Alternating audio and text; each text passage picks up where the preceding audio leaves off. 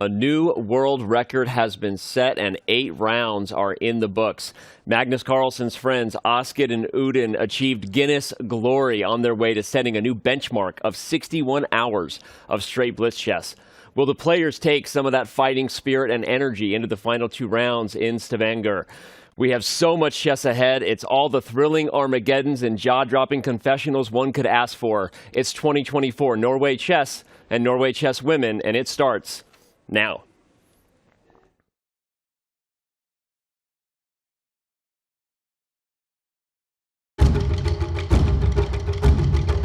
Norway, land of breathtaking natural beauty, rich cultural heritage, and home to the greatest chess player ever, Magnus Carlsen.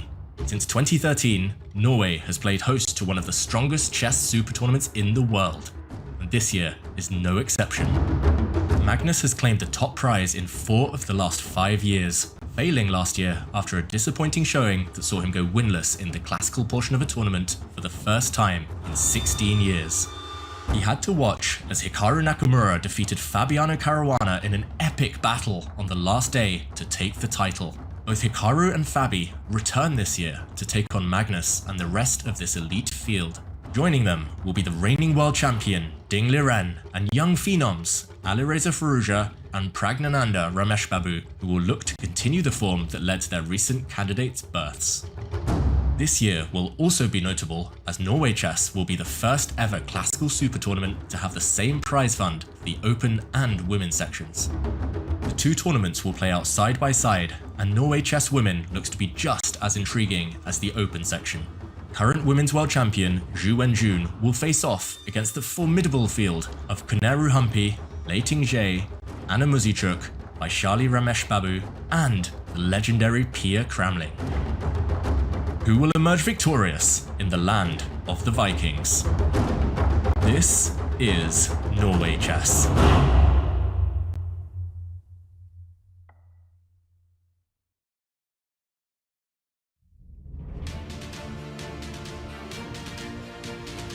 Welcome back, ladies and gentlemen. We hope you enjoyed the rest day of June 5th, because you've arrived here to June 6th. Maybe you're not in beautiful Stavanger with the rest of us, but we hope you've been enjoying the coverage. 2024 Norway Chess and Norway Chess Women has certainly delivered this far, and we do not expect the last 2 rounds to disappoint on any level. Stavanger never disappoints. So beautiful. I mean, just seriously, it's ridiculous. All right. The chess has been ridiculous. We've got a bunch of fans there waiting. Like I said, the red carpet separating the rock stars from the audience, getting the chessboard set, the tournament directors doing their thing, and we're going to be doing our thing here for the next several hours. Welcome back in with us here in our studio, International Master Danny Wrench alongside International Master Anna Rudolph and Grand Master David Howell. We've got so much chess to get into. We've got 2 more rounds. So much could happen today. We're going to put all that away for now. We'll preview it in a second. David, how was your rest day? My rest day was beautiful, Danny. I did precisely 0. I slept a lot, I ate a lot, hung out with some friends. That was it. Anna? I hung out with some friends too, and then regrettably I decided to play Avalon in the evening with chess players, including Fabiano Caruana. I was going to say, you have the microphone, he doesn't. Do you want to put him in his place? I will right never now? forgive him. Fabi, what you did last night, unforgivable. I was innocent and he made me look like I'm the bad guy. Never forgiving you. Fabi does that to people when he plays Avalon. It's honestly ridiculous and amazing to watch. But all right, we got a lot of chess to watch right now. We're going to remind you of the amazing format that is Norway Chess, all the fun that's ahead. If you didn't know, now you know. Here's our Norway Chess explainer video. Norway Chess and Norway Chess Women will both feature a 6-player double round robin for a total of 10 rounds. The time control will be 120 minutes with a 10-second increment starting from move 41. No draw offers will be allowed until after Black's 30th move. All drawn games in the classical time control will be immediately followed by an Armageddon game with the same colors. White will receive 10 minutes on the clock, while Black will begin with 7 minutes. A 1-second increment will begin from move 41 for both players. In the event of a draw, Black wins. Players receive 3 points for a win in the classical game and 0 points for a loss. In the event of an Armageddon game, the winner will receive 1.5 points, while the loser will receive 1 point. For the first time in a classical super tournament, the prize fund for the open and women's sections will be identical. If 2 players tie for first place at the end of the 10 rounds, a 2-game blitz playoff will decide the winner. If 3 or more players are tied for first, those players will play a double round robin instead, with additional tiebreaks if needed. The winners will be crowned this year's Norway Chess and Norway Chess Women's champions.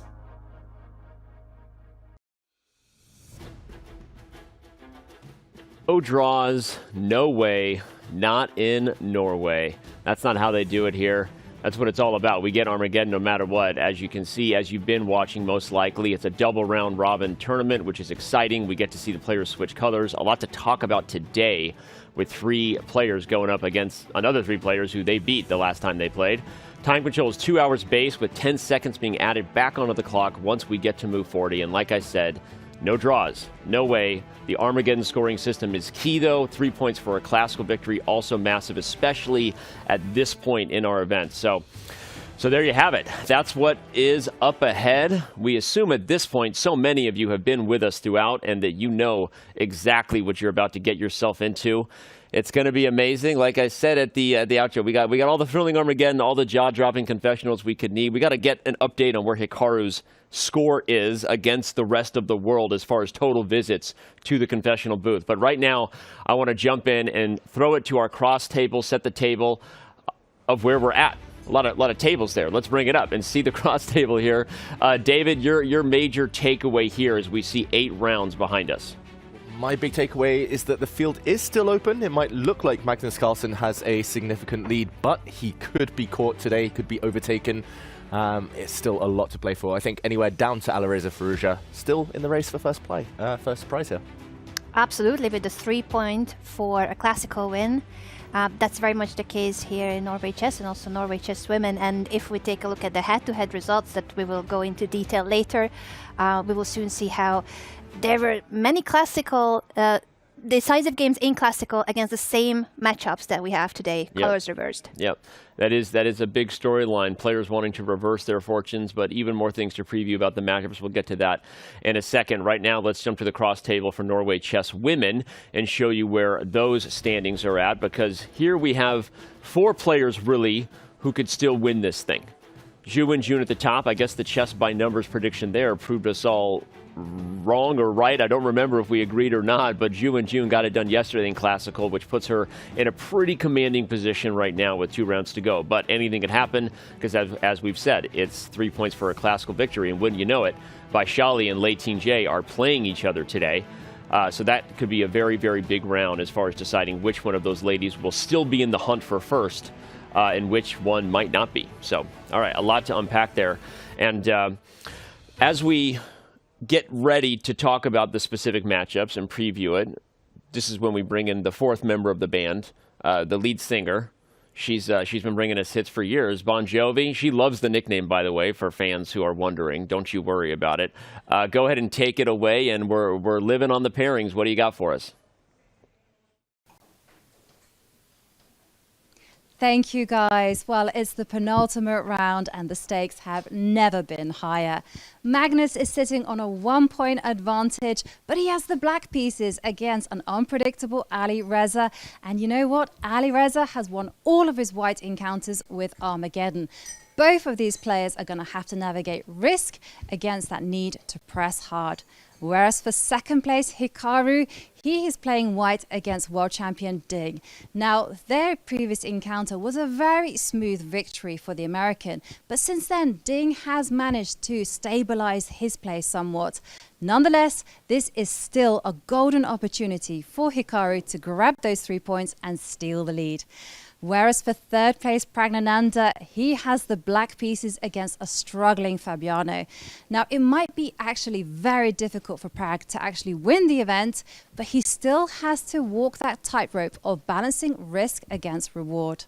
Moving on to Norway Chess Women, it's going to be a huge fight between Lei Ting-Jie and Vaishali. Now, their previous games have favored the white side, but I suspect in this one it's going to come down to who is better prepared.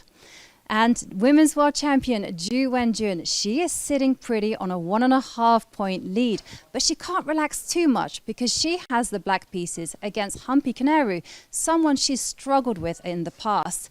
Now, both of these players actually told me that they were feeling tired, so let's hope that the rest day actually gives them a much needed boost. And then finally, we have second place Anna Muzichuk, who has to pull all the stops out against tail ender Pia Kramlin. Now, it's going to be difficult though, because not only is Anna playing black, but Pia's solid style means that Anna may have to gamble in a way that she's not exactly comfortable with. It's going to be exciting today. Back to you guys in the studio.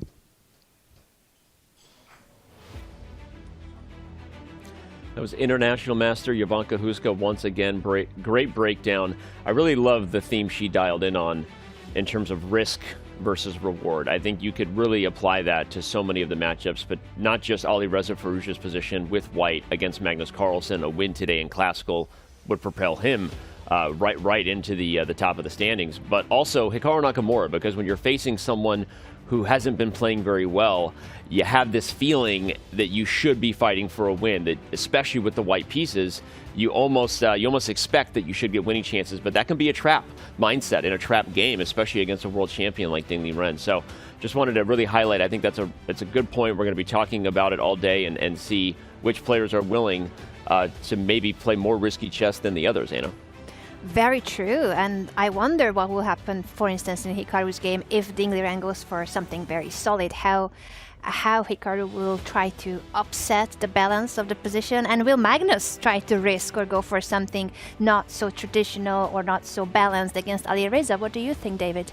Yeah, there's so much at stake that it's hard to know. We might see the players with the white pieces throw everything at their opponents, especially Alireza. He knows beating Magnus his only chance at first place. Hikaru, we've seen him before. He often talks in interviews about not taking too much risk, but he also talks about enjoying himself, so it depends on his mood today, perhaps.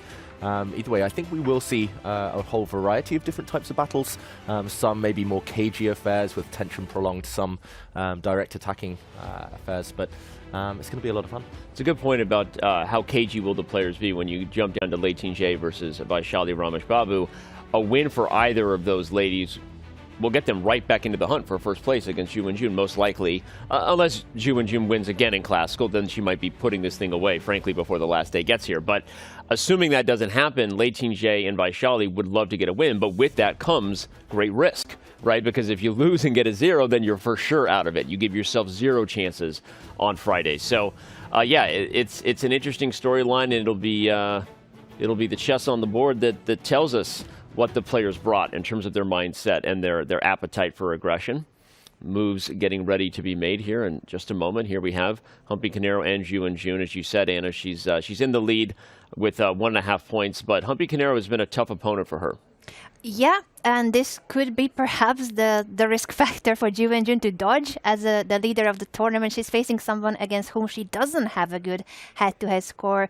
Humpy has been not doing very well at the tournament and said she was tired, but yesterday was a rest day. So I think this could be a key game for determining who will win Norway Chess Women and how Ju Wenjun can deal with this game with the black pieces. Yeah, Ju Wenjun, she could win the event today if she gets an opportunity, but at the same time, she's been so smooth, so convincing in Armageddon. It would make some sense with black to keep it solid, try to win that Armageddon and maintain a really decent spot, maybe even the lead still in the tournament. For Anna, it's funny that, speaking of winning the tournament today, Magnus could also technically win the tournament today. It seems so unlikely that it wasn't really a storyline we were driving at the top. I think for Ju Wenjun being 1.5 points up, a classical victory, she truly controls her own fate, no matter what happens with the rest of the field, almost, right? We'll maybe unpack the scenario that would need to happen for Magnus Carlsen to also have 2024 Norway Chess wrapped up before tomorrow. I think it's safe to say we're not rooting for that. not that anyone is rooting against Magnus, but I will be open that maybe today we're rooting against Magnus a little bit. I'm not really looking for a tomorrow where Magnus already has it clinched. Just me. Mm-hmm. We want to see more fun. We want to see it go down to the last Armageddon of the tournament. That feels like it will be in the spirit of Norway Chess, Anna. Absolutely, and if there will be a tie for first place, even better, because there will be a tiebreaker match to decide the first place. So I'm rooting for as much chess as it possibly is. Prag is getting set. Is that a big old chocolate bar that I saw there? That was right. Yeah, David confirmed. You know your chocolate. I do. That was a massive chocolate bar. I went to the players' room today, the back room, and they have so much chocolate, like so much. But Really? also fruits and wraps and nuts, all sorts of snacks, refreshments. And they have a screen there where they can see their game, so they know if it's their turn or can they just chill there on the armchairs. Very cozy space. That makes it interesting that Magnus burned 15 minutes on day one just in the back room eating pizza. He was checking out his own game on the screen. And Anna, I was told you also visited the confessional today. I did. I was really curious how the room is, so I went there and I tried to do my best Hikaru Nakamura impression. I think I failed miserably at the attempt, but at least now I know how it feels like to be there, and I can confirm it's a soundproof room at the very back, far from the playing hall. Okay. Yeah, I haven't been in there yet. No idea what that's like. I think I'm just going to stay out of there. I don't know. Just the confessional booth just feels like above my skill set. I'm not ready for that. But all right, Fabi with the white pieces against Prag. Remember, Prag beat Fabi when they played earlier in the event when he had the white pieces. So Caruana has not had a great Norway chess. Last year he was in contention and leading up until the last round. So hasn't been his year, but I know these players don't always think about it that way, one game at a time, and I'm sure that Fabiano would love to get a chance for a dub against Prag today. Yeah. And here we are. The first moves are being made. There we go. Action very shortly. You mentioned Prag there, but he's hoping Fabi comes at him. He's hoping he gets a chance to win with the black pieces. That would throw him right up into the mix. There's going to be so many storylines today. So many interesting moments when players have that opportunity to go for it. And yeah, I wonder what we're going to see. It's hard to make predictions at this stage. It is. We have a first move on the board from Alireza Firouzja's guest. That's not the actual first move, for those wondering. I believe that was the move made by our special person who was invited to make the move, and it's happening on all the boards now with a quick smile for the camera, frame this one for mom. There you go. Got the move there. And, you know, we didn't talk about the matchup between Pia Kronling and Anna Muzichuk. I apologize. I cut you off there earlier, David, when you were about to talk about how big that game is there for Anna Muzichuk as well, right? With the black pieces, yes, but she would love to get a win in Classical here, put some real pressure on Ju in June.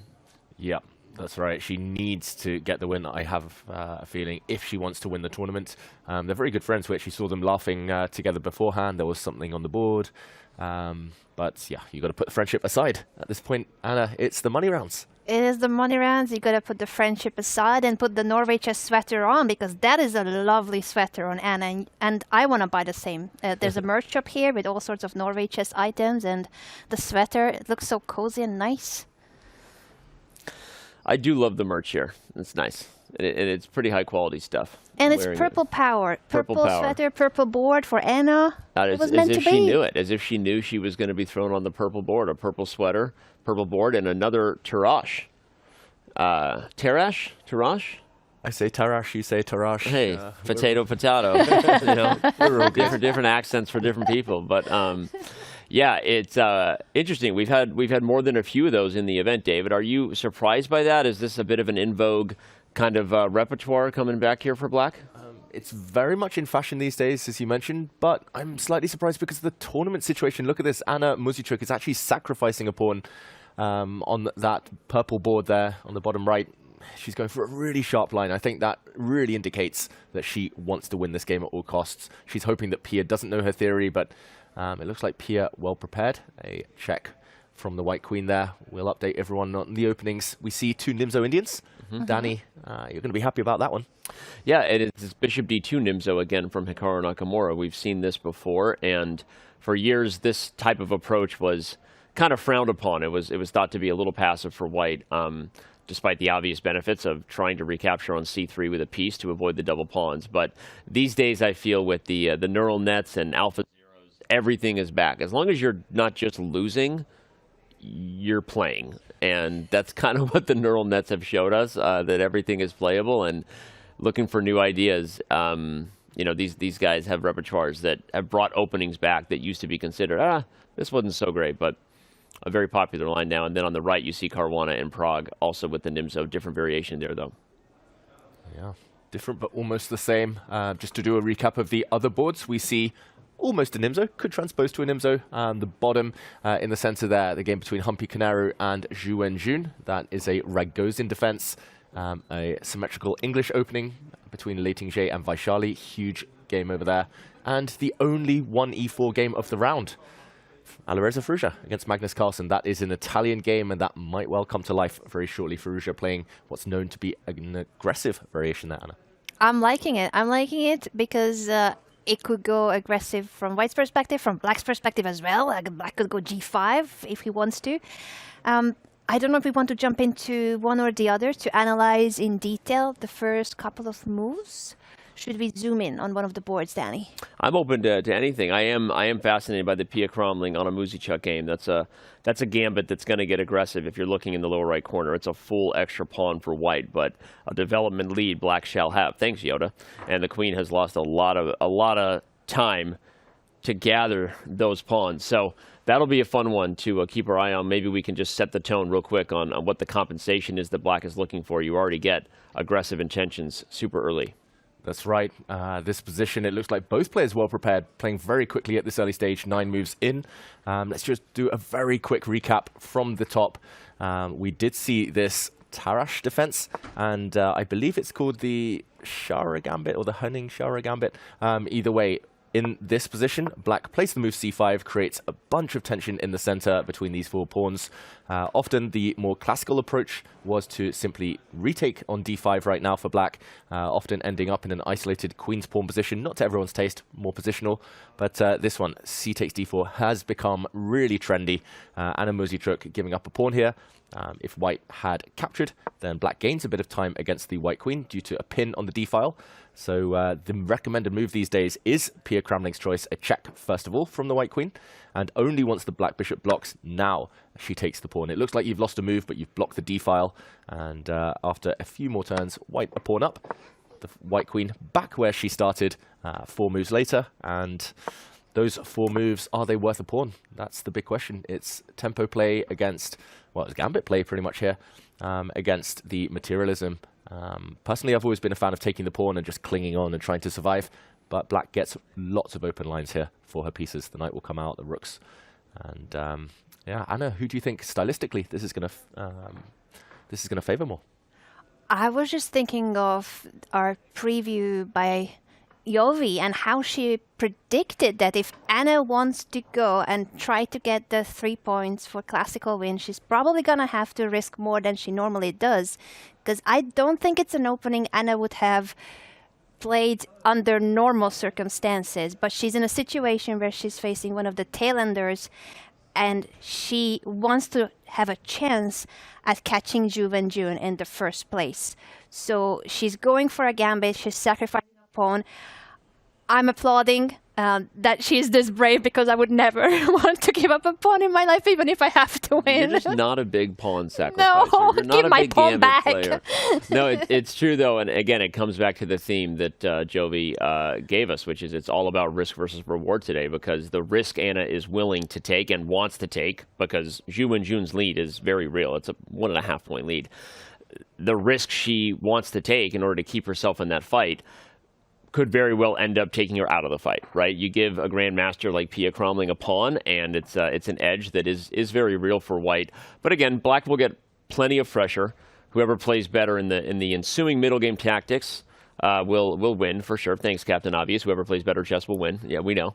But it's risky when you give your opponent a pawn this early. That's the point, right? It is a gambit that is safe for White. It's a safe edge. So. Yeah, so we'll see, I guess. And by the way, Anna's still playing very fast, though. And so it's not like she didn't expect a position like this to possibly be on the board. And the compensation will be here for some time. So, all right, let's back up, zone out, reset. And remind everybody there are 5 other games going as well. Welcome. Again, this is the start of round 9 of Norway Chess and Norway Chess Women. We're just getting underway. I could go to one of the Nimzos. The Rogozin between Humpy Canero and Zhu Wenjun is staying that way. Not really a Nimzo transposition there, so it is definitely a Rogozin below. David, you get to choose. Oh, it's a tough choice, Danny. It actually looks like almost a mirror image, the games between Nakamura and Liren, Caruana against Prag. Maybe we'll go to those together in a moment, but just for now, a brief check-in with Humpy Canero, Zhu Wenjun, our leader in the women's, potentially. It's a Rogozin, but I'm wondering whether it could become quite sharp in the next couple of turns. Yeah, these 94 lines are coming, and they get really spicy, so let's dive in. Yeah, we'll just very briefly, again, from the top, we've only seen 7 moves in this game. If we backtrack to the beginning, d4, white plays knight f3, so avoiding the Nimzo Indian, which we will talk about quite a lot later, where black's bishop comes out to pin a white knight. Here, the white knight still sits on b1, so a bit more flexible, but only when it comes out now to c3, then the bishop pins. This is the Rogozin defense. Queen a4 is a trendy check. Doesn't win a piece because black can block with the knight, defending her bishop here. And after pawn to e3, I must admit, I'm not too familiar with, in this position, the move bishop takes c3. It's quite common for white to drop the queen back, and often it becomes a bit of a waiting game, neither side wanting to pull the trigger in the center and clarify the pawn structure. But it looks like Humpy Canero is surprised by this capture as well, unprovoked. Normally you wait for a white pawn to kind of nudge the bishop on b4 before deciding to go for this. And as Danny alluded to, I think the only justification, if white wants to keep her pawn structure kind of perfect here, is the fact that knight e4 comes with tempo, hitting the white queen, and if she steps back, I'm wondering whether you can blow open the center with a move like e5, but possibly? It's possible, but even if you, I mean, I don't know if you want to play it right away, but at some point f5 is possible. You can play knight e7 here as well first, just to fix the typical dysfunction black has in a Rogozin, where you put the knight in front of the c-pawn. We've talked about this a lot. You don't really want your knight in front of the c-pawn in a queen's pawn game because the d-pawn is leading the way, and that leads to less protection in the center and often less space. Knights thrive behind pawns, not in front of them. And so one of the things black is often looking to do is to move that knight to e7. Sometimes it even goes to a5, but if you just put it on e7, then you can play c6 next. You can even play b6 in some positions. And, okay, this idea is just solid in terms of if bishop d3 comes, maybe you would play f5. The computer doesn't like it. Computer likes white. So perhaps black should go for something like e5 instead.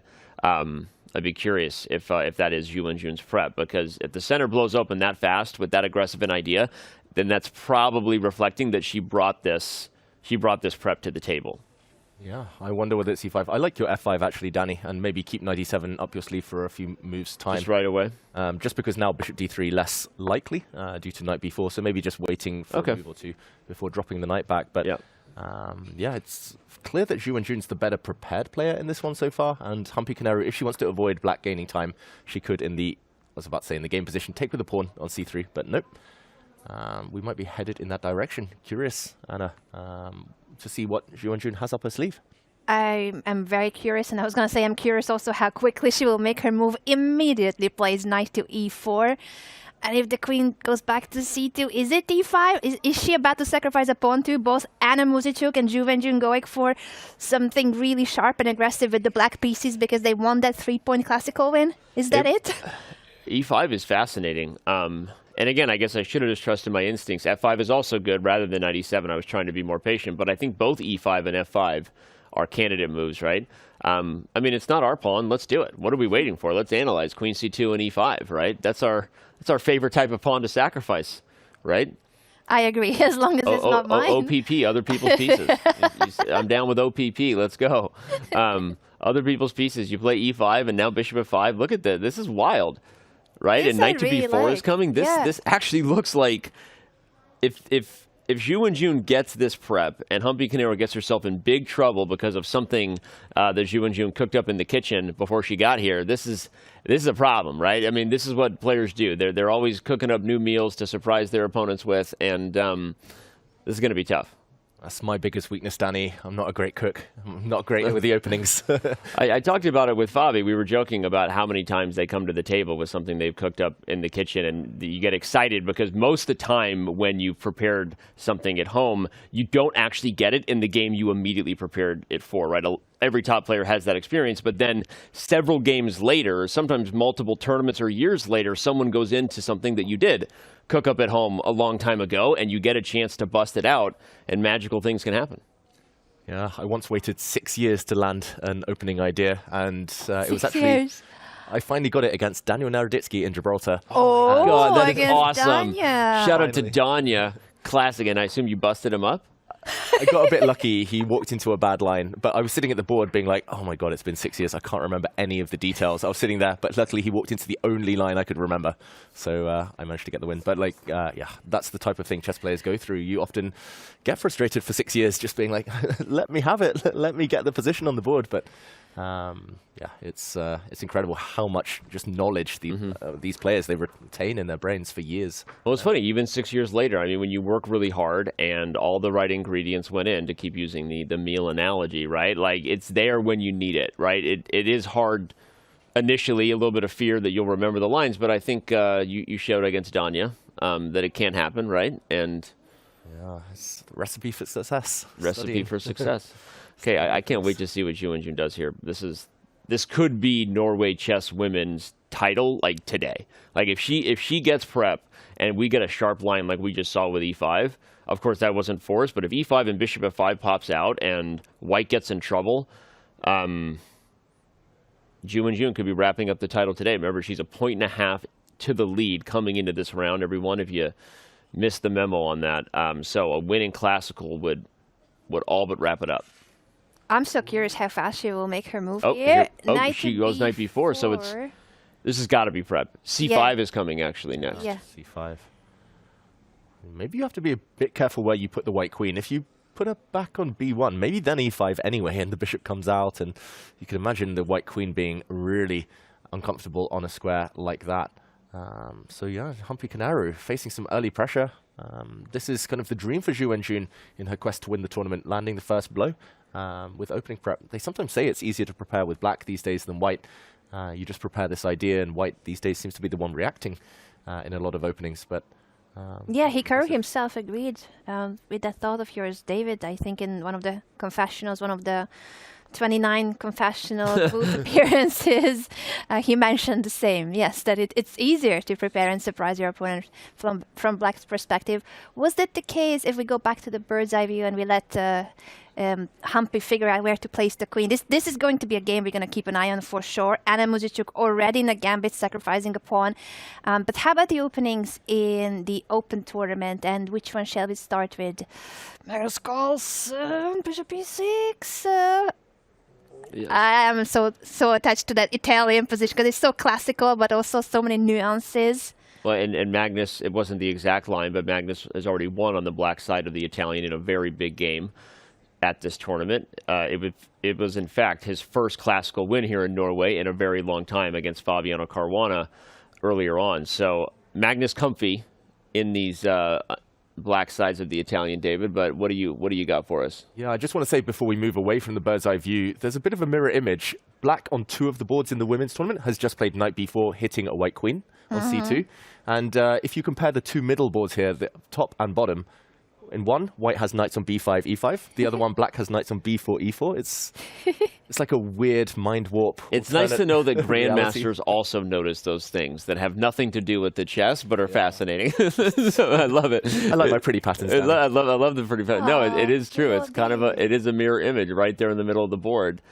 What an observation. Yeah. And the knight move by Prag as well is the day of the knights. Maybe that's why Magnus is trying to exchange bishops. He knows, he got the memo. Today is all about the knights. Today's all about the knights. And if the bishops come off, the dark square bishops, less likely to get traded, at least in a pure trade sense over there, since the bishop went to h4 instead of back to e3. But either way, that Italian should be one that Magnus is comfy in his black. That's not taking anything away from Firouzja's chances, but we know that Carlsen is used to playing those positions these days. So, all right, well, you want to go to Hikaru Nakamura's game versus Ding Liren, given that we called out the mirror image knights, and see what his plans are with them?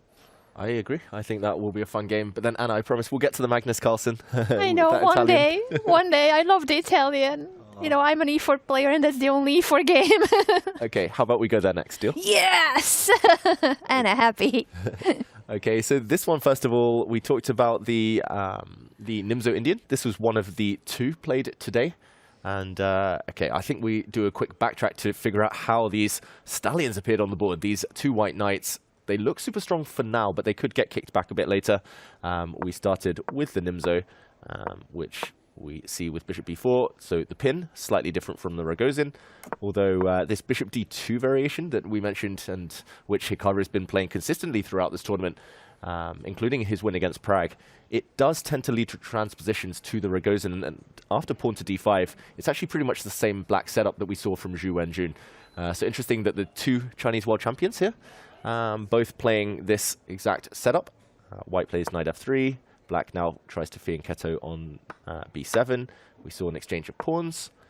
It looks like a hybrid of Nimzo turned Rogozin turned Queen's Indian, and this is how the first white knight ended up in the black half, hitting the bishop. Black attached to his bishop pair here, moves back yet again, retreating voluntarily, and he's going to hope Ding Liren to kick this white knight back with tempo, but first he strikes with c5. The other white knight leaps in, and this is what we're left with. Hikaru, we talk about his openings. It looks like yet again he's predicted deeper than his opponent. He's got a time advantage already. I agree. And I also like how aggressive his intentions are on the king side with the knight on e5. Is f4 coming? This is a Pillsbury kind of structure attack you can play for in a QGD, which can be really effective against a Tartakower setup for black, which, just to throw out the names with some explanation, b6, bishop b7 development is an option that black has in a lot of QGDs, but comes with some risks. If the structure remains like this, the bishop isn't super active on the diagonal, you really want to get your knight to e4. You're kind of hoping that white might even take on c5, and then you get b takes c5 and the hanging pawns with a lot of potential for the bishops to open things up. But even those positions are crazy and double-edged, right? So this is definitely, at least has the early makings of a 3-result kind of position, Anna. Very much so. And how many times we have praised Hikaru for his preparation in this event, whether with the white or black pieces, but he oftentimes is the better prepared player in this event, still having lots of preparation from the candidates tournament as well in his backpack. And I am guessing he's in the confessional. He has so much time advantage. This should be confessional appearance number 1 out of number many of the day. It'll be his 27th, actually. We do have the score card updated for those of you who are wondering. Maybe you have your own prop bets going, Hikaru Nakamura versus the world. We'll get you an update on that. But coming into the round, it was 26 for Hikaru and 29 for the rest of the field in total. Look at that. Our team is all over. Bringing it up, Hikaru Nakamura versus the rest of the world in confessional booth visits.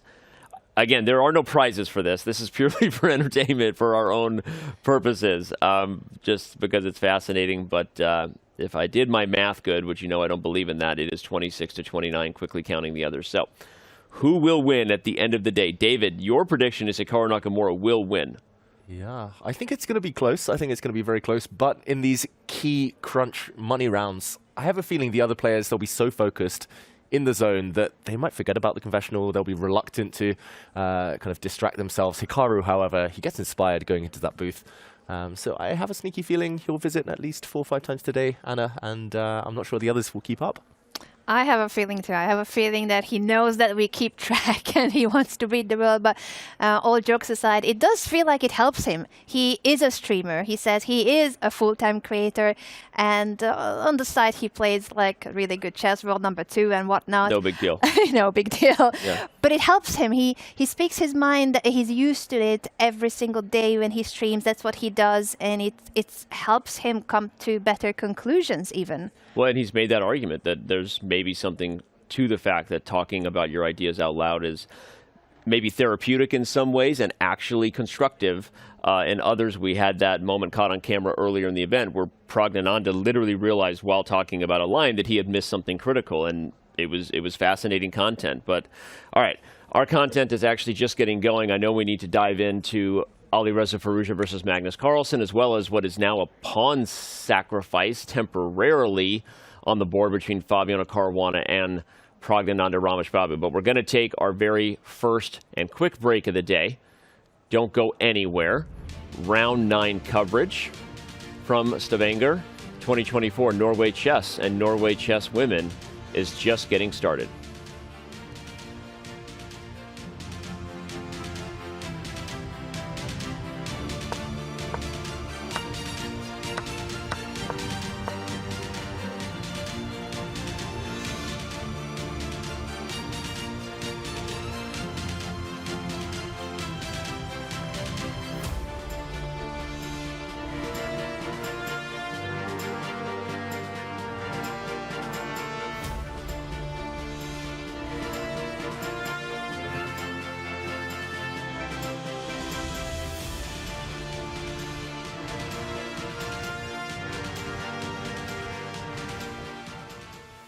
I'm Levi Rosman, and I'm joined by the one and only Vaishali. Vaishali, thank you so much for chatting with me today. Did you have a moment when you crossed 2,500 mentally where you were like, I did it, that's it? You're completely right. That's what I felt. Okay. Like after my second round win, I crossed 2,500, which I knew, and I was like, okay, I finally done this, yeah, because it become Grandmaster. It has been my childhood dream ever since I started playing chess. Hopefully the childhood dream was also world champion. Yes. Because you kind of have no choice, right? This is the tournament that ultimately will qualify you to play. So what are the emotions like? Yes, I'm very, very excited for the tournament. I mean, this candidate cycle was not at all in my plan. I won Grand Swiss and I got here. So I'm very excited and looking forward to it. Like, I'll be playing some best women players in the world. So I'm very excited. What is it like back home? I mean, to be obviously now Grandmaster, 2,500, contending for the title. Yeah, just kind of give me a sense of what it's like, because I think it's not like this anywhere in the world and it's nowhere close. So yeah, it all started with one man, Anand sir, and he has got what it is today, and he has brought in like a lot of changes. And for example, this Best Bridge Anand Chess Academy, which has helped us I'm also part of it, and which has helped us a lot. Like, there are some top trainers there where we get to train, and this Anand sir is doing also these things, and even otherwise he has been helping. He's been doing many things, like inspiring all of us, and yeah, as you say, like there are so many things. Like, Indian players are playing tournaments here and there, and there are probably right now there is one more Grandmaster, one more. I mean, the number is going to increase or something. So yeah, we are also getting a lot of support from the government, a lot of sponsors coming in. We have a lot of tournaments also happening in India, which is also helping us. you love chess and you're really good at it. What do you love to do that you're really bad at? Yeah, there are a lot of things.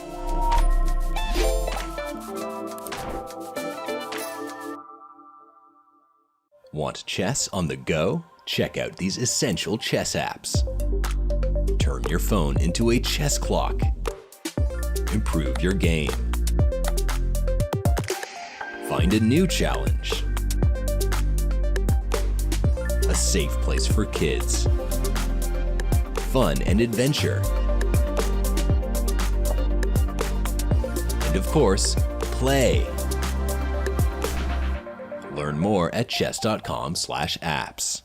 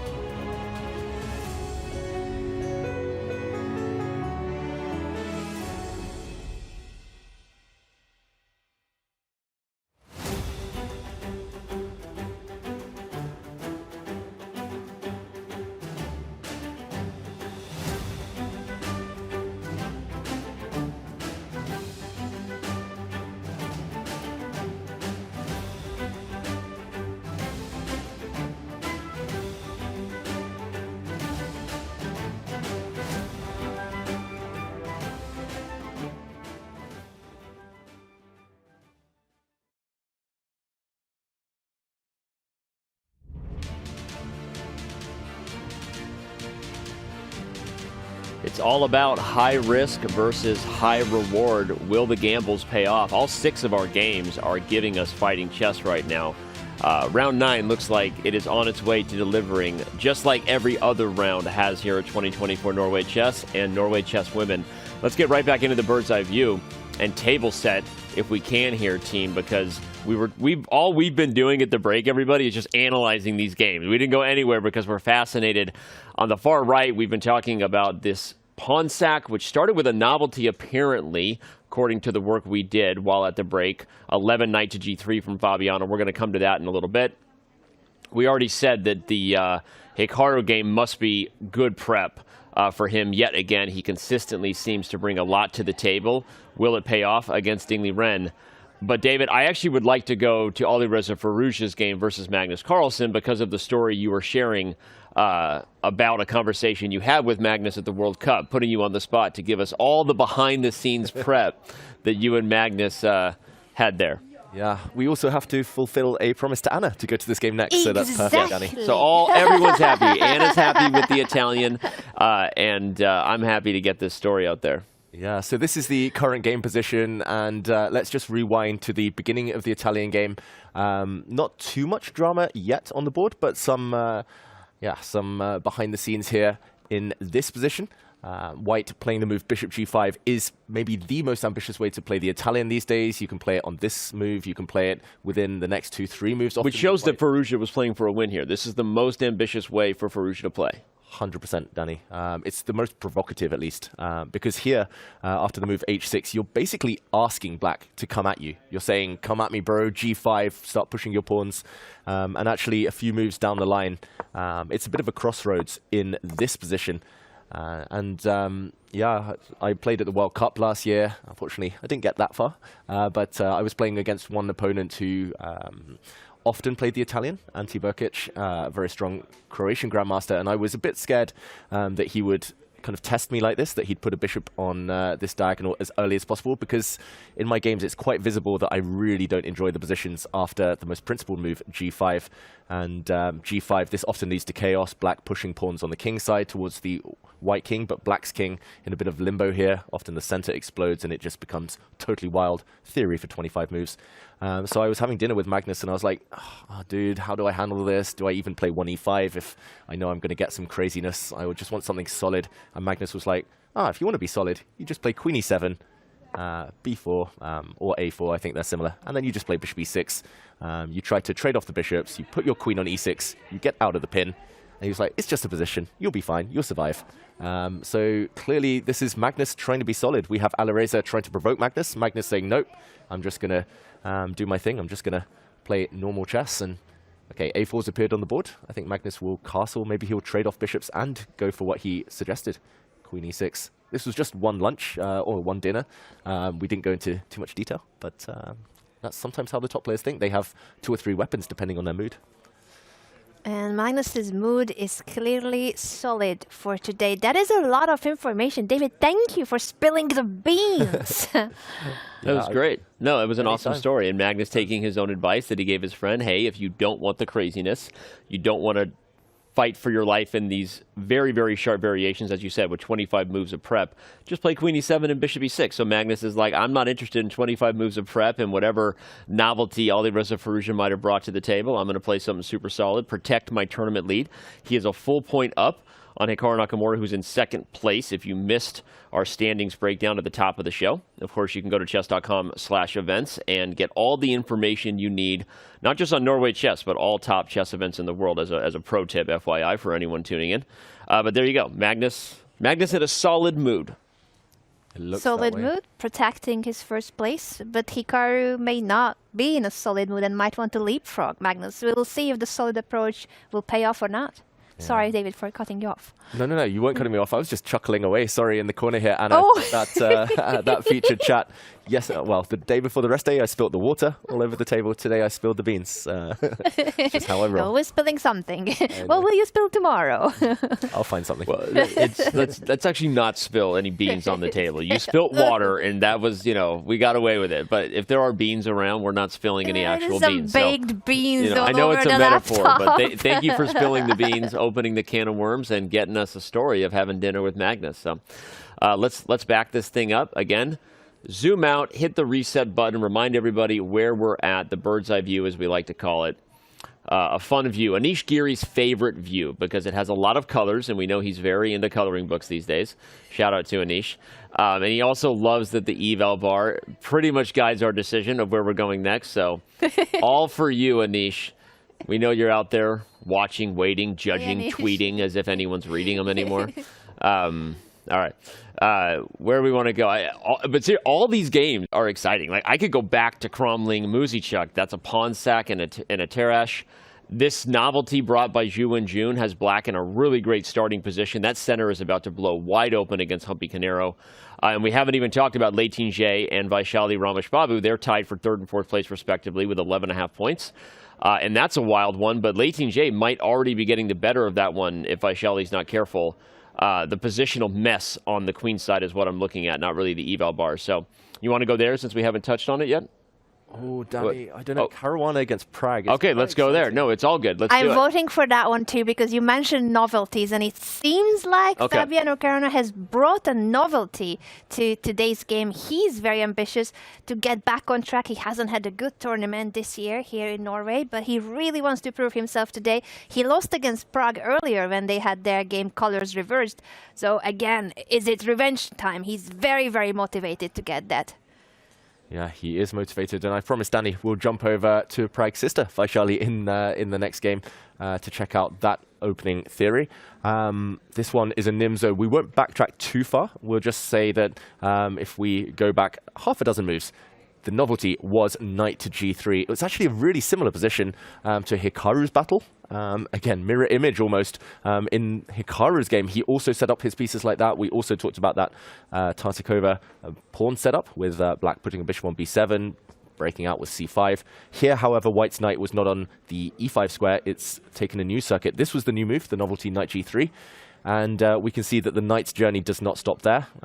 Prag very sensibly develops his knight, and now knight to h5, trying to remove black's defender. The knight on f6 is always the key to holding the king side together. Here it also holds the d5 pawn, so a bit of undermining here. The white queen ready to replace the knight if it's captured.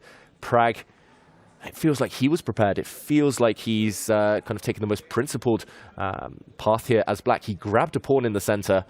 He's a braver man than me, that's all I can say. Bishop g5 now, a nasty pin. The blue arrow makes its first appearance of the day. Black had to block this pin to stop the structure around his king being shattered. Bishop to e7 found. Fabi continues to blitz, rook to e1, putting some pressure along the e-file now. I think there was actually a threat of rook takes e7 in a lot of these positions, removing a key defender so that you can wreck the black king side. But bishop e6 blocks the white rook, and after a trade of pieces, queen to a4. Wow, with 17 moves in, Fabi's barely paused for thought. This is awesome. This is super exciting. I mean, and I don't know that Prag was prepared. Maybe he just played the most principled approach because he's like, I don't know what else to do here. I'm going to challenge you, so I will grab that pawn. But the time management suggests certainly Fabi is the better prepared player. Whether Prag is still in prep or not, he's down almost a half an hour on the clock. I want to back up and go back to some analysis, if that's okay. Just really funny lines to see knight h5 come so early, and was there any other way for black to approach it other than really taking the pawn? Because if you don't, there are threats of knight takes f6 and queen h5 right away, which would be a double attack to the h7 pawn and the d5 pawn. We should probably show right away that if knight takes h5, queen h5, g6, you actually can grab that pawn because there's no discovered check by the bishop due to the fact that the knight protects the queen. So maybe there's some compensation here for black, but that was kind of a threat. Anyway, so I know Prag took a lot of time on that move, so that's why I went back to asking after knight h5, was there any other approach than the principled one to take the pawn? Anna, what do you got over here? What's our trusty engine say? Prag is the engine. Prag has played the moves of the engine, even if he is not prepared. Is just, you know, winging it, playing like Stockfish, playing like Leela. It's in their blood. They play like these super inhuman AI creatures that learn to play chess by playing chess against themselves. So he knows that he needs to test Fabi's preparation, even if it's extremely sharp and dangerous. I would be terrified here from Black's perspective. But he grabs the pawn because he needs to have at least something, material advantage, before he starts going defensive and has to play very precisely here. But I think this is a very, very difficult position to be in from Black's perspective, and Prag will have to be extremely precise to not get into trouble. Yeah, the good thing for Prag, despite being half an hour down on the clock, is that it feels like he's answered some really difficult questions already. So if he's accurate over the next few moves, maybe he can just give back his extra pawn as Black to alleviate the pressure, to equalize this one. We see him looking away from the board quite a lot. It feels like he's prepared up to a certain point, but maybe hasn't gone as deeply as Fabi. I'm wondering also here, Danny, what his next move is, because there are tricks, there are traps. I was going to suggest the move G6, for example, but whoops, that would be a huge blunder right now. Let me show it. Let me show it, because I'm an insecure IM who wants to point out the tactic. No, if G6, white quickly has queen takes E8, I assume, right? And then knight takes F6, yeah. Whoops. You sack and fork, and the house falls apart, so...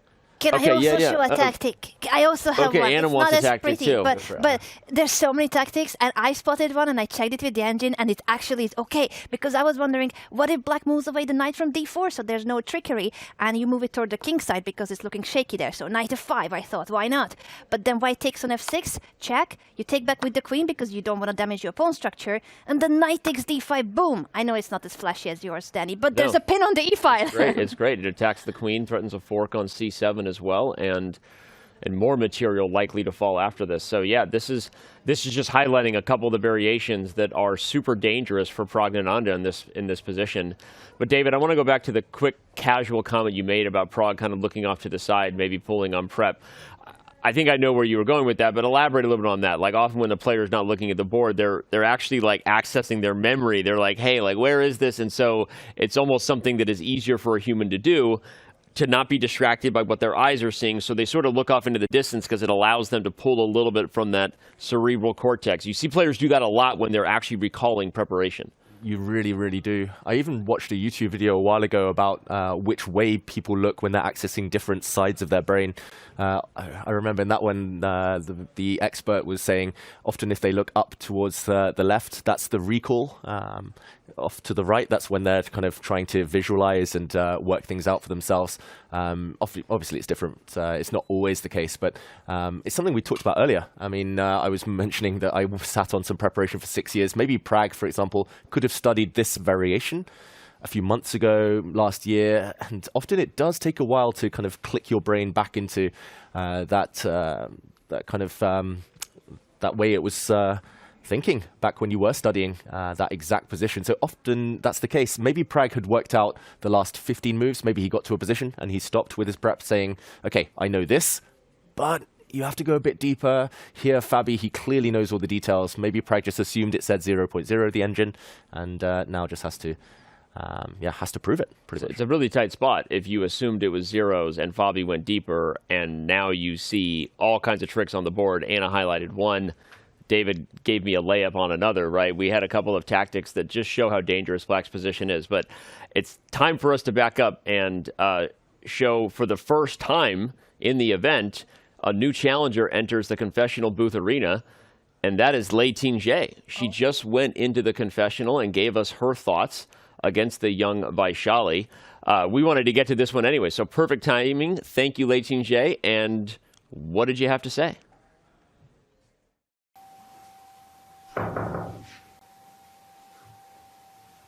Hello everyone, this is Lei, and today is my first time to come here, and I want to share something with you. Like today's game, because I played this opening like 2 days ago or 3 days ago against Anna, and she went for knight c6 instead of my opponent's mover today.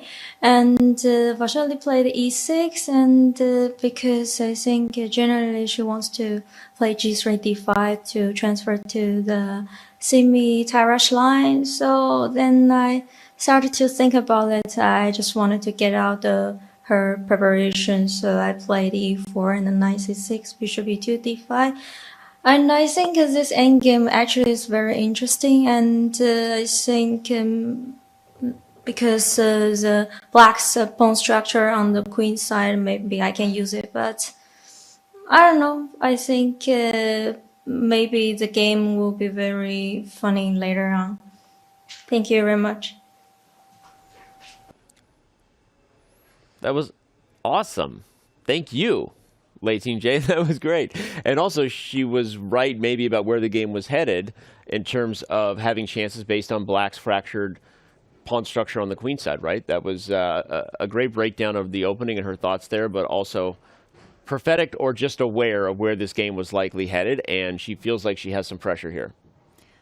Absolutely, you can see the pressure. It is for the price of a pawn. She's currently down a pawn, but she's ahead in development, and the a7 pawn is hanging. The c4 pawn is weak, and double isolated pawns on the c file, as David is already coloring it beautifully, as opposed to White's perfectly healthy pawn chain and pawn structure. So I think, even though, yes, it's an endgame, they already have exchanged queens, this is going to be a very exciting game to follow for the material imbalance and also what Lei has in compensation. And if she grabs a pawn, she will be ahead if she takes the pawn back.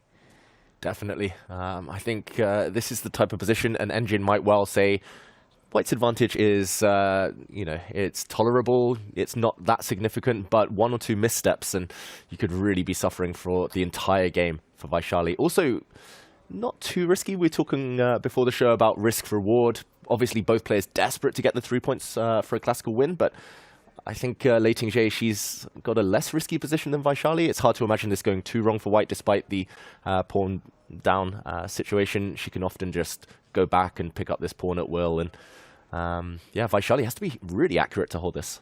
Yeah, it definitely feels like a position, you highlighted it well, that despite the engine giving it a minimal advantage, is harder for black to play than for white to play. And also, if the c4 pawn disappears and that c file gets open, just because the queens are off the board doesn't mean the black king can't get in trouble. Some of these positions walk into tactics. You also have the open g3 to b8 and h3 to c8 diagonals. Again, of course, they go to h2 and h3, but I was pointing out that the bishops can quickly pop over should there be tactical reasons to do so.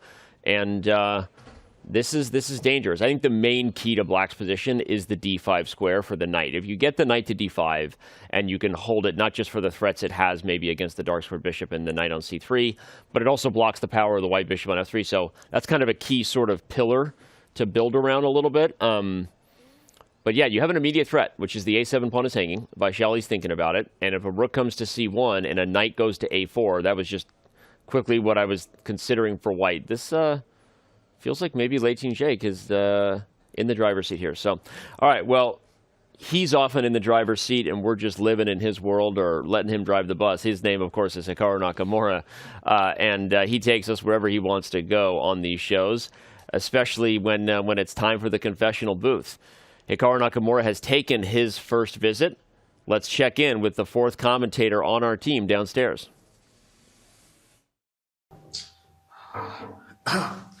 Okay, everyone, we're back. Today, of course, around 9 of Norway Chess here in Stavanger. Thought about trolling you guys, but I'm not really in the mood. Alright, so round number 9, obviously after the rest, I'm playing the white piece against Liren today. So far, this is all preparation stuff that I had looked at a while back. Of course, there are a lot of paths for both white and black here, so it's nothing too special to talk about right now, but at least it appears that I'm prepared and my opponent is sort of out of preparation, which is always a good thing, or maybe considering some of the lines. So I shouldn't really have any issue making the next couple of moves. So I'm pretty happy. In the other games, Fabiano, it appears he's taking a page out of my playbook, kind of. He's played a slightly different Nimzo Indian as well, but very slow, just keeping all the pieces on the board against Praggnanandhaa. looks pretty normal there. Of course, Magnus forgot to play h6 on move 4 like I did against Alireza, so Alireza was able to play bishop g5 and take advantage of the mistake. I'm joking, of course. H6 is not the only move, but one of the reasons that I liked it is to avoid all these lines. So I think there's actually a good chance that for Alireza, he might have prepared this exact line that he's playing today against Magnus for me, because if I didn't play h6 and I played the bishop c5 move board, he could have done the same bishop g5 like he did against Magnus. So I would say Alireza probably well prepared. That should be a dogfight. Anytime White puts a bishop on g5 and h4 early, the game gets very, very complicated and messy. So that's going to be an exciting game, I think, for everybody to watch. Fabi's game is going to be slow. My game is going to be slow as well. So all the focus should be on Magnus' game here at the start, just because it's the only one where it's very clearly defined. There are going to be fireworks and some big time action. So that's it for now. I'll probably be back. I'll be back at least 1 or 2 more times, I'm guessing, unless something goes horribly wrong. So I'll see you then. Have a good one. Bye. You heard the man. Fireworks and big-time action is his prediction for this round. We love it. Taking a look back to how each of these guys did against the players they are now facing in this round, they all got victories in classical chess. We remember the time scramble blunder by Alireza Firouzja, which gave Magnus that win right before the rest day. Hikaru beat Liren as black. And Fabiano Caruana went down to Praggnanandhaa in classical as well. That was that long, as David called it, the massage endgame, right? The long massaging endgame that Prag got done in the knight versus knight affair. So yeah, all 3 of these guys would love for history to repeat itself, but their opponents would love revenge. That's for sure. Yeah, it's these 3 gunning for first prize versus the redemption arc of their opponents. It's going to be fascinating. I mean, this is the most excited I think I've been just after the opening stage of any round. It feels like everyone seems to be out for blood. And Anna, what are you predicting? Can these 3 maintain their personal dominance against their opponents today? That is the big question, and today they are playing with colors reversed. And also, I really loved, by the way, how our graphics of course shows tomorrow's pairings too, because tomorrow is the final day. And some of those pairings, like Magnus against Fabiano for the final day, Hikaru facing Praggnanandhaa, and they're both fighting for the same prices. They both want to get there to the first spot if possible, if Magnus fails to get his win today in classical. So many questions to determine who will be the winner here in the land of Vikings. Am I quoting you right, David? The land of the Vikings. He said, "Who will emerge victorious?" Who will emerge? I knew there's something different. The land of the Vikings. Yes. We've seen the explainer, the opening video, and the beautiful shots of Norway so many times now, and I may or may not be practicing David's accent every night. He does it all the time. That's a different story.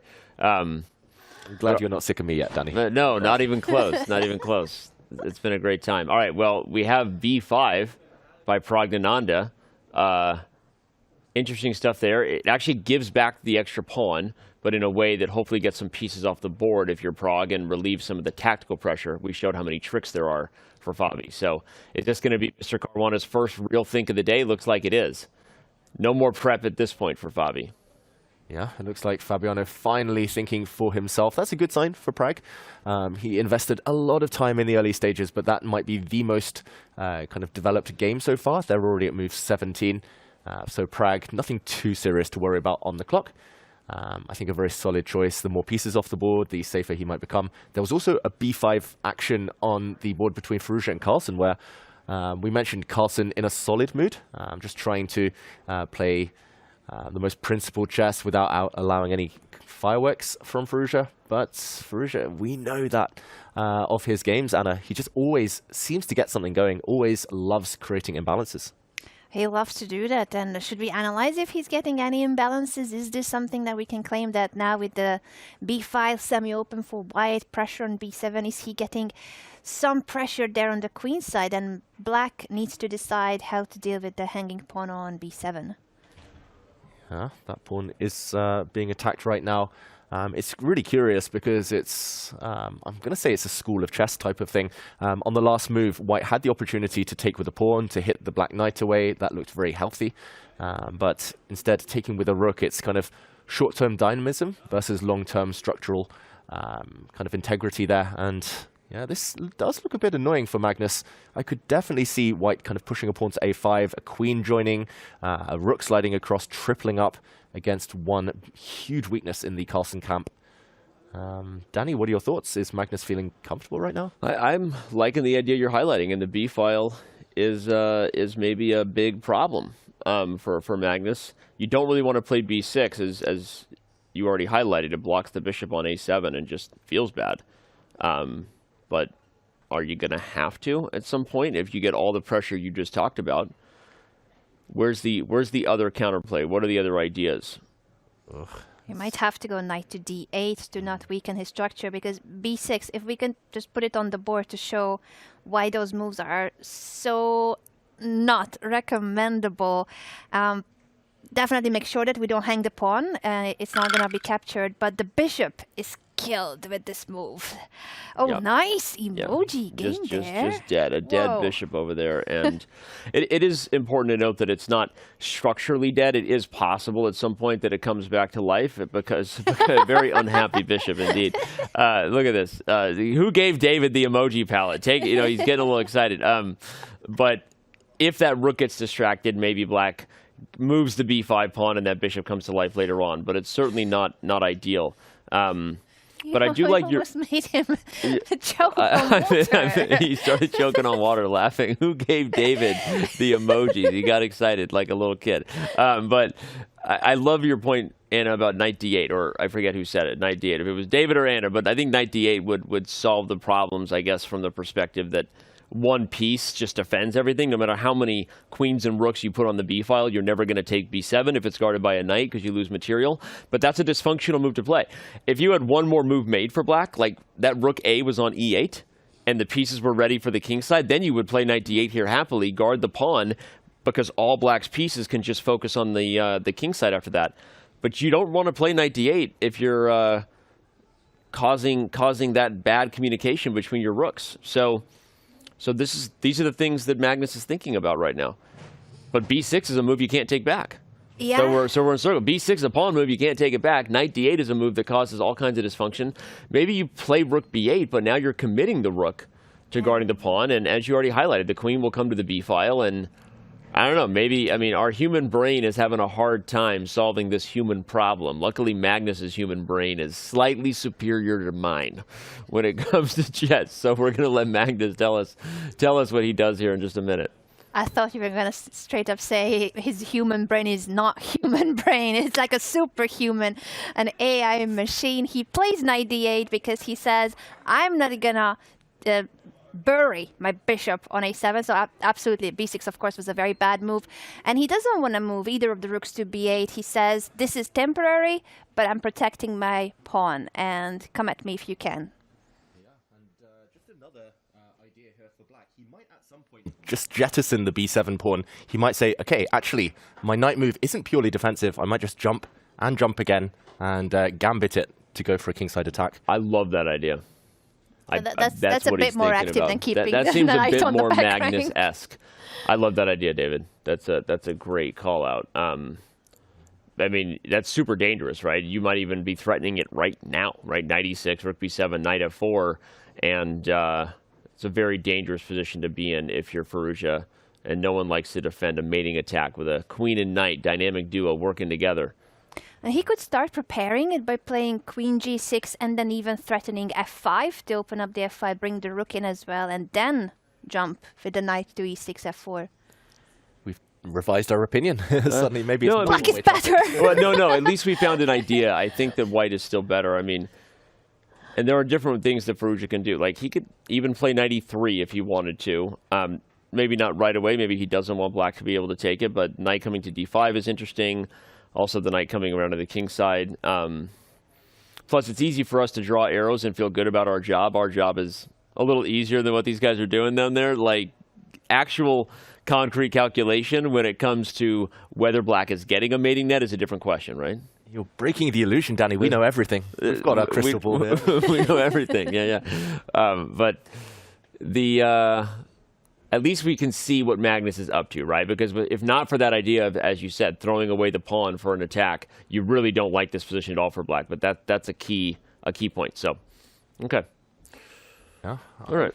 I like what both players are doing, actually. Yeah. Firouzja taking chances, creating imbalances, and Magnus just hinting that it might not be one-way traffic. This one will definitely heat up a bit later.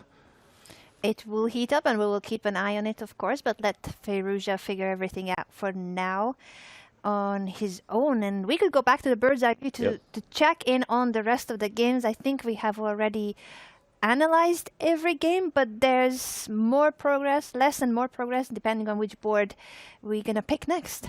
I just want to call out the featured chat comment there, because it's not just Magnus's drip in the all-white playing the black pieces. It's Alireza's drip in all-black playing the white pieces there. A little battle there of fashion off the board with the chess on the board.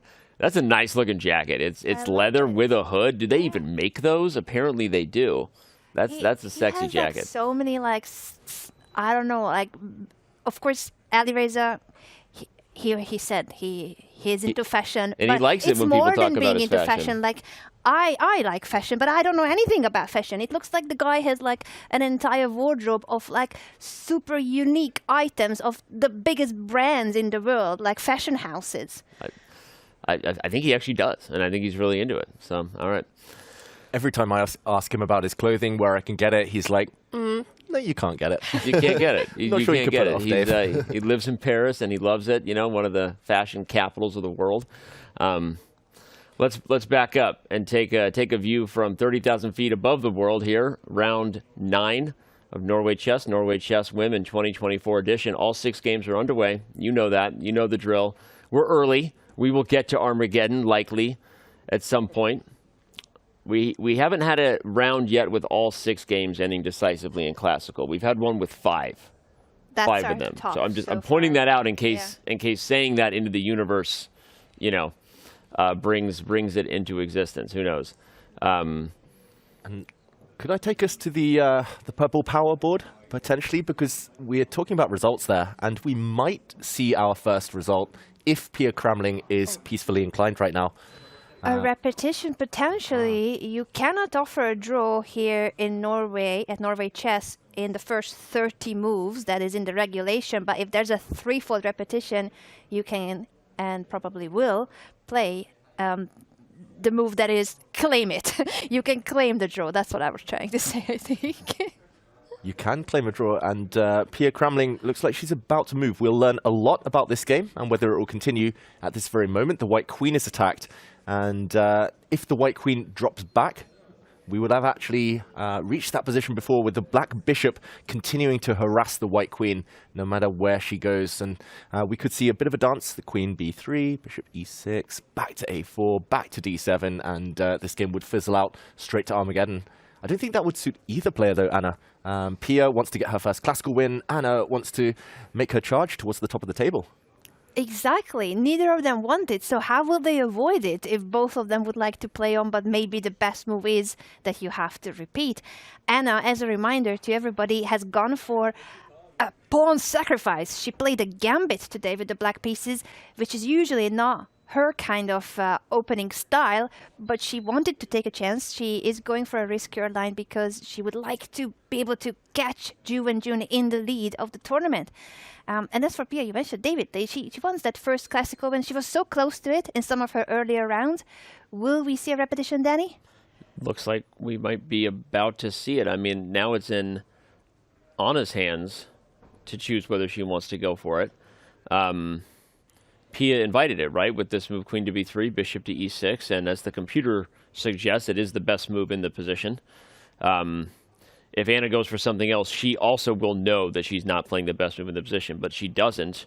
I think we are probably moments away from getting exactly what David predicted and why we jumped over to here, a handshake agreement to end this thing peacefully and throw down in the Armageddon.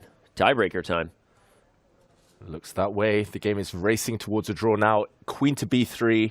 I believe Pia can claim right now. If she wants to, she can write down the move, queen back to b3. She can stop the clocks, tell the arbiters of her intention, and that would be the 3rd time we've reached that position. So, moment of truth. And you highlighted that queen a5 is just too crazy, right? I didn't see the queen getting trapped. Ooh.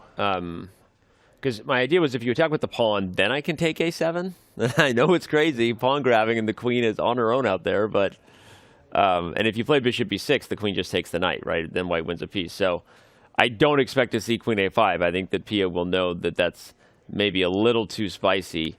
Yeah, and as the featured chat is pointing out, I mean, Danny, I think maybe queen a5, knight c6 might be the safest, and then white queen would have to walk into the line of fire, discovered attack on the next move. But I agreed that she should be looking for ways to keep the game going. But the featured chat there, just for a second, did mention the move queen to d1. That looks terrifying because you're walking into the line of fire of the black rook on the d-file, but you will be able to block any discovered attacks, so that might be the way of keeping the game going. There's also one final option of dropping the white bishop into b5 to block the attack on the white queen, but that would, after a trade, give the black knight access into the white camp. All the light squares would be there for be weak. So I don't know. It's hard to kind of choose the right path for Pia. I knew queen a5 was crazy with knight c6, but I literally thought I was going to play queen b5 and you get a discovery and I take b7. I was just all in. I was just like, and you take e2 a check, the knight takes, and I didn't see anything concrete there for black. So, again, it's easy for me to do this. It's not my queen, but I still don't see a concrete reason why white's losing material or something there. So smote me, David. Smite me? Smite me where I stand. Oh, I don't think Pia wants to test that, whether it would be a Botas gambit or not. She goes back to b3, and she's standing up. I wonder if she's going for the arbiter or just a walk in the park? Maybe a confessional booth visit. Who knows? For a refreshment, there's snacks and wraps and fruits and chocolate. There's so many, like, tasty things in that back room for the players. But this is it. This is third time repetition, isn't it, David? Yeah. So now Anna can claim it. If this game were played online on chess.com, the game would already have been automatically declared drawn. This is 3 times the position has repeated itself. Remember, everyone at home, it's 3 times position, not 3 times moves necessarily. But neither player wants to be the one to claim. This happens sometimes, and they also know that there's really nothing else to do, so they're not in a rush, or at this point they've both sort of proven they're willing, and well, there you go. I do think we will have a handshake here in just moments. But as you said, if it was online, it would have already been server claimed, server adjudicated, right? Finish him, finish her. It's over. It's a draw. No, like the server does that. The server does things sometimes, and you know, I hate the chess.com server. No kidding. All right, but bishop e6 is played, and we expect this one to end in a draw. And both players stood up. I wonder if this is almost like a pre-preparation for the Armageddon, because yes, they are repeating. This is already 3 times the same position. They will shake hands, and then they have about 10-15 minutes till the Armageddon begins. So maybe Pia pre-moved her preparation. She went for a cup of tea or snack, and Anna is doing the same before this game ends, because then you won't have much time before the Armageddon actually kicks in. Well, I don't. When you say pre-move their preparation, they're preparing like by eating snacks and being fresh. Yeah, I was going to say, like, they can't already be looking at preparation for Armageddon. I don't literally. think they have access to their laptops. But it is important to know, because we've talked about how some of the players, the moment it's been done, we've seen them prepare right over here at the big chessboard, whatever. They will go to preparation normally right after. But yeah, you're talking about the practical preparation. Yeah, bathroom break, chocolate, enjoying yourself a little bit. It makes sense. So. Well, and again, or she visited the confessional booth, which, by the way, I'll give a shout out that Hikaru Nakamura has already taken his second visit to the confessional booth.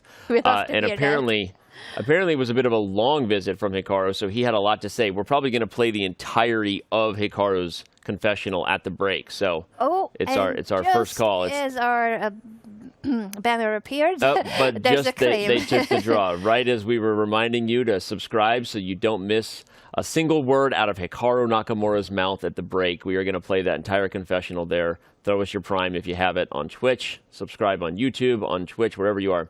All right. She's about to make the claim. The arbiter knows it. Not a lot of suspense here.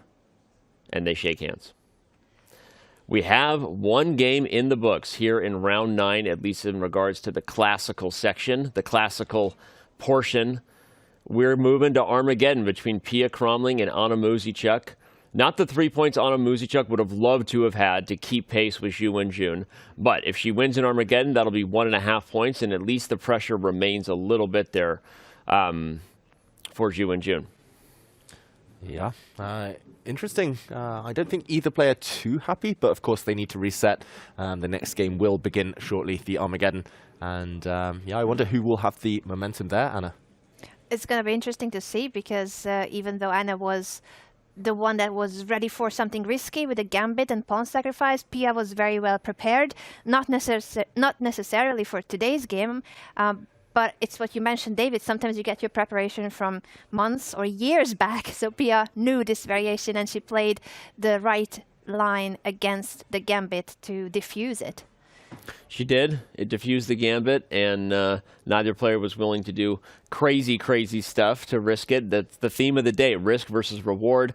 High risk and high reward. Players are fighting for their Norway Chess title lives at this point.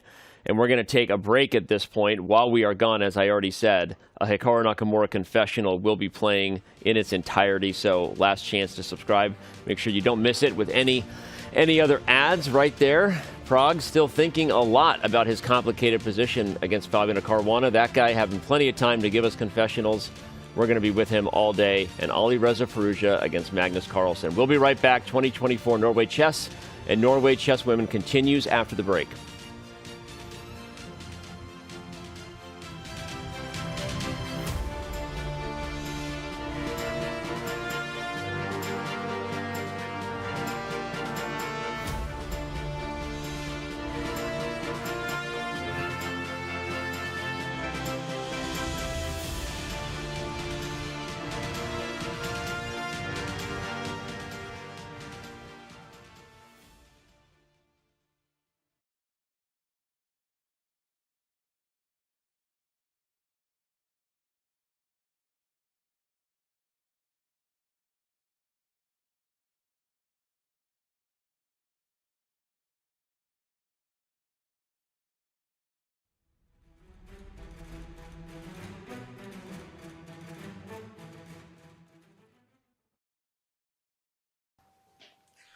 Okay, so I decided to come back. I did just see that Lei Tingji, of course, came in here, I think, to this confessional booth. I think the name is actually, if we're just going to be generally talking for a second, the name is a little bit sketchy because I feel like in general, when people come in here to talk, it's not so much to confess that we've done anything wrong. I won't make a religious joke about that, but anyway, as I was starting to say, it seems like the name should be a little bit different. Maybe like the I don't know, like I was thinking hotbox, sweatbox, some kind of words it's like for the classic American audience, but can't think of the right word, but I think maybe it's the wrong term just because I don't feel like you come in here to confess. It's more like you come in here to talk to people and talk to people, of course, who you can't see or hear or have any communication with, which obviously maybe that makes it a little bit more insane. But anyway, yeah, it's maybe the name could be reworked a little bit because I don't think people come in here to confess. But at any rate, it is great to see that some of the other players are coming in here. I'd also add, because I think some people have speculated on this, we do not get paid per appearance. Because frankly, if we got paid per appearance, honestly, I think we'd probably just live in here the whole game. I think I'd go make a move, get up, come back in here, talk for 10 minutes, go back, make a move, and probably never be at the board at all. So just to quash any of that speculation thing that we get paid to show up, of course we don't get paid to do this. So, but anyway, it's good to see other people doing it. So the reason I came back in is not much has changed in my game. Of course, it's all still prep. I'm feeling pretty good. There is one move we might play here, which could get me thinking because it's not the order that I looked at. But we'll see.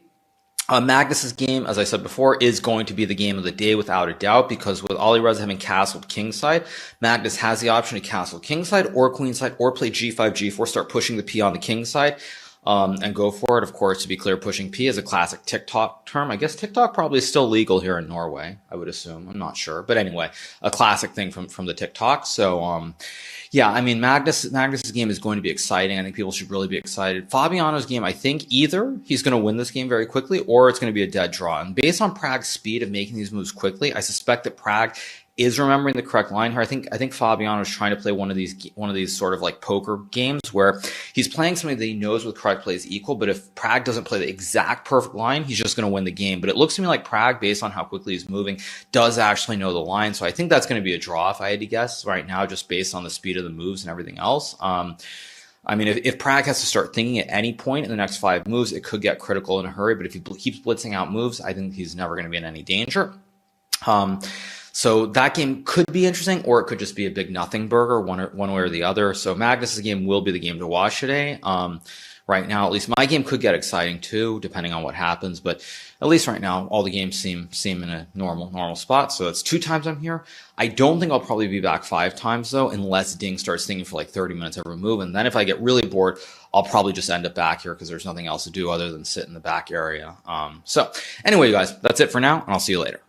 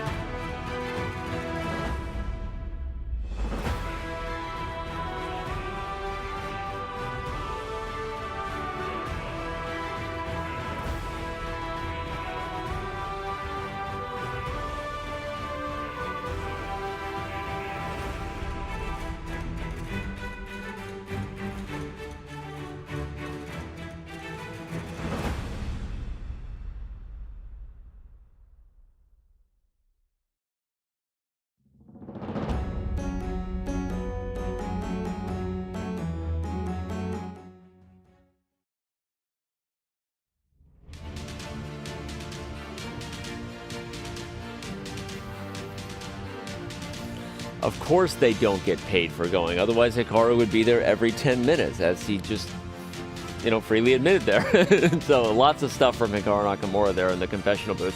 I'm not even going to pretend to unpack it, because it was so much. Grandmaster David Howell on the end, International Master Anna Rudolph right here. Danny Ranch with you. We are in round 9 of 2024 Norway Chess and Norway Chess Women. One game is in the book, so Armageddon starts early today. Wrong hand for the watch, which often means we are in crazy mode from start to finish, because once that happens, the gloves come off and it gets even wilder if possible. That game is set to start in about 10 minutes. The other 5 classical games still going. If you had to pick the next one that might be coming to an end, Anna, which one do you think it is? Which one ends next? I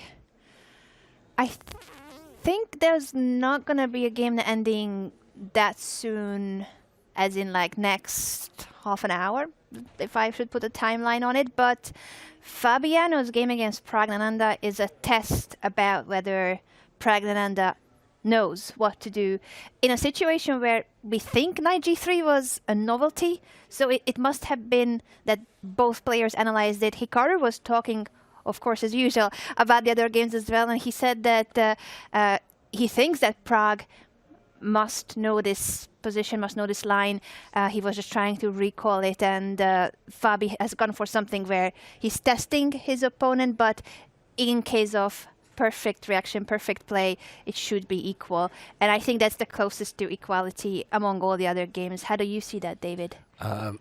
Fully agree. Perhaps Humpy Kanaru against Xu Wenjun, also a level encounter, but Yeah, that Caruana Praggnanandhaa game really reminds me of Prag's game against Magnus, where Prag was also under a little bit of positional pressure, ultimately sacrificed a pawn, hung on in an endgame, but here it looks like the same. Prag maybe under a bit of pressure long term, just because Caruana has 2 versus 1 on the queen side, outside pass pawn potential, but ultimately it's hard to see beyond that one being a draw. I think Fabi, this tournament, we mentioned it's been a bit tough for him. Understandable that he wants to go for something safe like this. Yeah, although I do agree also with the featured chat comment that just came in that to some degree Prag must be figuring out a little bit over the board, a little bit more over the board than Fabiano had to. Just, I mean, that's a very big disparity on the clock, right? Huge. Not a huge edge on the board to show for it if you're Fabiano, because Prag is figuring it out. But I'm curious how much of it was prep, as Hikaru thought it might have been, versus a little bit of both, right? A little bit of, hey, I know this position's okay, but I really don't remember exactly what I'm supposed to do. So he's used his time wisely and carefully to not step on any landmines and blunders.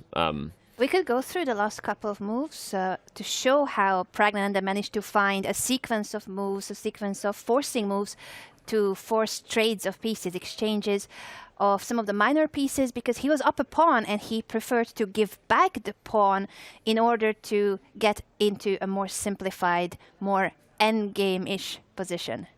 Yeah, let's do just that, Anna. Let's jump in, do an action replay.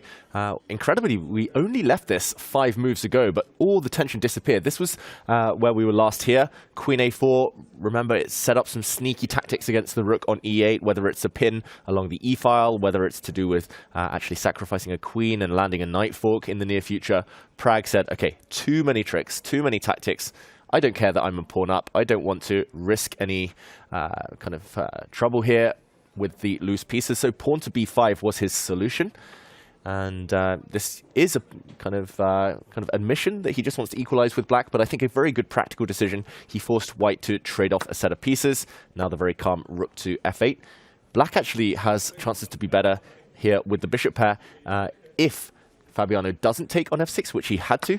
And after b3, d4, the only real difference here, the only real imbalance is the fact that white has these 2 pawns connected, potentially passed pawns in any endgame, very strong long term against black's disconnected pawns. But just like that Magnus Carlsen game against Prag, Prag had the passed d pawn there and it created enough counterplay to hold. I'm not sure who I would rather be, but a lot more clarity now, at least in this position. A lot more clarity. Still 40 minutes of a time advantage for Fabiano, but I think the most difficult part of the opening / middle game phase is over. Prag has found a way out of the very, very sharp, very tricky, very possible to blunder position. Completely agree. It's more than likely a draw. You definitely passed the test well that I surprised you with. Which game would probably end next? Although I also support your observation. It's not going to be over anytime soon. I think we're at least a half an hour, if not much more out. But it's just feels like a position where there aren't really many chances to go wrong at this point for players at this level. They should be able to hold it. But all right, we'd be steering this show wrong if we didn't back up right away, because Magnus Carlsen has taken his first visit to the confessional booth. Let's hear what the world number 1 has to say about his current game against Alireza Firouzja.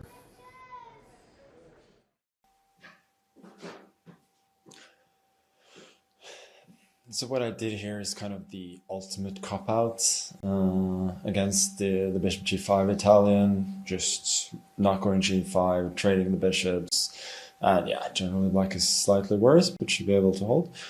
I think normally white takes with a pawn on b5 instead, and then yeah, then you have some lines with where white goes b6 and things sort of get traded, and it's very drawish. Rook takes b5, I didn't really know. Probably should have. It feels like slightly unpleasant, I have to say. But if I get a couple of moves, I might even be fighting for an advantage somehow. So it's very hard to say at the moment, but yeah, I'm like a little bit concerned, but I know the position is supposed to be fine, so that helps. Interesting stuff there. He called the opening suggestion he gave you at the World Cup the ultimate cop-out. Didn't want to go for any of the sharp lines, David. You could just say it's not the cop-out, Magnus. It's just old man chess, right? I just want to avoid the sharp lines. Exactly. I just don't want to get checkmated by move 10. So I think that's the same with Magnus today. Well, and now he says that if it continues to go the way he thinks it might, like maybe he could be playing for an advantage. So starting to feel a little more optimistic about his apparently lame choice not to go for the sharpest variations with G5, which if you missed it, shame on you. David told an amazing story about dinner with Magnus at the World Cup and also gave some analysis about the sharper lines that could have occurred with G5 that Magnus chose not to play for. So you can also back up. I'm kidding. Feel no shame. No one should ever feel ashamed about their life there or missing any of our chess show. So, okay. Do we want to dive in here and maybe try to analyze a little bit of why Magnus might be feeling good about his position, David? What do you think he's looking at? Yeah. First of all, Magnus has just moved, so it's actually Alireza's turn right now.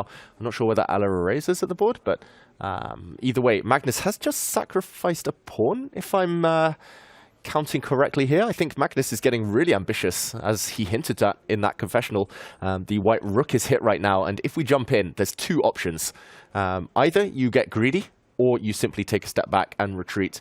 I think Alireza, it's more likely he's going to drop his rook back right now just because he likes to keep the initiative. He doesn't want to be the one defending, and that's fine for white. I'm assuming after, for example, a move like rook b2, we might see a trade of pawns in the center. Black's knight, maybe rook e8 first, but black's knight at some point will jump out to hit the white center. This looks very level to my eyes, but if Alireza is feeling really ambitious, he'll take this pawn, hit the black queen, gain a bit of time. Wow, the bar starts to slide, so maybe not a good decision. Rook takes e5 right now, and the white rook, will it survive in the middle of the board, first of all? It looks a bit shaky here, not that many escape squares. Also, the pawn behind it will drop on c3 if the white rook ever moves. I saw the bar climb, so I wonder if there's even anything other than d takes e5 here. Wow, okay, I would never have spotted this if it wasn't for the eval bar. Queen e6. Queen e6, loose pieces do drop off. Oh, there's a tactic, there's a trick. Nice. Wow. Sorry, David, I was so excited. I was like, oh my gosh. It's so funny. The reason we would never have spotted it without the eval bar, I spotted it too because of the eval bar. I went looking, is because players are human and you just capture back when someone captures a pawn. Like, takes. There's a reason a lot of those videos are takes, right? Because human beings recapture the pieces that have been taken pretty instinctively. And it also goes to show you of just how dangerous top players would be if they had even an eval bar with no numbers or no other type of analysis or moves there. Just interesting stuff. We've talked about that variant in terms of how strong players would be if they had even just an eval bar guiding things. May or may not be a variant coming to you soon on chess.com. We'll get into that later. But it's a fun thing there, and now you can see that white's losing material. If rook to b4, I assume just pawn to c5. Or even bishop c5. Probably both are actually fine. But both are good. And either way, white loses a piece. You lose the rook, or you lose the knight, and you lose the game. So interesting that Firouzja, he is at the board, and he has been thinking for 7 minutes. I'm really curious. Maybe he's just choosing which square to drop his rook back to. But if he's taking on e5, or if he's contemplating it even, and assuming Magnus is going to take back, there could be drama. That could be a huge blunder. And yes, it's looking like a forcing move where you have to take back, but no, taking back is not obligatory. Queen e6, what a move, and what a blunder that would be by Alireza. Hopefully, for all Alireza fans out there, he is considering whether to go to b2 or b1 with the rook, which square to drop back to. Or even b3. I mean, there's actually a lot of options there because b3 has the subtle long-term advantage of guarding the c3 pawn and sliding across along the third rank should Magnus play e takes d4. So I don't think Alireza is about to blunder. I think he's actually considering all three of these moves because I actually like rook b3 may be the best as far as a subtle way to keep the tension alive and remind black that if you take d4, you're giving the white rook a third rank to slide across. But okay, a lot to think about. Either way, sneaky, devious trick from Magnus. For sure. c6. And yeah, I think we'll zoom out of this one at least temporarily because Firouzja has been in the tank for 8 minutes. Well, the good news for us is we have a game that's going to keep us on the edge of our seats for the next 10 to 15 minutes during a portion of the show where the players tend to take a little bit of longer things, which is great. We love the analysis. Often we get some confessional booth content too, but right now we don't even have to wonder what the players are thinking about during the time of their games where they spend the most time. Because we got an Armageddon battle between Pia Kramling and Anna Muzychuk. Remember, Anna Muzychuk is in second place coming into this round, trailing Zhu Wenjun. So a win in Armageddon isn't as good as Classical, but it is pretty much critical for Anna Muzychuk to keep her chances alive to win Norway Chess Women. Very much critical, and she's got draw odds in this game. Just a quick recap on the Armageddon rules. White has 3 extra minutes, but Black has draw odds. So in case of a draw, it counts as a win for Black. And it's a half a point that is up for grab here. They already have 1 point for drawing the Classical game, and there's half a point here for the winner of this game. And this game started with a Catalan opening. It's very quickly exploded in the center. White has just taken a pawn on d5. Black has just taken a pawn on d4. It's very much of the same spirit from Anna Muzychuk as she played the Classical game. But, okay, Pia Kramling just happy to develop, and we will see a almost symmetrical pawn structure with White's Catalan bishop being the only chance of giving Pia Kramling an advantage here. Still maximum tension, but a slow start from the experienced player. Her time advantage already dwindling. I was going to say literally a slow start. Her time advantage has gone from 3 minutes to 2 minutes, and it's now less than that. So not a great recipe, especially when it's not like you're in the sharpest of openings or middle games where you're calculating about how to maintain a big edge or, you know, considering a sacrifice. This is a pretty tame line, right? The eval bar reflects it. It's close to equality. She will capture back on d4 at some point, and the structure will be completely symmetrical, besides, as you highlighted, the bishop on g2 being the only potential. And now we see even a transposition to theory, which adds even more reasons to say that the time usage is a little bit odd, because they're actually still in very well-known territory. Yeah, but the stats favor White. So everyone look at the eval bar, which has now become a percentage bar, showing that White has won 44% of games in this position. That is huge. Black's only won 17% in comparison. So Pia Kramling, she's chosen a promising line potentially, but under a minute difference now on the clock. This is just too slow. She needs to speed up, Anna.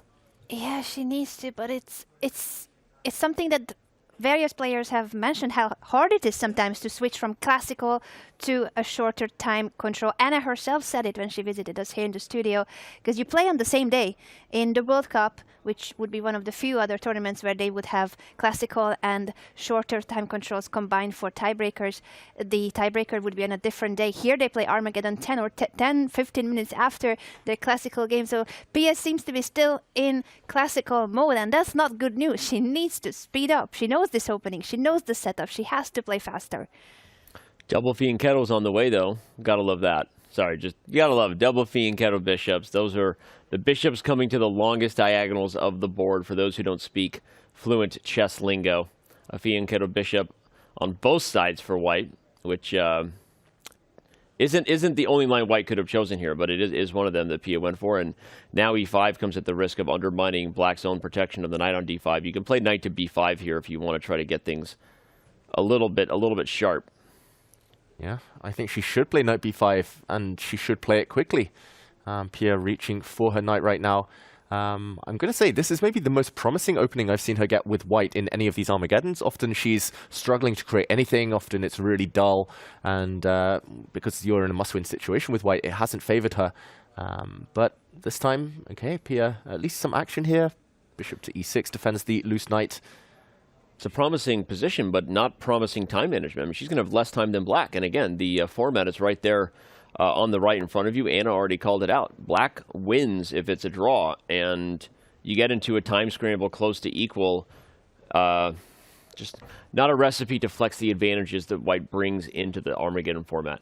So needs to speed up. That's we'll just be repeating that, I guess. All right, and now you have to develop the queen side, and she does so with knight 1 to c3. Yeah. Pieces coming off the board, but due to those bishops, those crisscross bishops looking across the board, still some pressure.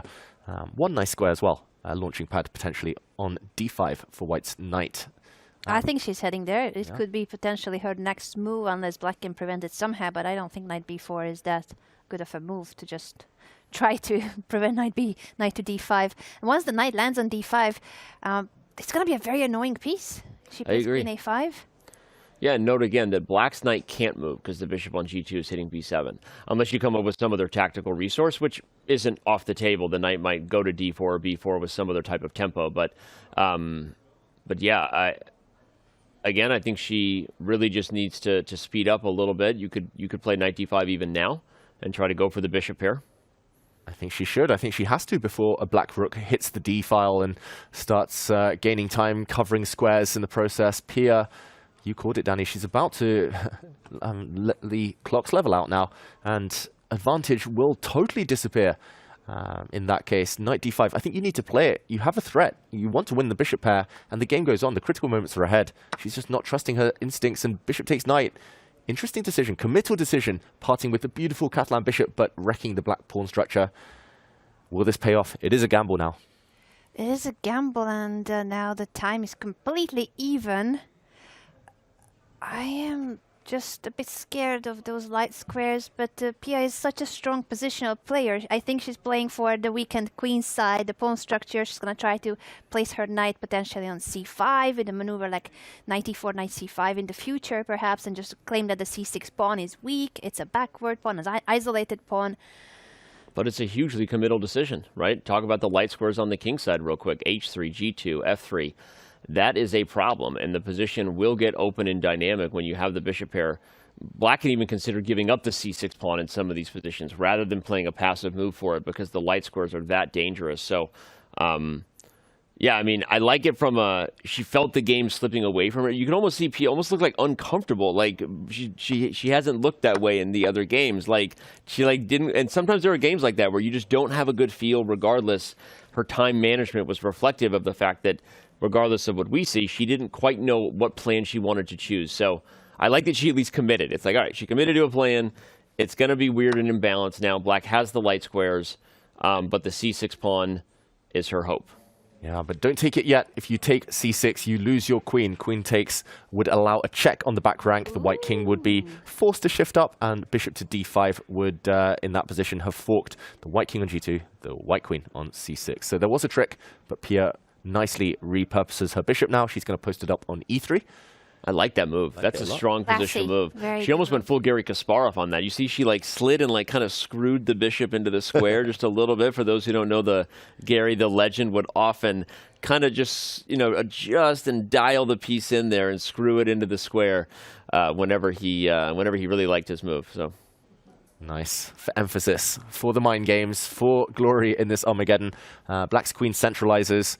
I wonder if Anna Mositruk will drop her bishop into h3, try some checkmates at some point. It can be blocked for now. White will likely put a pawn on f3 just to stem the tide, block the black queen's diagonal. But watch out for that idea to occur a bit later on. First, keeping a pawn safe. Anna, who do you think is the favorite right now? I think Anna, because you asked me, and Anna's go with Anna's, although Anna Kramling is streaming and rooting for her mom, Pia Kramling. I'm torn here. But I think in terms of the chess and Armageddon situation, Black has draw odds. And this game, it's so hard to try to play this for a win. Like, a draw is, I think, the most likely result from what we have on the board. I agree. Magnus walking by there to check out the board. Hard to miss him when he's dressed in all white on the day. King f2 played quickly, though. Pia trying to speed up a little bit. The difficulty here is, as weak as the c6 and a5 pawns are, they might look bad, but how do you take advantage of it, right? You want to play like knight b6, knight c4, then maybe a3 to kick the bishop and hit the a5 pawn, but it's all very slow. And here comes h5, right? Here comes Harry, right? As our buddy Simon Williams would like to say, Harry. He's coming to h4, going to open up the white king, and then the light squares are also back on the agenda to attack. Put that in your pipe and smoke it, son. Harry the h4. But yeah, Pia, I think if she were in the flow, she would block the advance of this black h-pawn instantly. Just when in doubt, don't let it advance. Just keep the game going, keep the speed going. h4 for white, a very healthy move. The downside, as you guys were mentioning, you might win a pawn. You might win one of black's queenside pawns, but at the same time, it might become an opposite color bishop position, which would fizzle out. Now she's lower on time, and she drops her knight in. That is a huge risk. Speaking of obscure bishop positions, if you're Anna Muzychuk, you can just take right now.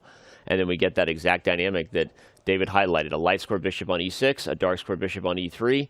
And again, what we're referencing there, fans, is that obstacle bishop positions are hard to win, even if you're up 1, sometimes 2 pawns. Greatly favor the person trying to get a draw, which in this case is even more than what black is normally trying to do in classical chess, which is often to get a draw, because here black wins. So yeah, I'm surprised she even took that long to take it, I'll be honest. That's just obstacle bishop fun, meaning not fun for white, and a much better drawing chance now for black.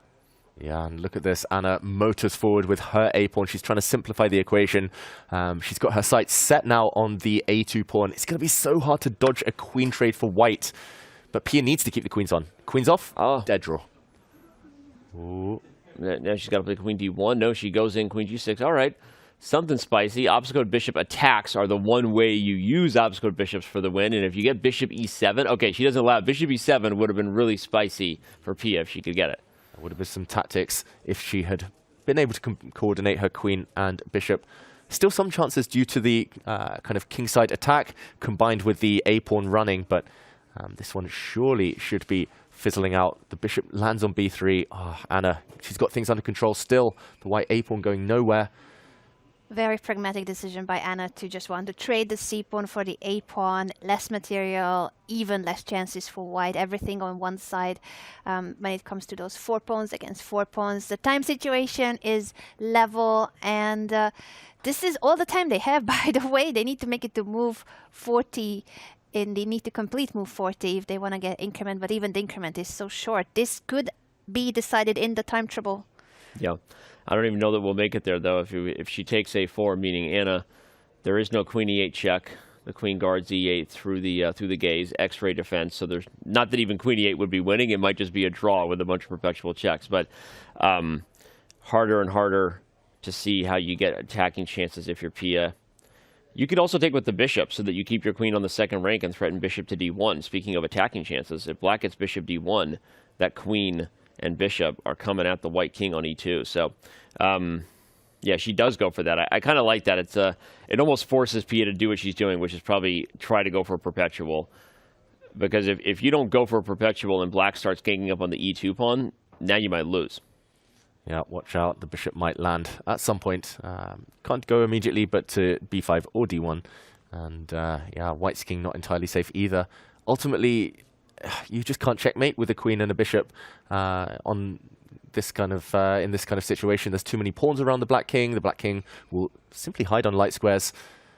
It feels like Pia, she's won 1 Armageddon this tournament, but in a lot of them she's playing a bit too safe with the kind of, she's not letting herself loose. She's not going for the opponent, taking risks. Bishop takes c6 was a hint that she might be trying to spice things up, but ultimately knight c5 I think was the move she will regret, allowing it to be so straightforward for Anna Muzychuk. Yeah, unfortunately for her, the draw odds here can really be crucial because it was too solid earlier, the position, and I think she never got a chance to imbalance, to get Anna out of her balance and out of that middle game balance we saw earlier. Now it's just very level and less time for Pia. Less time for Pia, extremely level. If you give black a couple moves, again, as we said, e2 is weak, so Pia going to try to come up with some tricks here. She's thinking using her time because she knows everything we're saying is true too, but the fighting spirit is there, and she's trying to come up with some sort of nasty way for the queen and bishop to hit g7. Just so everyone knows what she's trying to do, like that's the one point. If she could get the queen and bishop working together against one of those dark square pawns, but g7 in particular because it's the base pawn, meaning it's the weakest pawn. But highlighting that to just provide some, I guess. Whoa! The Botus Gambit! She blunders her queen! Oh no! Oh no, Pia Kremlin blunders her queen. The square was covered by the black bishop and she gave a check on d7. What a heartbreak. Okay, that literally scared the bejesus out of me, but it was the most likely result anyway. So not the way that Pia wanted to go down, but she smiles there knowing that she was already pushing her limit a little bit. Remember, a draw was going to be a win for Anna Muzychuk anyway. So the player who entered round 9 in second place behind Ju and June pretty much secures that she'll still be there. She gets the win in Armageddon, currently sits at a tie at 14.5 points, but Ju and June, of course, still playing. So Unfortunately for Pia Cromling, another Armageddon loss there, but Anna Muzica gets the credit, and she keeps pace with Zhu and June going into the last day. And I was just checking on Anna Cromling's stream. Poor Anna and poor Pia. But as you said, even if she didn't blunder the queen, the result was going to be a draw. That is a win for Anna Muzichuk. I think that's some consolation, that she didn't blunder her queen when she was winning. That's fair. That's fair. No one wants to blunder their queen when they're winning unless you are Alexander Botez. That's why she loves the Botez gambit. So, okay. David, we got other games to check into. We haven't been to Hikaru Nakamura's game with Ding Liren in a little while. Alireza Firouzja, by the way, another long think. He did this against Magnus in round 5 and ultimately lost because of time pressure when he chose a move that probably could have been played faster. Not trying to suggest we're in store for a deja vu today, but if you're Firouzja, it's a long time to be thinking here. All right, but let's go to Hikaru Nakamura's battle versus Ding Liren because it's been way too long since we caught up there. That's right, and despite his predictions in the confession booth, Hikaru, I think this is going to be one of the more interesting games of the round. He was like, yeah, well, it's just a position, we'll rattle things out, you won't see me for a while, you know. But this one, it's really heating up. Pawn to c4, the last move. Maybe we just backtrack very briefly, because Hikaru, he is taking risks. It's noticeable in his play. And we last left it half a dozen moves ago after the move rook to c1. Putting some pressure on the queen side. Black just improved his rook, and ultimately the white knight on b5 is soon going to be kicked back anyway with a6. Hikaru preempted that by dropping his knight back, hinting that he might land a bishop on b5 to hit the black rook. Ding developed his knight, trying to trade off white's strongest piece, and indeed, a couple moves down the line, that is what happened. The knights disappeared from the board, changing the pawn structure. Black now has a very strong center, but they could be weaknesses if the white rooks are able to line up in the center along the semi-open lines. First, the black knight had to shift, knight e4, threatening to gain the bishop pair. The top players love their bishops, so here Hikaru retreats it. You've got to go back in order to go forward sometimes, just like in life. And I think here the idea was f3 to kick away this black knight. So just before Ding's pieces are driven back, Ding is the first one to step forward, c4, committal move here, and fixing his own pawns, creating some weaknesses, but at least he's created a escape square for his knight. Who do you prefer? I like when my pawn structure is flexible, so I would have preferred the pawn on c5 and d5. But it's also understandable that if you're about to lose a piece, you know, you have a choice between, do you want to keep your pawn structure flexible or do you want to lose your knight? Then you pick moving c4 and you save your knight. Makes sense. And I think it's fine, to be fair. I don't think it's like a bad move, but it does create a square on d4 for white's knight. I like that square for a minor piece. And black will need to play this actively and dynamically to compensate for the weakened pawn structure. Yeah, it's one of those positions where you feel like if either side could just get like 2 moves in a row, they'd be clearly better, right? But it's going to be weird with the different tempos white currently has to deal with. The bishop is attacked, but if you could move the bishop and then get knight d4, right, with f4 coming, oh my gosh, you're holding the e5 pawn, the knight's on a solid outpost, here comes the attack. But black is going to play a forcing move that probably attacks the e5 pawn before you can even play knight d4.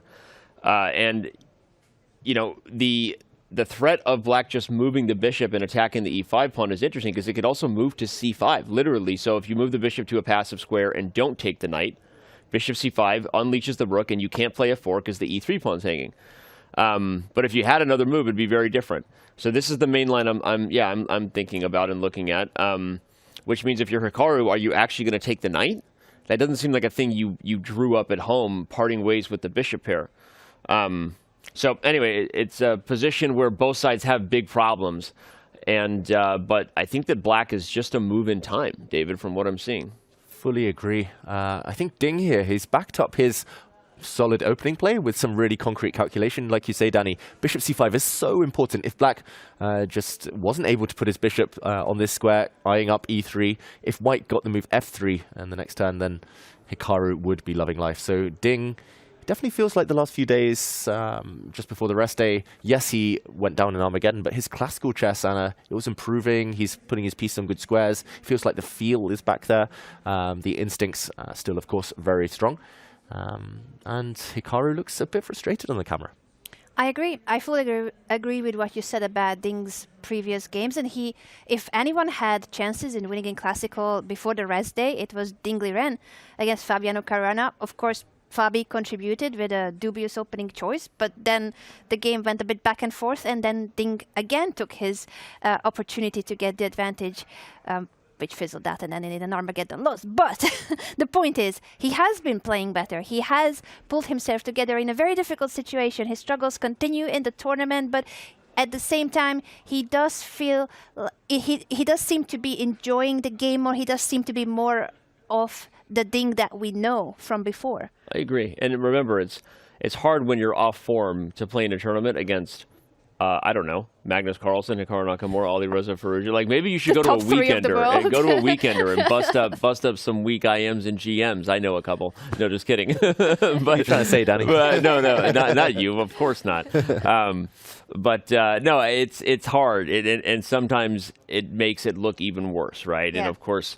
but I agree with you. The last few rounds has been better chess, even if the results still continue on paper. Hikaru does say that he's going to take the knight, even if I'm right that it's not what he drew up at home. It probably was objectively the best decision, given the bishop to c5 was coming for black. So what an odd spot to be in here, David. You've got this 3-on-2 for black and the bishop pair, but it's kind of stuck behind your own pawns.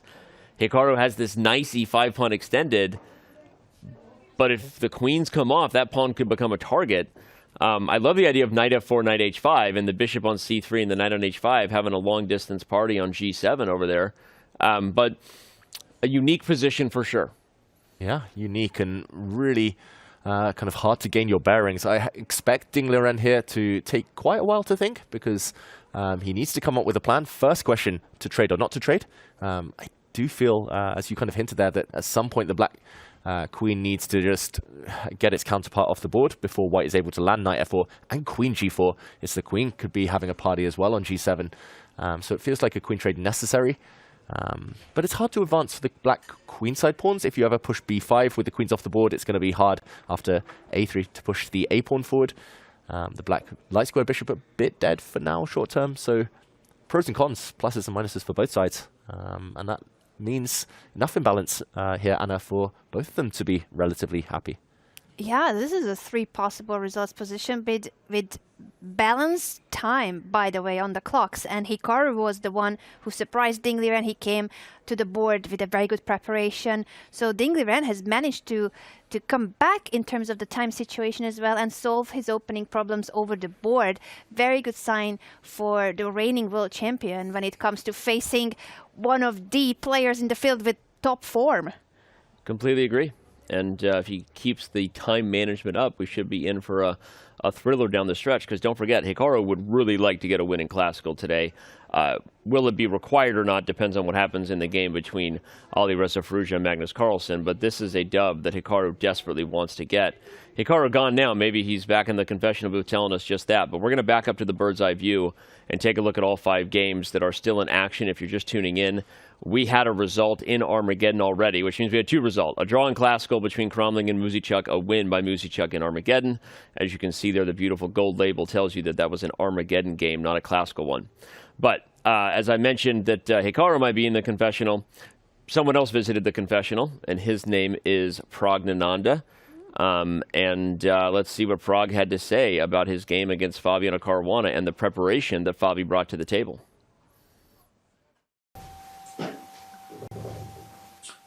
Yes. So yeah, it feels like every day I'm getting surprised, and yeah, this time kind of expected Nimzo as one of the options, but yeah, I didn't really look at this line today, and I sort of remembered till like all this bishop e7 and stuff, and I could even remember this queen f4, and somewhat my memory said rook f8, but I don't really like it after rook d1. Maybe it's fine, but sometimes he just goes to this kind of positions with knight f6, queen f6, bishop h7, and takes on d4, and yeah, it could get really unpleasant. So I went for this move b5, And I think knight b5, bishop b5, I can go rook f8. And I think it's kind of fine. I don't see anything direct for him. If there is nothing direct, my position should be solid enough, and even if I have to give one pawn on a7, I think I should be okay. But I'm still kind of making sure that there is no some queen f4, bishop d3, some direct stuff. I don't see it, so I guess it's fine. And yeah, in other games, yeah, Magnus is playing a line. Yeah, Alireza Magnus, they're playing a line which, yeah, me and Fabi played in World Cup.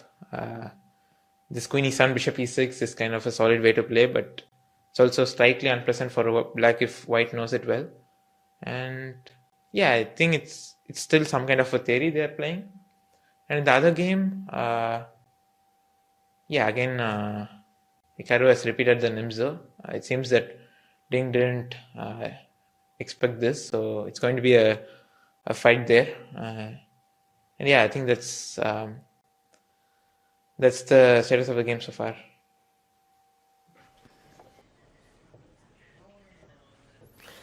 Even Prag is getting in on the action, calling out the passive queen e7, bishop e6 line. Just everyone's piling up on David over here with the line that he wanted to avoid the sharpest theory. But all right, let's take a look at the standings.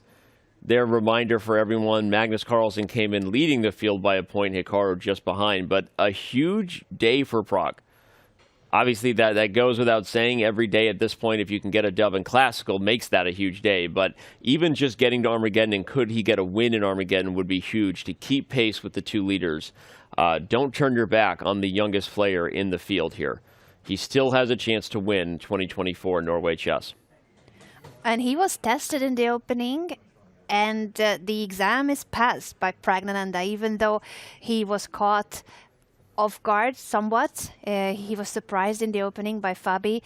He did recall his analysis to some extent. He remembered instead of b5, rook f8, but he didn't really like it, so he overwrote what he thought he remembered and went for something that was forcing more trades of pieces. I think he made the right call. The simplifications helped him to get into a position where it is very balanced, very level, and there's no more trickery, no more queen coming to the king side, and all of the moves that he was mentioning is potentially dangerous for him.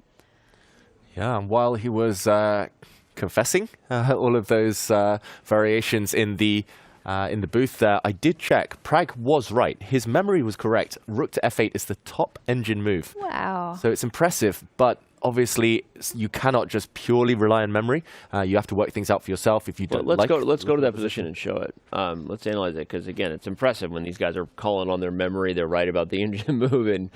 But yeah, let's show just how risky it was and why he didn't go for it. Yeah, in this position just, 5-6 moves ago, this is where Prag gave back the pawn with b5. We saw the kind of transition there with all of the exchanges, but he mentioned the move rook to f8, and I briefly turned on the engine just while he was talking, and yeah, he's right. This looks level, apparently. He mentioned that he didn't like the look of rook to d1, but here black can now get away with the move g6 due to the fact there's no tactics with queen takes e8. We showed earlier a trick. If the rook still sat on e8, there would have been a knight fork on f6. Now, white can actually win back the material in various ways.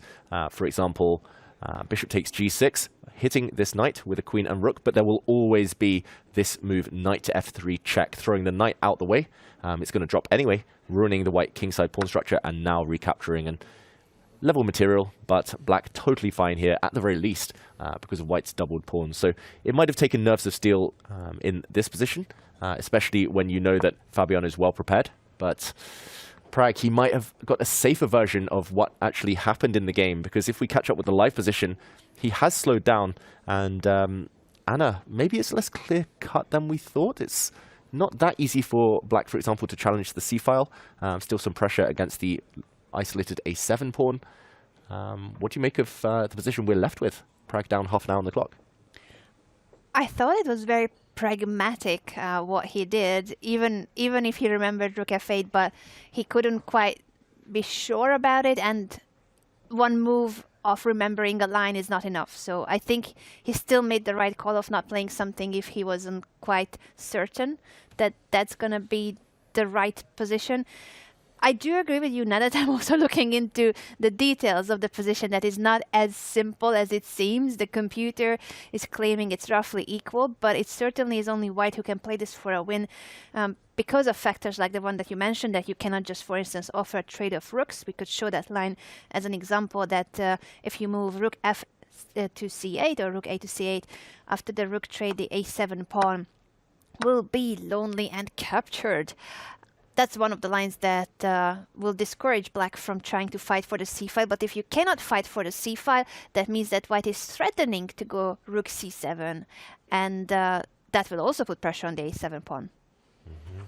Yeah, and I like how Fabi is playing these sort of slow massaging moves, flipping the script on what happened when he was black, if you remember, everybody. A different dynamic of the pieces. It was knights and rooks, and then ultimately just knights rather than bishops. But eventually Prag did grind it out and beat Fabiano. So Fabi playing moves like bishop d3 in front of the pawn, h3, patiently appreciating that he's in the more pleasant position. So we'll see how Prag plays it. This move, rook d8, is fun. It just gives up the a7 pawn. The point being, I assume that if white takes it, black will swing the rook to a8 and then win a2. So it's not actually hanging. But yeah, I mean, I still think the result we predicted is the most likely one, meaning a draw, which doesn't leave any of us feeling robbed because then we get Armageddon. But yeah, it's nice to see that Prag was indeed very aware of the line, actually recalled the engine prep, so Hikaru was right that Prag must have known, and you were right, David, looking at the call that Prag was looking to the upper left, according to the body language and brain experts, that's accessing the memory, whereas the imagination or creativity is more to the right. If that's anything to that, it is interesting that chess players show this to us on full display when they're on camera. Chess is a people-watching sport. Who knew? That's what it is. Exactly. Once you know how to read the body language, it's it's a bit of a bonus. All right, well, let's back up. Can I just analyze something? Because I originally thought that white is here is just very comfortable and everything is easy. So I was like, oh, white will just go rook c7 and then you take on a7 because your rook is threatening the pawn too. But I don't think that white can actually play only that one-sided and tunnel vision on the pawn or on the queen side as per se, because black could go queen to g5, threatening bishop takes h3, so that is a bigger threat. The white king being attacked is a much bigger threat than just the pawn on the queen side. And I think the reason why Praggnanandhaa brought his rook to d8 is because in positions like this, white could offer a queen trade with queen to b5, but now you have rook to d5 and you don't allow the queens being traded. I love this line. This is huge. Yeah, this is a really great call out, Anna. Yeah, I love this. And dual threat, I should mention. Queen d2 jumping in also, as well as bishop takes h3. Yeah. And another good point about the rook being on d8 is your specific line with rook to d5, but also if that bishop tries to move to defend the king side, the d-pawn will rush, and now it's supported, right? Not that you'd want to allow bishop takes h3, but in variations where, say, the bishop did need to go to f1, that pawn is ready to march, right? Push him, baby. So a very deep, kind of multifaceted, multi-purpose move there from Prag.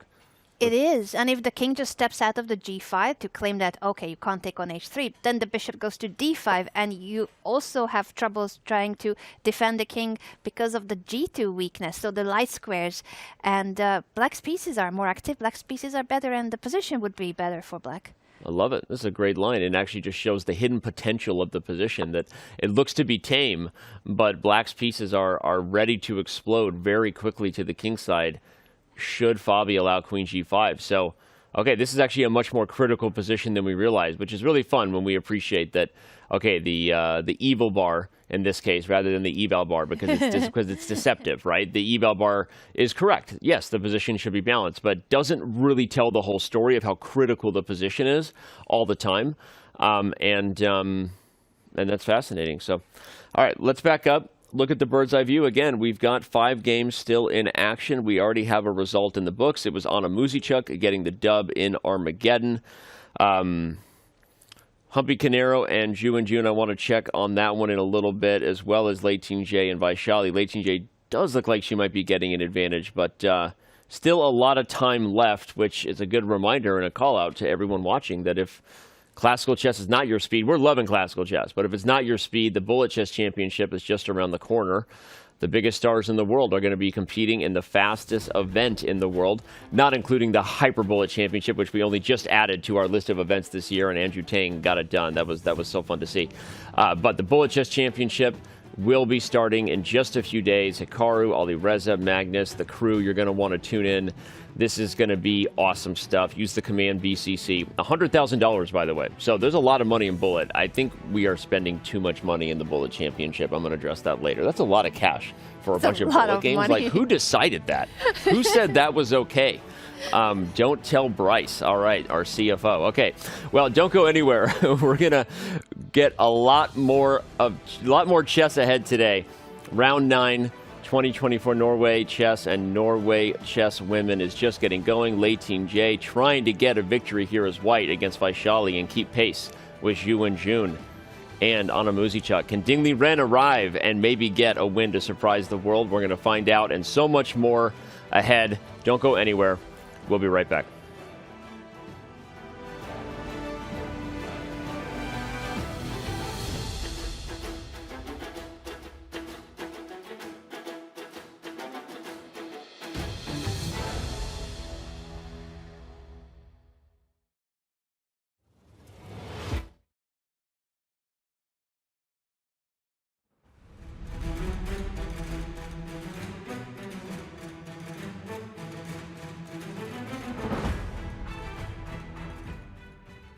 I'm here with Magnus Carlsen, world number 1, and to many, greatest chess player of all time. We're going to ask him a few questions. I'm going to name a sport. You have to tell me the greatest of all time. Sounds good? Yeah. Basketball. LeBron James. Soccer. Messi. I agree with both. Baseball. Barry Bonds. What did he say? Okay. Football like American football. Tom Brady, I guess. Okay, yeah, good one. Tennis. Djokovic. Golf. Tiger. Fair. Poker. Doug Brunson. That's a unique one. Chess. Garry Kasparov. Are you allowed to say yourself? I don't know if I'm allowed, but I think Gary's the best of all time still. Chess boxing. Aman Hamilton. I agree. We're gonna play this or that. Would you rather go on a cruise or a road trip? Road trip. Comedy or thriller? Comedy. Coffee or tea? Tea, but only slightly. Preferably neither. How do you get energized? The sun. Cats or dogs? Cats. But I like dogs too. It's like this or that is a little bit tough with you. You like everything. Shower or bath? Oh, shower for sure. Okay. I don't have the patience to take baths. Are you a morning person or a night owl? Night owl for sure. Would you rather get on a phone call or text message? Text, probably. I feel like the answer for you is neither. I feel like it's just... Usually, yes. just go. Sunrise or sunset? Sunrise. Winter or summer? Summer. How many beers would it take for you to drink for me to beat you in a classical chess game? That's a very difficult question, because I'd probably sober up during the game, so I'd probably have to keep drinking. Probably start with 20 and take it from there. 20, okay. What's the size of the cup? Pints. Wow, okay, 20. Name your price if you have to chess box.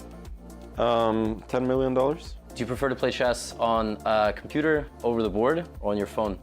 I rarely play on my phone. I would say I prefer to play on the computer. In your entire career, have you ever had a day where you went, I think this guy might be as good as me in chess?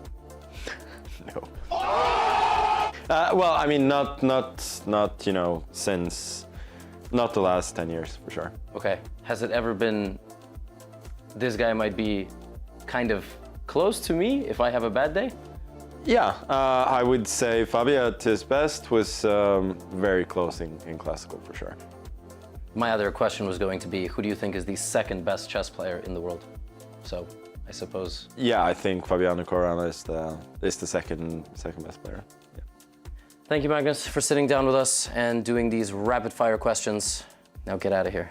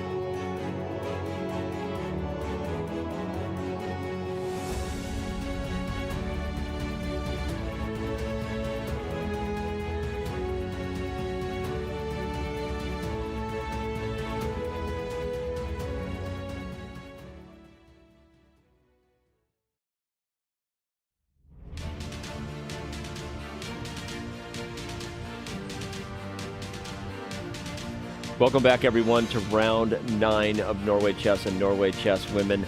We still have Alireza Firouzja in a very, very long think right now against Magnus Carlsen, but the good news for us fans is it gave Magnus Carlsen more time to visit the confessional booth, which he did. You're going to want to hear this and his confession that he just completely missed one of the moves that Firouzja is probably thinking about right now.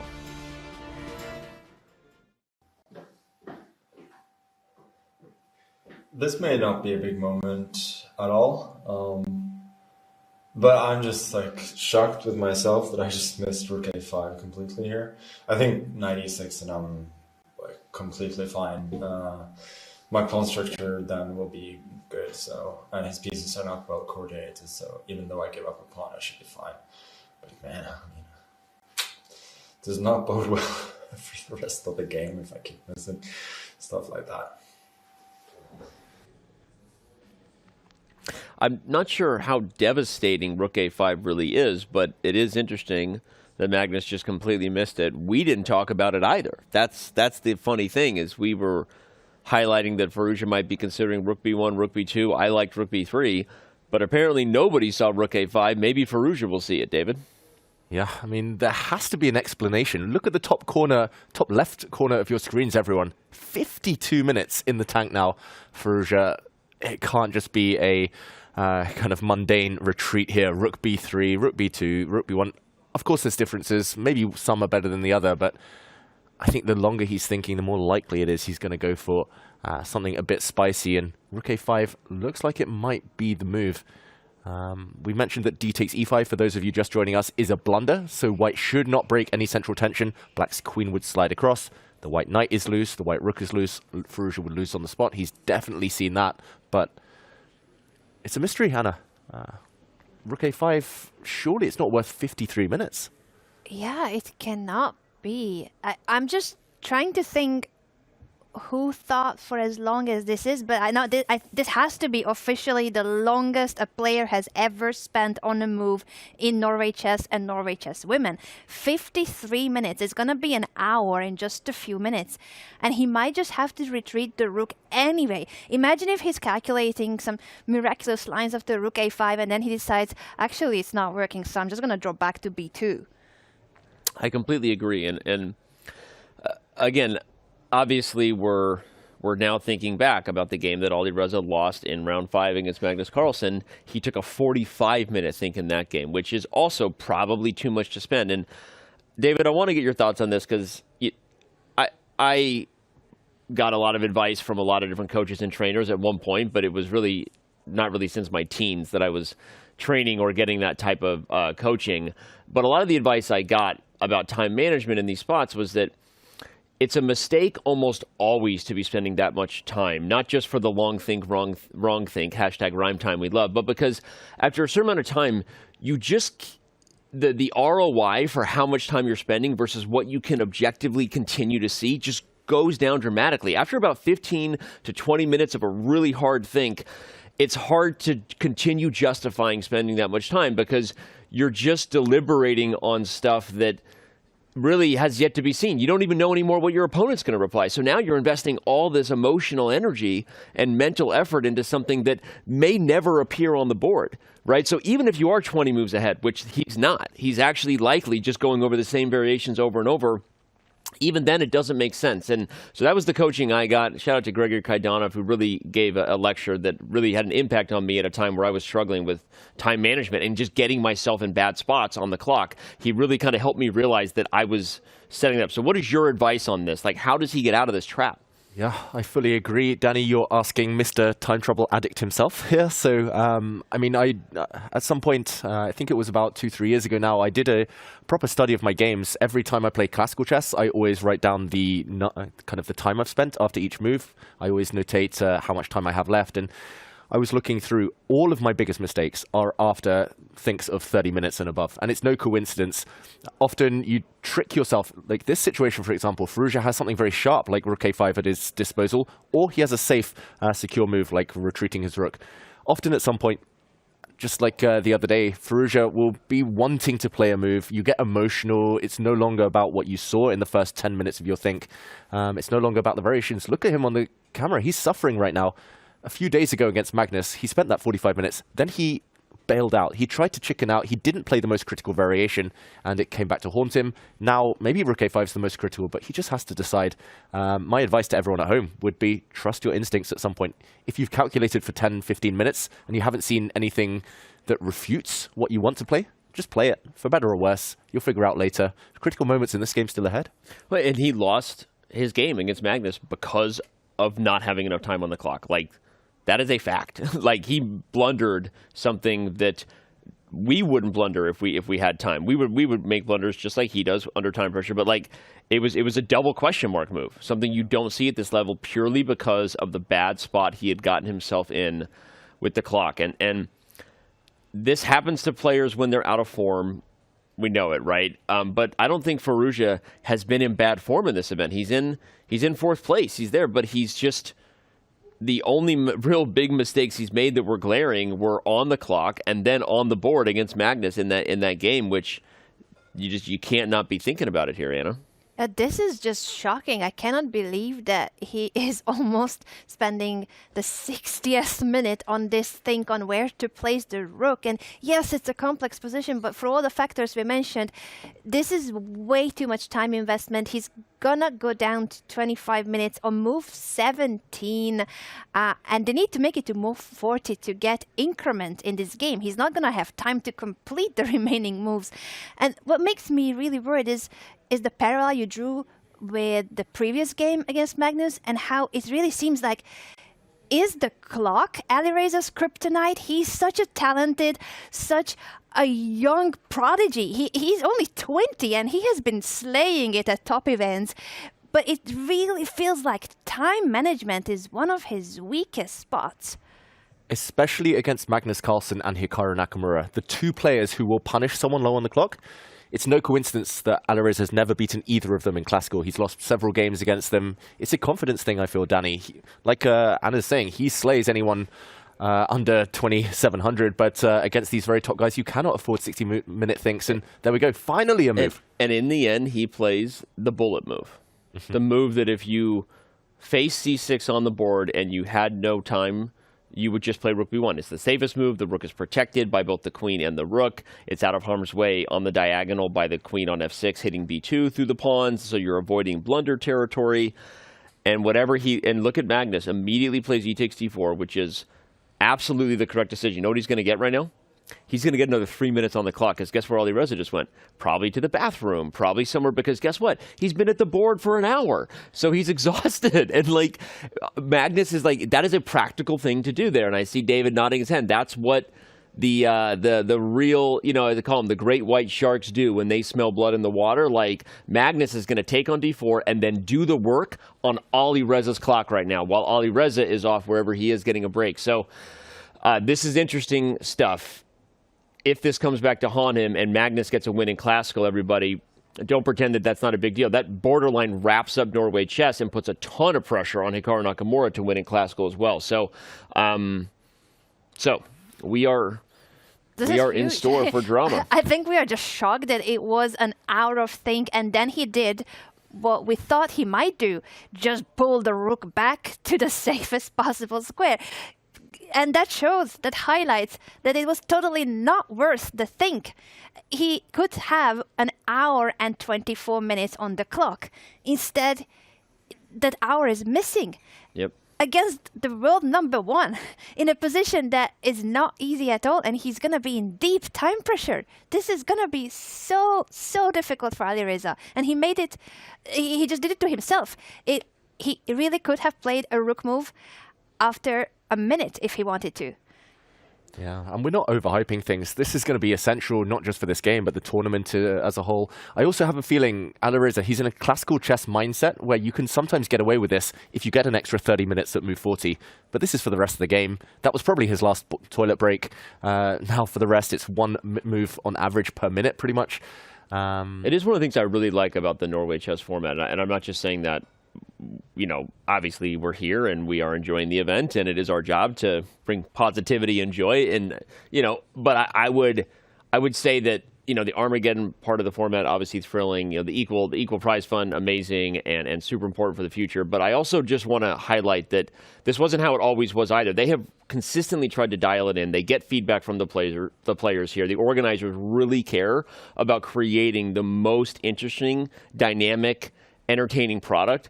And I think that this time control for classical chess, not getting 30 seconds of move added, should the players mismanage their clock, they have to answer for that.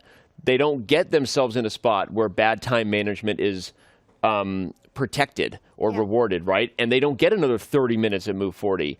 So that part of the practical elements, the things that really challenge the sporting aspects of what a player has to do, handling themselves under pressure, I really like that. And it makes the classical chess itself, maybe that's why we get more decisive results in classical, not just the Armageddon, but the actual dynamic of how they structured the 2 hours straight base and only 10 seconds added per move after move 40, I think gets us really exciting chess down the stretch. And unfortunately, to wrap a ribbon on this storyline, it also is the thing that gets Alireza Firouzja in trouble after his bad time management, because there is no bailout coming here. That is very true. And if we think about super tournaments in general, this is one of the very few that doesn't give increment per move. So you are right. Most of the times, top players and titled players, or even just international open tournaments, always have that kind of 30-second per move increment. It has been the most fashionable, the most traditional, I don't even know how to put it. Almost every tournament has it. Ever since there's digital clocks, there's an increment per move in classical chess. And the fact that Norway Chess went back to the older format where there was no increment because there were no digital clocks at the time, that creates this situation that they're going to get punished. There is no 30-second I can blitz out my moves kind of approach anymore. By the way, shout out to the featured chatter. Maybe they solved it. Alireza is just getting ready for the Bullet Chess Championship. That's all this is. All right, Good practice. Let's back up. I think we've made our point here. Firouzja has gotten himself perhaps in a little bit of trouble. We'll see how it plays out. Magnus Carlsen now on the clock after the aggressive knight to b6. We have some aggression from Liren against Hikaru Nakamura, advancing the queenside pawns from where we left them, and bishop c5. Black has a 3-on-2 majority there, and I'm liking Liren's position more and more as that game goes on. The only other game that, really, to me, has changed enough to look at would be Lei Ting-jae and Vaishali Rameshbabu. Humpy Canero and Ju and-jun are still in a position that the most likely result seems to be a peaceful one. And, okay, Fabiano did stop your queen to g5, Anna. That was critical. Rook to c5 looks like a good move so that Praggnanandhaa doesn't just checkmate Caruana. Those were some really great lines we looked at if you missed it. We'll get back to that board in a little bit. But I vote we either go to Lei Ting-jae, Vaishali, or we go to Hikaru Nakamura versus Liren, David. Yeah, I think while they're up on the camera, while Vaishali is there and Lei Ting-jae takes her seat again, maybe that's the game to go to, because I just saw the bar jump massively. And oh, wow. Uh-oh. What has happened here? It looks like Vaishali might have miscalculated something. The question mark, as we see there on the right side of your screens, it means Black made her position worse here. It already looked difficult, I should mention. Black's isolated queen's pawn, the isolated pawns on the queen side even, causing long-term suffering. I think she just wants to go for something direct rather than have to defend long-term. But Anna, how terminal do you think this is for Vaishali right now? I'm afraid it could be very bad if White can just. Actually, what is the line? Bishop takes c5, bishop h2, King f1, move the king and claim that. And I think the main point is that Black's king is just in big trouble there, because let's bring up the analysis board. I don't understand how that king got to d8. I mean, maybe knight to g4 has been giving the question mark now, but I want to back up and wonder, how did the king get there? Because I'd be surprised if that wasn't an odd choice as well. We did highlight that part of the problem with Vaishali's position wasn't just the structural weaknesses of the double pawns if we go all the way back, but that the king would get in danger should those pawns start to fall. So David, get us caught up, because that's exactly what's happening. The pawns are being targeted and the king is getting in trouble, just like we anticipated might happen. Yeah, and it all stemmed the trouble from this move. We actually mentioned the d5 square is key to Black's hopes in this game. A knight landing on that square might kind of paper over the cracks, but pawn to c5 is where things started going downhill. We also mentioned how difficult it is for Vaishali to hold this type of position, despite what the eval bar said. White here, great decision from Lei Ting-Jie. A bishop trade is offered. Trading these bishops would actually make the Black King safer long term. You need to keep pieces on the board in order to go for the weak Black King. Bishop to e2, great decision, hitting this pawn. Black developed. And after both sides shuffled their rooks towards the center, maybe not the best from Lei Ting-Jie this last move, but bishop e5, allowing a rook trade, and the question marks started appearing here. King takes d8. Maybe it was safer to take with a rook because the king is walking into the firing line. Bishop takes c4. I think that's what happened. I was wondering. I'm like, how did that king get on d8? Yeah. She's all in, maybe, at this point. She committed. She's about to drop a second pawn, so actually losing the pawn she was up. And knight takes... knight 2 g4, met by bishop takes c5, and yeah, it's that king on d8 you both referenced. We see quick reply from Vaishali. The white king will move. I was going to ask which way. Blue arrow appears, tells us. Better to f1 and not in the corner, especially when there's a b7 bishop staring into your soul on the long diagonal. But I guess it's also because it's an endgame and you don't want the opponent to have any tricks and chances, not even on the e5. So king f1 seems just the safest square possible overall. Yeah, maybe the black rook would have actually swung across towards the h-file if you'd been a bit careless and gone into the corner. So great move from Lei Ting-Jie, and yeah, the black king is very bare right now. The a7 pawn will drop minimum. So it's the king, both the a7 and f7 pawns are hanging. I think Lei Ting-Jie was right when she visited the confessional and said, like, yeah, it's probably going to be this endgame, and it's an interesting endgame. She did say that because of she was down a pawn that in the endgame she entered, but the structural weaknesses of black, it did create this imbalance where she had the more active pieces, and once the pawns start falling, she is just clearly better. We should remind everybody, too, just how big this game is. Lei Ting-Jie and Vaishali Rameshbabu came into today tied for third and fourth place, respectively, chasing leaders Zhu Wenjun and Anna Muzichuk. Anna Muzichuk already won an Armageddon, but a loss in Classical kills the chances for one of these ladies to win the event. Like, mathematically, 100%, it's over. So, the loss for Vaishali here, should this game continue to get away from her, will definitely eliminate her chances to get first. Again, she's had a great event, and her star and stock continues to rise. So, doesn't take anything away from that. But a lesson being learned here a little bit for the youngest player in the field. It seems Lei Ting-Jie has competed for world championships for a reason. And whatever mistake was made here, it feels like from the beginning we called it, and again, not just tooting our horn, but we said this is the kind of position. At first, the eval bar was close to equal, and we said it's equal, but this is a position where it's much easier to be white. This could get away from black, and then every step of the way, I don't know what Vaishali was thinking in terms of her practical chances to leave the king in the center, but right now, she might get checkmated.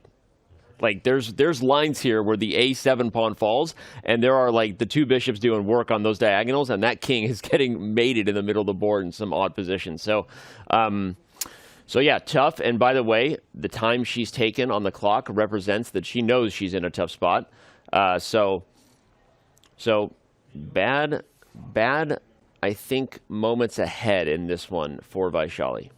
Yeah, this is the perfect diagram as well for a book on centralization. I mean, white's bishops just control everything right now.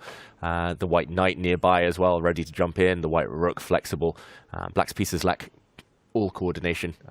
Any attack against the white king is just an illusion. And yeah, the feature chat a moment ago, unfortunately correct. Vaishali, great first half to the tournament, but it's all become a bit. Well, let's throw it up there. Yeah, we literally have the numbers. Thank you to Chess by Numbers. You could see that Vaishali had a great start to the tournament, and her probability to win was predicted as pretty high at one point.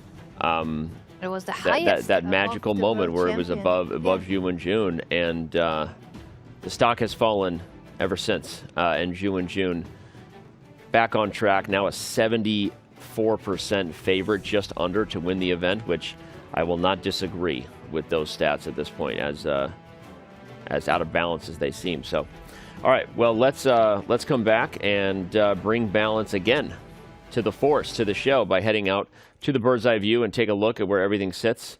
I do want to get to Hikaru Nakamura's game versus Ding Liren. A couple moves have been made there, and we said that was a unique position. I feel like that's the right word, maybe bizarre. Sometimes you use those words and they're not appropriate, but this is odd, right? It's not a position you see every day with these types of weird imbalances. So let's go to there and talk about it. I think we're gonna jump straight in and explain this imbalance where black has a pair of bishops, but white's knight on f4 is looking scary, especially when you picture it going to h5, a queen on g4, the bishop is already on d4.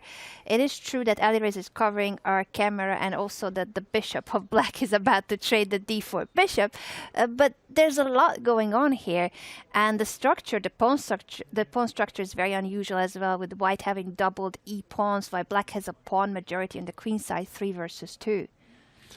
Yeah, I mean, where to even start unpicking this? I mean, in terms of concrete variations, Hikaru needs to find something very energetic. Black's last move, trading off this bishop in the center. I mean, that's pretty much the glue of white's position, the dark squared bishop. Once it's gone, white's center could simply fall apart. The more pieces that leave the board, the more Anna's kind of latter point there about the 3 powerful queenside pawns, that's going to become relevant. I don't really see what I would play here with Hikaru. I would want to go fishing here. I wouldn't want to drop my knight into h5 and hope. But black would, at the very least, be able to slide the rook across in the near future. I do wonder whether there's enough time for white to go attacking on the king side. That's what Hikaru has to figure out. One thing not to do is, I assume, bishop takes bishop, because if the queens come off as well, then black's 3 on the queen side will likely win the game, and the pawn would become weak unless there's something. Your voice got higher because you were in.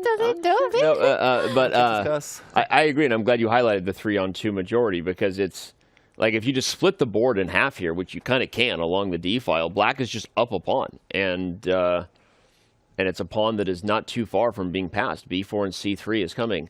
And when you double down on the point that the e-pawn is doubled, so a 3-on-2 is faster than a 5-on-4, a 4-on-3 majority anyway. However many pawns you have in a majority, the lesser pawns you have, the faster they move up the board together, right? But in this case, Hikaru's majority isn't really that healthy. So you have to use that knight and that pawn, and maybe you bring the queen out to h5. You have to try to get something going on the king side, I think, to compensate for black's dominance on the queen side. But to your point, David, what if Ding Liren just trades queens and then takes the bishop on c5 here? Yeah, it looks like Ding is safe enough here to start getting ambitious.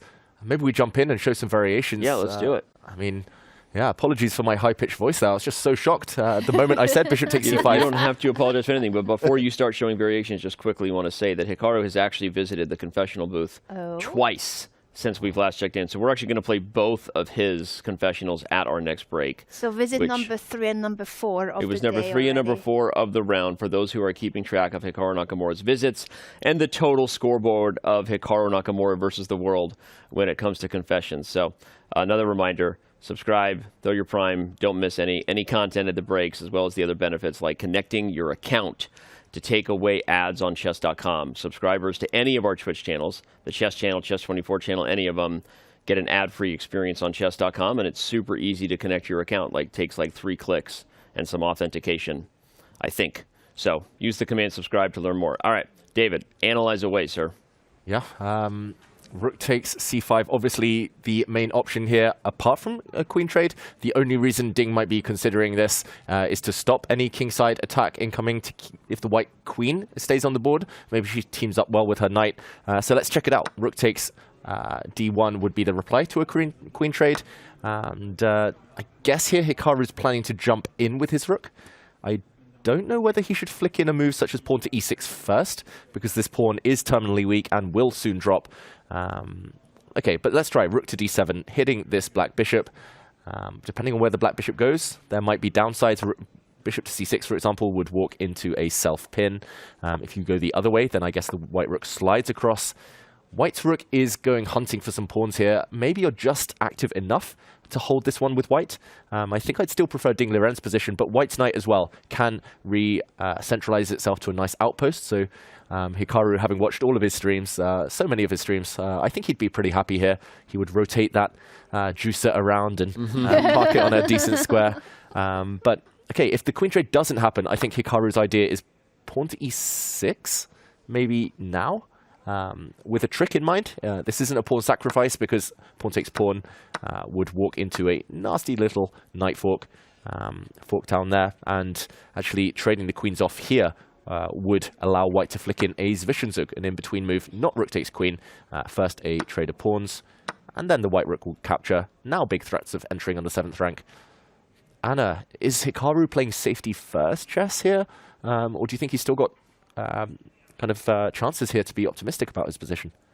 I think it so depends on what Ding Liren is going to play now, because as you pointed out, if black takes on c5 as, well, you need to capture on c5 no matter what. The question is, do you play first the queen trade move, queen takes d1, or do you take on c5 and claim I can trade queens later, or maybe I won't even want to trade queens if you don't take my queen. But I like the point that you mentioned about e6. It's a pawn that's going to be taken anyway. It's a dead pawn, so you may as well give it to black under the best possible circumstances for you. That is, to double the pawns of black and weaken the structure. And those tricks are really terrifying. So I don't know, what is the best line even after rook takes c5, e6? We will never know because Ding Liren trades the queen. I think that's the right decision. Avoid all those trickeries. We'll never know because Ding Liren trades the queen. And I think the line that David showed with the rook coming to the 7th rank over to a7 is exactly what we'll see. By the way, I think you have to go to a7 because I think if you go to c7, black can actually just take the e5 pawn, as scary as it is. And you're guarding the back rank with a weird reverse. Reverse of the bishop or the rook if my normally subpar calculations are correct this time, which I think they are. But seriously, I think Hikaru will play rook d7 and go to a7, as you said, and then relocate the knight to d4, which is kind of classic Hikaru a little bit, right? You called it one of his streams, and I think it's interesting that despite being down a pawn there, if you could have magically grabbed white's pieces and said, all right, let me just put them on their best squares. It's good to play imaginary chess sometimes. It really does. It helps you find a plan, if you're wondering. You would say, put the rook on a7 and put the knight on d4, right? You don't play imaginary chess like I would play rook d8 and take his rook, because that imaginary chess doesn't work. But one really high-level way to find plans and or get yourself out of tight spots is to always have your dream positions in mind. You have to constantly be playing for your dream positions, and that's often where your opponent can slip when they have an advantage, because they think they're squeezing, and you've already committed to this idea that you're worse, but you're going to get the best possible version of defense. So you get a line, and then you get the variation you need. Rook on a7, knight on d4, and so this is a piece of calculation advice for those watching who want it, and it's on display by Hikaru, and pretty creative, actually. And it's so useful, especially in endgames even more so, with less pieces and more maneuvering, slower pace. You really need to figure out where each piece is heading, and oftentimes it's not a one-move kind of maneuver. Oftentimes you do need to figure out things like, where am I driving my king? And the king is the slowest piece you could imagine. So to picture your king being on d4, b6, those are the kind of ideas you need sometimes in endgames. Well, I said sometimes, but always in endgames, to know what is the right maneuver that you are aiming for, the right strategy. 100%. You can't know where to turn the wheel in a car if you haven't decided. Are you going to the grocery store or are you going home, right? It sounds silly, but the metaphor really stands. You have to establish your dream position and your goals in order to properly calculate complex variations, decide which exchanges to make. So good stuff from Hikaru. This game may very well be a draw, which means we may get Armageddon, which means we all win. All the fans are excited when that happens. So Ding Liren maybe now realizing that Hikaru actually kind of planned this, David. He's spending some time. Oh, no, actually, Hikaru is still thinking. I missed that. Okay. Yeah, I think it's a two-choice move. You either flick in rook d7 and bring it in immediately, or you choose to throw away your pawn with e6 and then jump in with the white rook. So I think he's just weighing up those two options. Either way, it looks like he's about to move. I was going to say, it looks like he's going to have enough stability to have his fair share of the chances. He loves to stabilize these types of positions, Danny. And h4 first, he stabilizes the knight. right. That's another move that we didn't think about flicking in. I like how you talk about flicking in moves, by the way. I've never really heard that. Just like a little flick, little flick it, flick it. Have you ever played flick chess, by the way? No. So it's actually a game you play with just the pawns. Actually, no, you can play with full pieces, but the rule is if you flick a piece over, you have to take it off the board. But your goal is literally, once you get close to the enemy king, you're allowed to flick, and if your piece goes off, but it takes the king with them, you win. So it's just a game that we invented with, maybe we invented this, me and my friends when we were kids, but you just flick to the king. If the piece falls over, you have to take it off. But if you get all the way up the board, and if you can flick off their king, you win. Danny, I'll challenge you to a game in the bar later. Flick chess at the break. chess. It's going down. David Howell versus Danny Wrench. Maybe a game I can beat him in. But h4 was flicked in. It holds the knight. What do you think about this? It's interesting. Again, it's two purposes. It stops g5 for forever, pretty much. You cover that square, so the white knight is on f4 to stay. Also, often in the endgame, we talk about kings improving. Watch out for the white king to activate this way a bit later in the game. So I'm going to say a very classy move, even if it might not have been my choice. I liked activating the white rook, but he still has that opportunity. Next move, perhaps.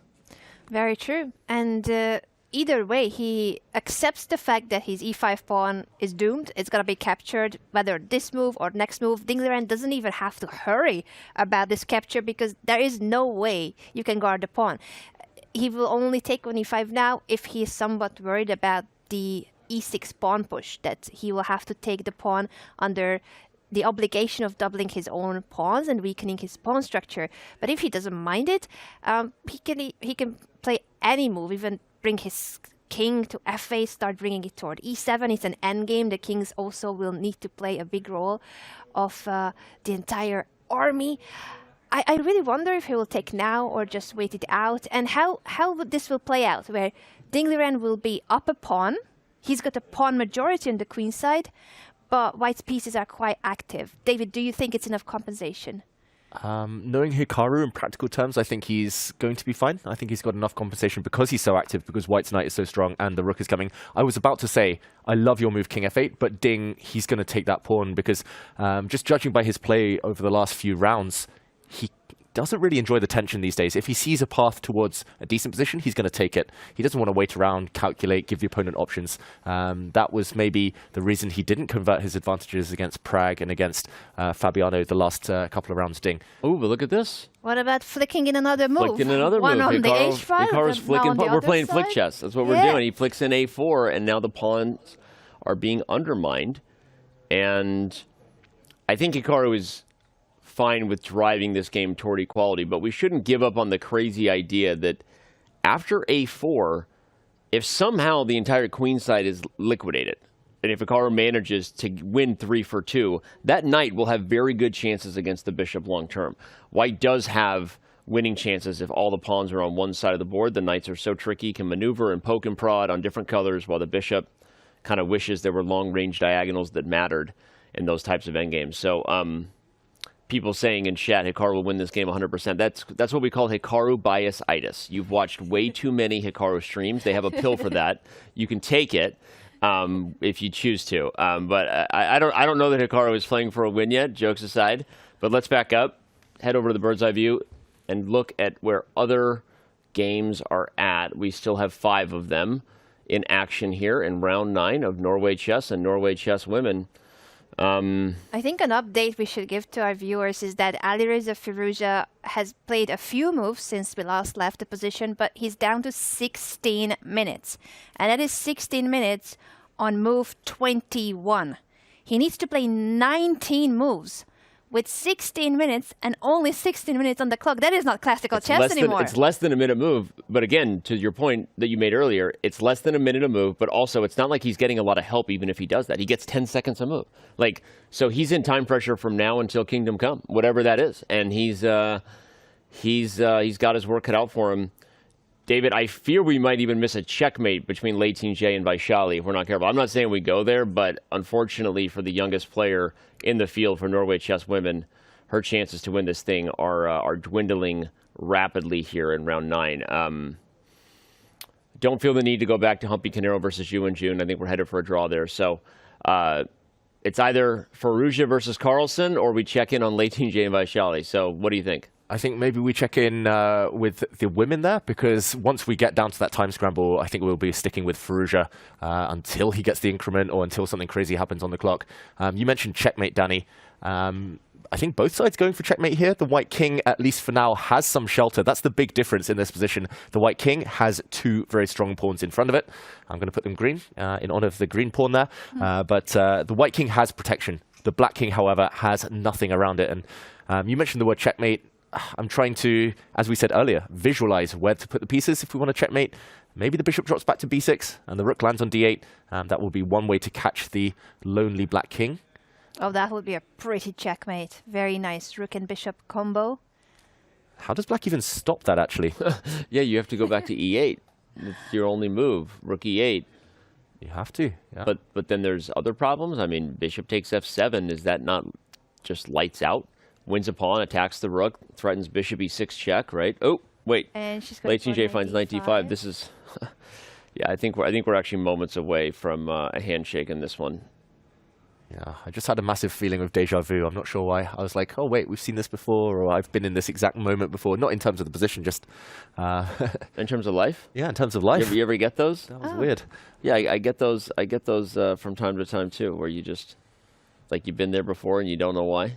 Yeah, I get that too. I didn't get it after knight d5, but in general. But David did. You know, it means you're on the right timeline in the multiverse. You know, exactly. And maybe deja vu for Vaishali here. When these two met in the candidates, it was always a white win, and Vaishali won with white in the Armageddon earlier in the tournament. Yeah, this is the more positional way of doing it. She's not going for checkmate, but she just wants to make use of the fact that she's up a pawn already. Late J, and she has two connected passes, the A and B pawns. The more pieces that come off the board, especially if white gets the bishop pair. I think this one looking safe. There's just one trick to avoid here, and I'll point out that bishop takes knight, most likely to occur. White should not take back with the rook. That would be a disaster. White taking back with the rook would allow a knight check and a sneaky back rank checkmate. So bishop takes bishop, bishop takes knight even. The white bishop will recapture. Late J, she looks pretty confident looking off to the right. We mentioned that's the creative side of the brain activated, but she looks confident right now. She does, although then she started to raise her eyebrow and looked at the score sheet earlier. So I guess overall, yes, she is very confident, but she might be even thinking back of, oh, what happened earlier? Where is it that Vaishali went wrong? Because right now, I think it's pretty clear that with up a pawn and so many active pieces, her advantage is decisive. Also, time advantage. If that wasn't enough, what's on the board already? The confessional bringing her luck. That's been a bit of a phenomenon this tournament. Yeah. Anytime the player visits for the first time, they seem to win that day. Yeah, or at least do well. I don't remember exactly what the math is on that. We got to start tracking high-level sabermetrics, confessional visits, and how it affects someone's chess. I mean, I'm kind of half joking, right? Tracking all kinds of other stats too, but hopefully more events in classical chess continue to embrace this confessional visit feature. I know I said that this one might be moments from a handshake, but if we get a simplification, perhaps a few more moves are ahead. I'd like to back up and get us over to Firouzja versus Carlsen, because we see a lot of changes happening, and I don't know if it's Alireza trying to drive the game into simple territory to avoid time pressure, or whether we have, or whether there's something crazier about to happen. But there's an offer to trade a bunch of pawns on the board. Alireza played d5, trying to open up the 6th rank for the rook on b6 to hit the d6 pawn as well. But Magnus got to be thinking about a move like knight f4 here, David. Just leave the tension and try to create some trickiness over there on the white king side. Yeah, Magnus, he definitely wants to be ambitious, but a bit of a grimace when he took that pawn on d5. And it was a grimace before that, too, where maybe he wanted to play a move like I was saying, but he kind of was like, I don't think I can get away with it, so maybe I just need to trade and let this one peter out, because I think it will. I think a4 is going to fall, and I think the other pawns are going to go with it. And that's exactly what we're seeing here. We might be headed to Armageddon, folks. Buckle up. That would be a huge save for Firouzja in terms of what happened earlier with his time management, when he spent an hour on his rook move. An hour spent on a rook retreat, and we thought he was going to get punished for it, but luckily for him, he did calculate within that 60 minutes spent on the rook move how to simplify the position, and that was key. It was key that he went for a forcing line where, even though Magnus would like to keep the position more complex, he would like it to be more, have more life in it and more imbalance in it. He cannot quite keep the pieces on the board when white is forcing so many trades. He has to enter these lines to not be down on material. Yeah. Agreed, Town. Population us. He's still got to be slightly careful, but ultimately I think he will save this game. It's just a choice of which pawn to capture. But yeah, the clock is the only thing. Magnus is pretty decent at hustling players when they're low on time, and he's about to make a move in decision. I think a good choice, though, to try and force the draw as quickly as possible to not take any risk. That's kind of what I was saying when I pulled us over here. After seeing d5, I thought that Firouzja, just recognizing he's not going to try to play a middle game for an advantage. Because remember, I mean, even though we criticized his time management, rightfully so, the position was still okay for him. The problem was he just took so long to play a move he should have played. But there were other ways to play the position for Firouzja other than d5. So when I saw it, I'm thinking, okay, maybe the smart decision, as Anna said, would be a good hold, get to Armageddon. But that doesn't mean Magnus is going to let it happen easily, right? Magnus already won an endgame against Firouzja in this tournament that he had no business winning, straight up. He pushed and pushed, and it was a drawn rook ending. He tricked Alireza in the final seconds, and Alireza traded into a lost kingdom pawn ending if you missed it. Check out the coverage of round 5. That was also in Classical. And that was in Classical. But, all right, maybe while you check out that coverage in round 5, actually, you're not going to do that. You're going to sit tight and keep watching this show because we got a couple of Hikaru Nakamura confessionals coming at you at the break. We're going to take a very, very short one. So much still ahead here. Probably when we come back, we might be entering Armageddon back-to-back territory, which means we may not be going anywhere ever again. So enjoy a couple of confessionals from Hikaru Nakamura while we are gone. Our coverage of 2024 Norway Chess and Norway Chess Women continues when we return.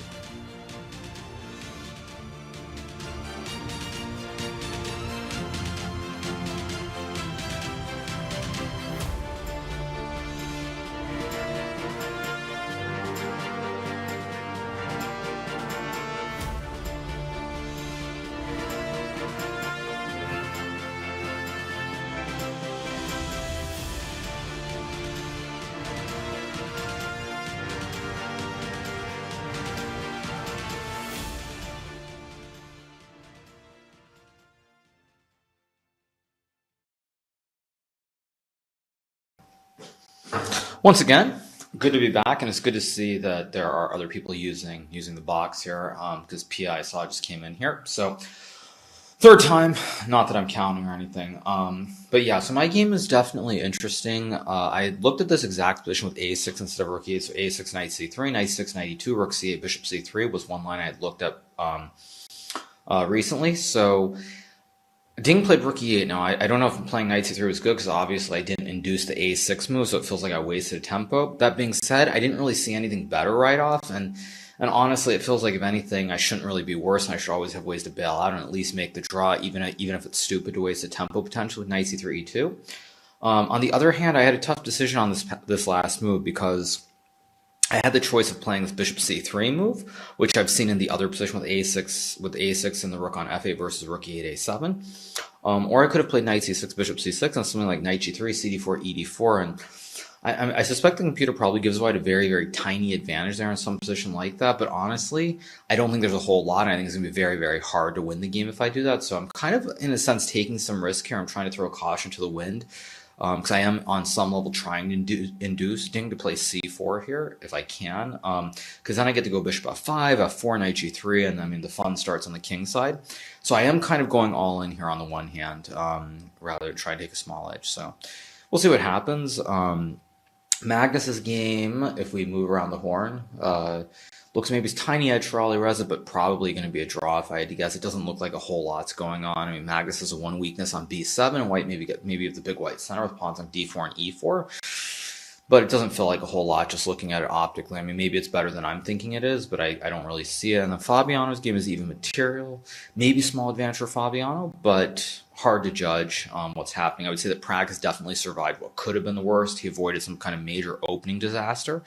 So I would say that looking at the games right now, they're looking extremely stable, all three of them. Magnus game's definitely a bit of a disappointment, because if Magnus on g5, g4, or castle queenside, we could have had a really exciting game, but that does look like it's petering out. So it's three very, very stable games right now, I would say, in the men's section. So we'll see what happens. At least in my game, I'm also up 20 minutes on the clock, so I feel pretty good, and just take it move by move, and hopefully good things happen. I'll see you guys later. Welcome back, everyone. So, what to say? I'm obviously not happy with my position, especially based on the 30 minutes that I spent on the previous move. I spent all this time, so I was trying to find anything except what I did in the game, because I expected Ding to trade the queens and just make a simple draw, and then he played b5, which really kind of surprised me. Not that black isn't fine, in fact, maybe black's better somehow, but just in general, I was a little surprised. If I'd known he was going to do his b5, I probably would have played this bishop e1 move in like 10 minutes instead of 30 minutes, because I was basically just trying to find some way to keep the game going. I was sure he was going to trade the queens and make the draw, but now, of course, it's going to get interesting, and I'm kind of thinking that Ding might actually be trying to play for more here. He might be trying to find some way to keep the game going. In general, though, when I think about this position, I should be fine here. I don't really see any great ideas for black. I mean, the only thing I can think of is maybe somehow I could go rook g6, rook c6, rook g6 with bishop c8, bishop g4, or something on the king side. But even that, I'm pretty skeptical. I'm skeptical if that's even possible. So at the very worst, I think I always have knight g3, knight f5, knight d6 to sack the knight, and then just this great dark square bishop should be enough to draw at the very worst. But I will say I'm happy that he played b5, because I thought he was just going to trade the queens and make a quick draw. And so now at least the game continues, and there are no instant draws. And I would say at this stage of the tournament, even a draw here is probably the worst result for me. I mean, I'd rather like win this game or lose this game, just because I want everything to be very clear cut in terms of where I am going to the final round. Whereas like if I were to draw this game and then lose an Armageddon or something, which of course could still happen, obviously there's nothing saying this game's going to be decisive, I would probably be a lot more unhappy. So I'm very glad that Ding didn't trade the queens, because at least now the game goes on, there's going to be play, there's probably going to be some chance to create a mess on the board, and that's really what I'm hoping for in this game. So we'll see what happens, but I would say I'm pretty happy. Magnus's game, Alireza's been thinking forever after c6. I assume it's because he's looking to try to find some way to be better, and probably it doesn't really exist, or he might be just thinking where to put the rook b3, b2, b1. But it looks like Magnus is probably fine in drawing. Fabi's game also looks very, very equal. So I think, probably now it's going the other way, where there are going to be two draws for sure, I would say, in Alireza's game and Fabi's game. And then my game is now the interesting one, potentially. But long way to go, so I'm going to go focus, and I'll probably come back again at some point.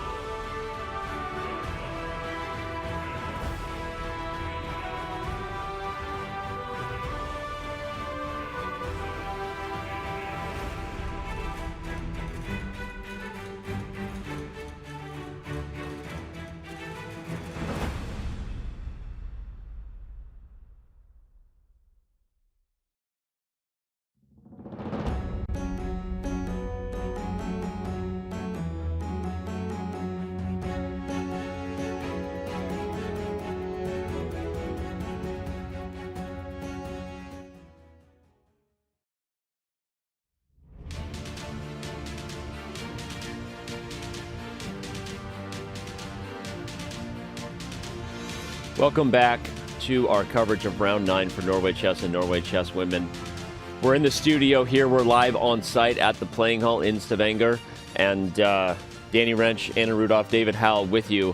Interesting stuff from Hikaru at the break. I want to go right into some of the last comments he made, where he suggested that it's kind of win or go home for him right now, that he really feels like he would rather lose this game than draw it, which is pretty aggressive, given that Magnus might still draw his game, which would mean that Armageddon keeps them close no matter what. So I understand why, because he came in with white, facing Ding Liren, really wanted to win this game. But I don't really agree that his chances are over. Oh, whoa, speaking of over, cut the mic. Oh. We got to head over to Leitin J versus Vaishali Rameshbabu. We knew it was close, but Leitin J has officially won. It was almost checkmate on the board. let's go see if we can catch what the handshake was or the players' reactions as it comes to an end here.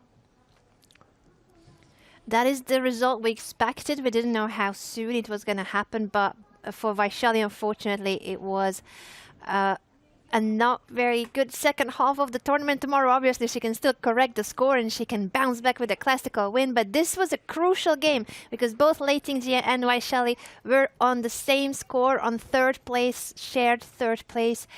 And now that Lei Tingjie managed to win in Classical, she's rewarded 3 points for it, and she has a chance to fight for even the first place if Ju Wenjun doesn't win in Classical.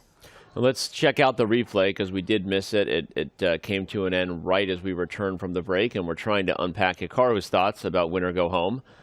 And right at that moment, Lei Tingjie did win. Resignation from Vaishali, who's not going home just yet, to Anna's point. She has a round tomorrow, but a 0 officially eliminates her chances to win Norway Chess Women, and big for Lei Tingjie with 3 points. She is very much in the hunt. Okay, well, a great game by Lei Tingjie, by the way. A great attack. We might even show the final moments in a little bit if we have a downtime. Who knows? Maybe we'll get Lei Tingjie in the studio. We're going to do our best if that might be possible. So, yeah, and I think a key pairing that is also pointed out by our feature chat is that Lei has her own destiny in her own hands if Ju Wenjun doesn't win today, because tomorrow they play against each other. It's huge, David. Your fate is in your own hands, David. Did you know that? Like, just as like a wow, I said advice. Something so smart, right? You are in control of your own destiny. Wow. In life. I mean, that's groundbreaking very deep. stuff. It is actually. It's deep, and it should feel that way. I feel tingly now with all right, Phaeton. Let's go back to Hikaru's game because they're playing a bunch of moves, and we were following Firouzja Carlsen closely there. I know Alireza is getting under time pressure, everyone, but it's still a more tame position potentially than what's happening between Hikaru and Ding. And we can unpack Hikaru's thoughts that he really wants to win this game while trying to get caught up with all the moves they've made. Yeah, this is the current position. We'll talk about it in a moment. We have had about 5 moves since we were last here, so just a quick action replay as Hikaru retakes his seat. We left it after a4, the black pawn structure, the edifice over here being undermined. 3 versus 2 we mentioned, but hard to keep them together intact.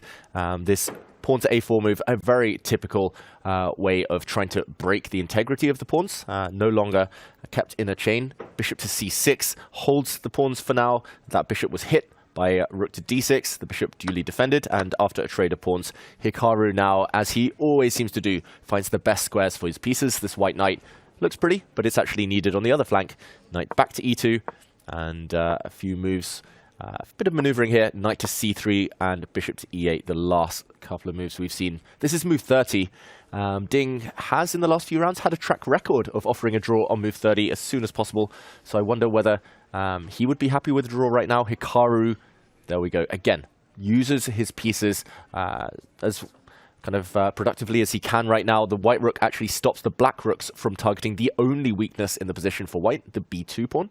Yes, black's a pawn up, but at some point it's hard to imagine the a4 pawn staying on the board. White could later maybe capture that one.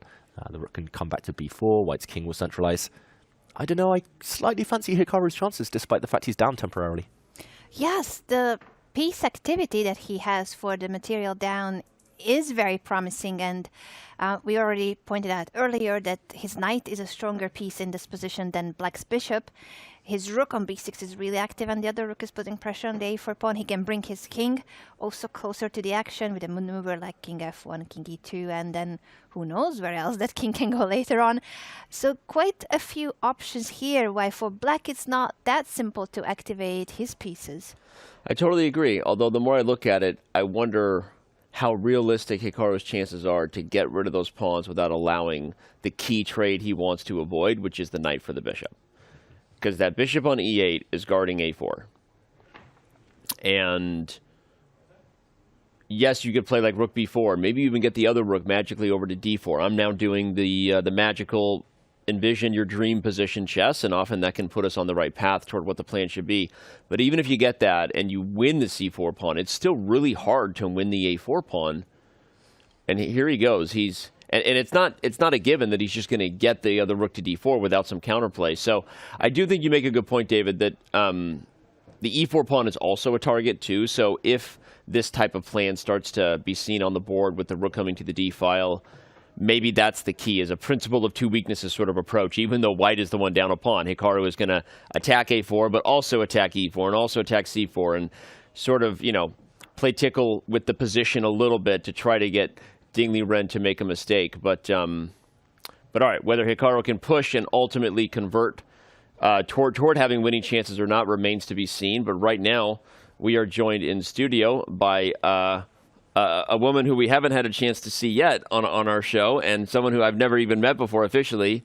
Hi, great to meet you.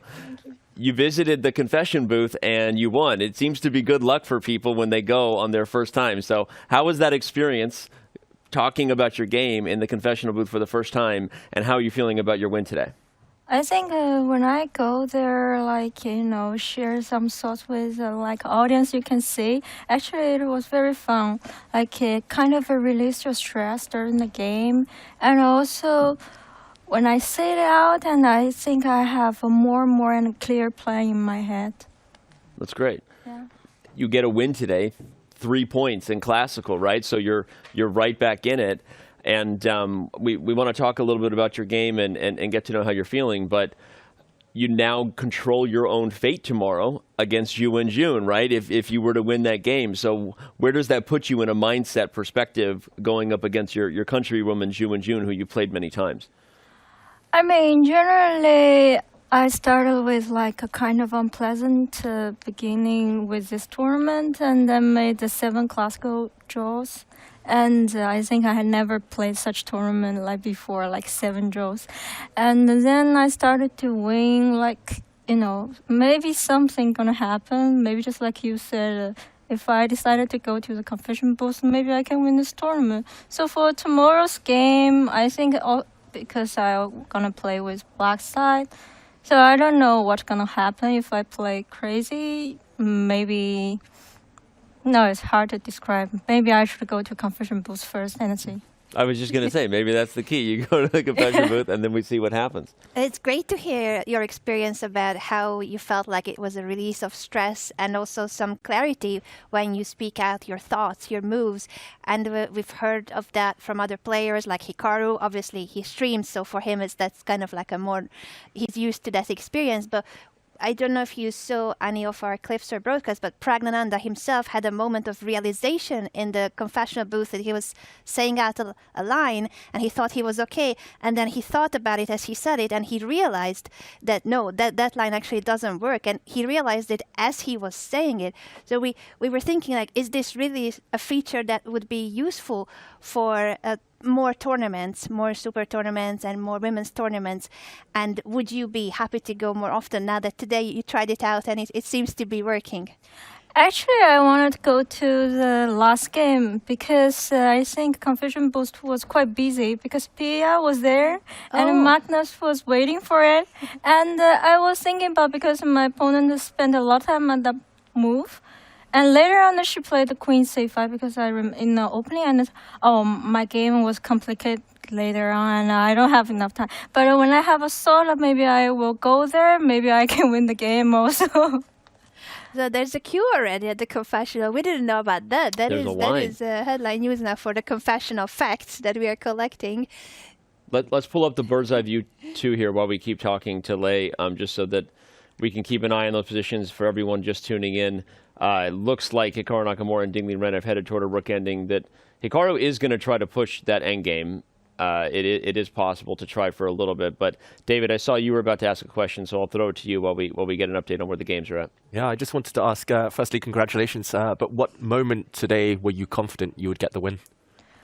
Actually, when she played the e6, I don't know, this move order, I didn't expect it, but I kind of analyzed e4, bishop e2 this line before, so I had some thoughts about this position.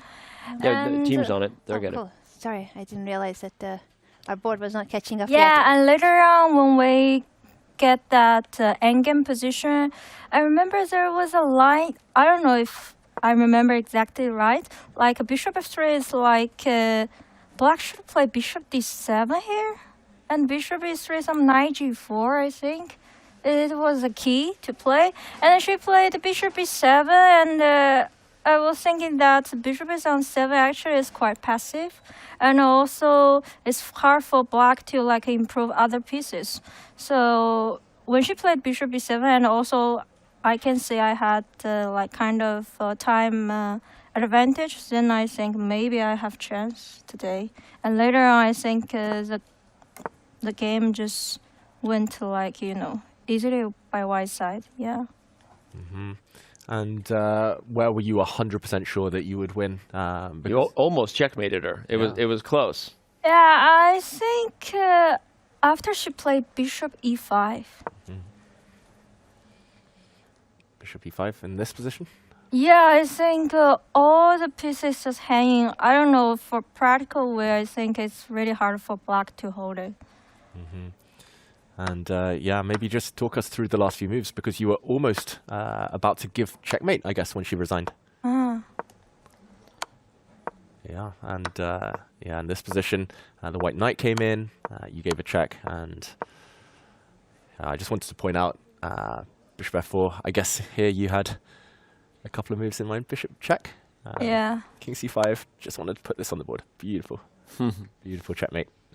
Wow, that would have been very pretty. This is what Vaishali saw and resigned before it could be on the board, although it would have been very pretty. Like I heard this, depending on the player, sometimes they would allow it for the aesthetics because it's unavoidable. I think Grandmaster Peter Swidler mentioned it too, that sometimes he would play it out because it's also art. It's art on the board to have a mate like that or a variation like that is so beautiful.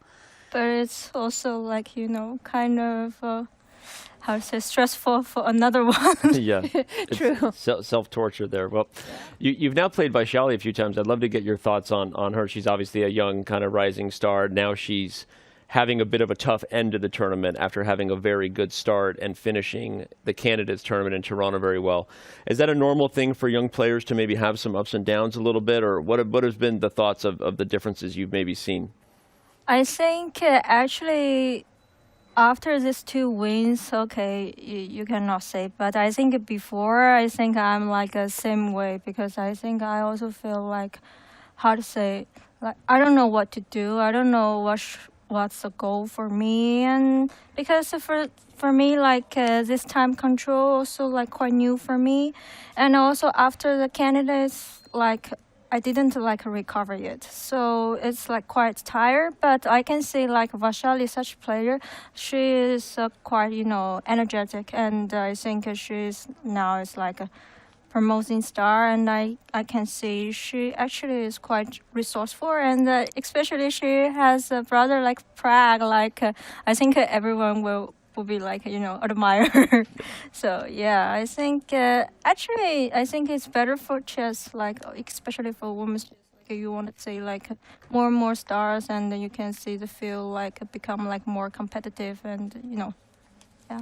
I couldn't agree more. Well said too. I think it's amazing when you see the young stars, but for women's chess too, to have stars be built at such a young age and people get to know them and see them rise is something that's really exciting. By the way, we just had a result, everybody. You saw it before your eyes. Alireza Firouzja and Magnus Carlsen have drawn, so we will get Armageddon in just a little bit. But let's bring up Hikaru's game with Liren. I'd love to know your thoughts about this rook ending and whether you think Hikaru has realistic chances. What are the tricks here, or you think that there's nothing to this position here? You mean 4 versus 3? Yeah. Okay, generally I think for Endgame series it's like practically draw, but you can say like Magnus can also beat Firouzja like in that Endgame, so I think everything can be happen, especially like I think Nakamura really wanted to try today because I think he wanted to catch up to Magnus. So, but for me it's very hard also. Yep. Yeah. Well, he's going up against Liren. I'd love to get your quick thoughts on Ding. Obviously, it's been a storyline that everyone's been talking about in terms of his struggles since winning the World Championship title. He's your teammate, your countryman in that regard. I don't want to ask you to share anything private, obviously, but I'm curious, what have been your thoughts? Obviously, your whole country, the whole world is talking about this and wondering how he's feeling, and will he right the ship, if so to speak? And so, what have been your thoughts about that, and what can you share about your perception about Ding Liren right now? I think actually after my match against Zhu, I also need like a tough time to recover, and also even he won the match, but I think he really needs some time, and also like social media, a lot of stuff like just surrounded by him. For me, I don't know how to say it. Like if you have a like great mood and you will be okay. But if you like have some like difficult time and everything just unpleasant, so I really totally understand him. But I think he will be coming back for the match. Even like this tournament, maybe previous tournament, he didn't play like a perfect like at his peak time. But I really believed in him. That's great to hear. Yeah. And couldn't agree more. Social media, bad for everybody. Stay off. No. It can be. No, but I mean, kind of, I would not say, but I think he is more like kind of introverted person. Like, I think he's kind of like enjoy his personal life. So, I don't know. I think for other, I think social media, maybe for me, sometimes I think if I talk with you guys, I think I still can release the stress, but for other people, maybe can't. So I think I just totally understand him. Yeah, that makes a ton of sense. Those were some very, very thoughtful thoughts. I'm repeating my own words because I thought this was very compassionate how you described what's going on with him, and that you have full faith and belief in him recovering and getting back to his peak. Speaking of peak and women's chess that you referred to, this is the first time that a super tournament, a classical tournament, has the exact same prize fund for both the open tournament and women's tournament. How does that feel for you, that you have competed at the very, very top of women's chess, and not even the Women's World Championship match you played against Ju and June had the same prize fund as the Open World Championship? So I think, I mean, this tournament is absolutely like a good side for women's chess, and you can say that it should be like more and more tournament like this. I think sponsors or like it must be like good promotion. I think this will be like good start, and also I think more and more like young girls and will join us, like started to play chess, and more stars. And this prize fund is also like attractive for the top player. I think maybe for young generation, like they want to try very hard because money is also like the way one attract you, but also it's a way to like improve their like technique. So I think everything is perfect. That's great. And we agree with you. We think it's a good start. And this is a good start maybe toward your commentary career. This has been awesome having you here. And you joined the confessional booth, and then you join us here and, streaming tomorrow. I think talking with your guys is really like release my stress, because now I think because they asked me like maybe you can have a chance to win this tournament. I was like, yeah, should I? Because last game I beat Hampi, I was like, oh, I can stay in my 4th place at least, and now maybe I can stay in my 3rd place at least. Maybe tomorrow I can change the feed or not. I mean, maybe just depends, like a confession booth. Well, we're excited for you, and yeah, start off with the confession booth, and then see what happens against Ju and June. We're gonna let you go enjoy your victory today. Yeah. And we'll get back to analyzing the rest of the games. But so great to have you. Maybe we'll have you again. Who knows what the result is tomorrow? And either way, we'll see you in the confession booth. Yeah, thank you very much. Thank you. Good luck for tomorrow. Good luck. All right, everybody. That was Leitinger with a huge win today over Vaishali in Classical. A 3-point dub gets her right back in it, as she said herself. Maybe she didn't even realize that she's really back in it and could win the whole thing. But that was awesome to catch up with her and get her thoughts. And again, Confessional Booth good luck continues for people on their first time. All right, well, while we were gone, we had the Firouzja Carlsen draw. Just so everyone is aware, that Armageddon battle will start, and I'm told, about 9 minutes from now. So we're less than 10 minutes away from Alireza Firouzja versus Magnus Carlsen in the tiebreaker. David, you've got your eye on 3 Rook Endings. As much as we get nervous that we're going to miss some things, we did miss the handshake. The reality is, while we were here, it is. Okay, we don't miss anything because our team is all over it all the time. This was the replay.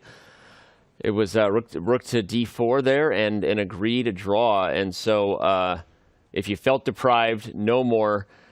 And the reality is, while we were in that great interview, catching up and getting to know Leitinger, we really just have a bunch of games going to Armageddon. I'm going to call it like it is. We have a bunch of Rook Endings.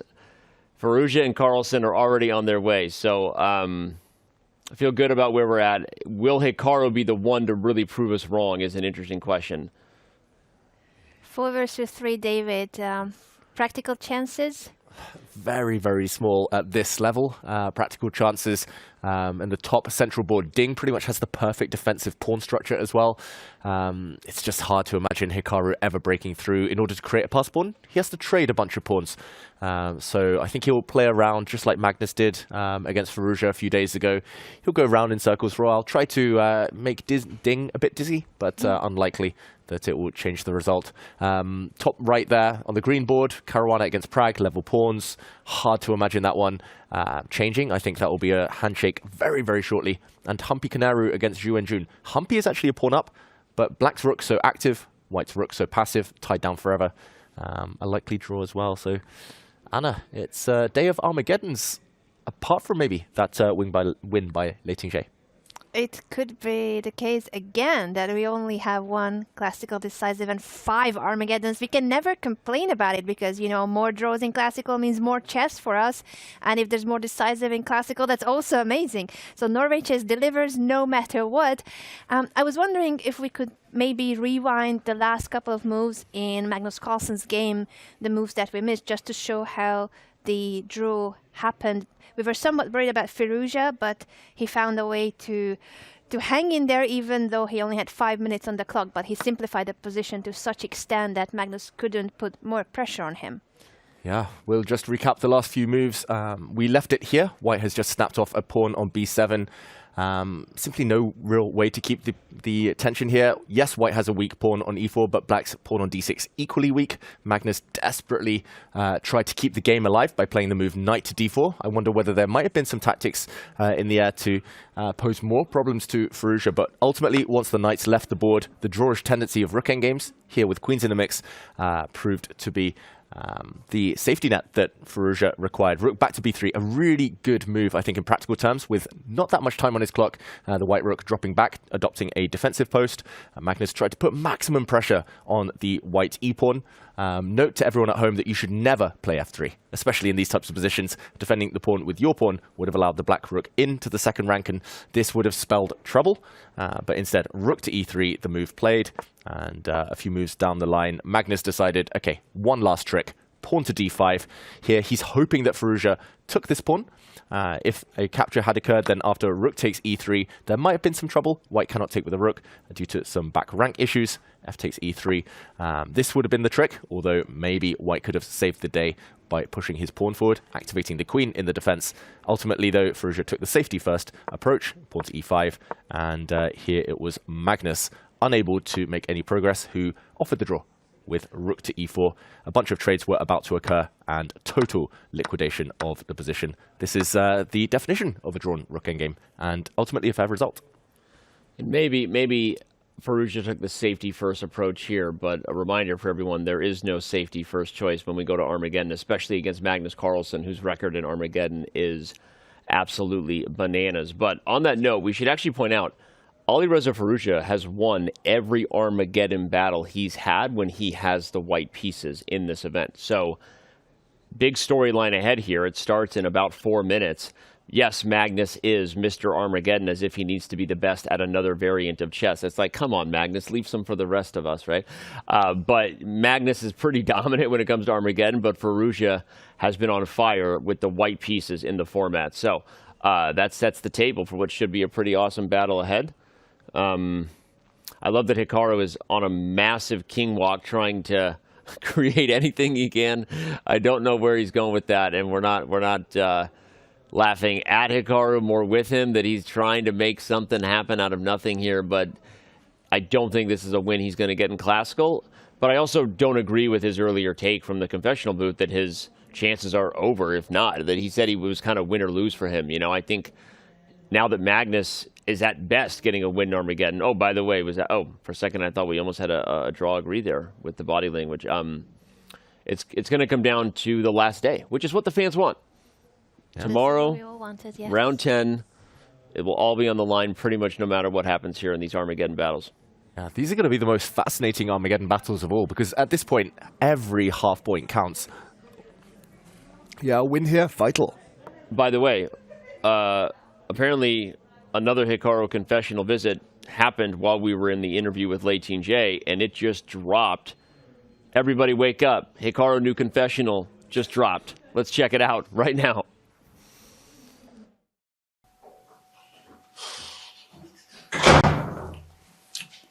All right, we're back. I don't think I'll probably be back 5 times, though. Yeah, obviously not happy with this game in general, what's happened. I mean, at some point I thought I might be a little bit worse. I mean, the opening, I think, was generally just a big bust. But Ding, for whatever reason, decided to go into this endgame, which is, of course, a draw. I mean, I think he had many ways to just actually keep all the pawns on the board so it was even.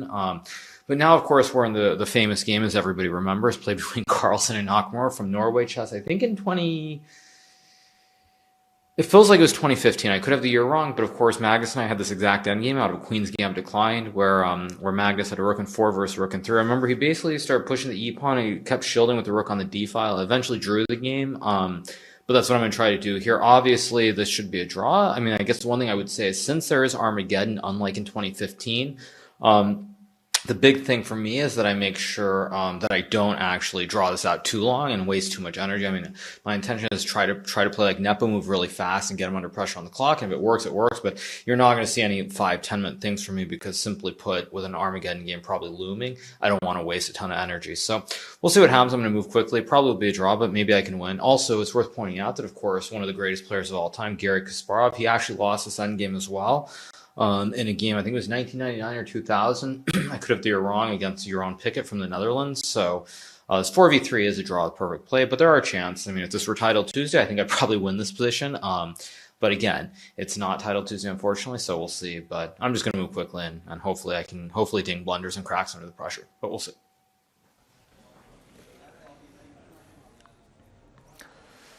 It is not Title Tuesday. That is true.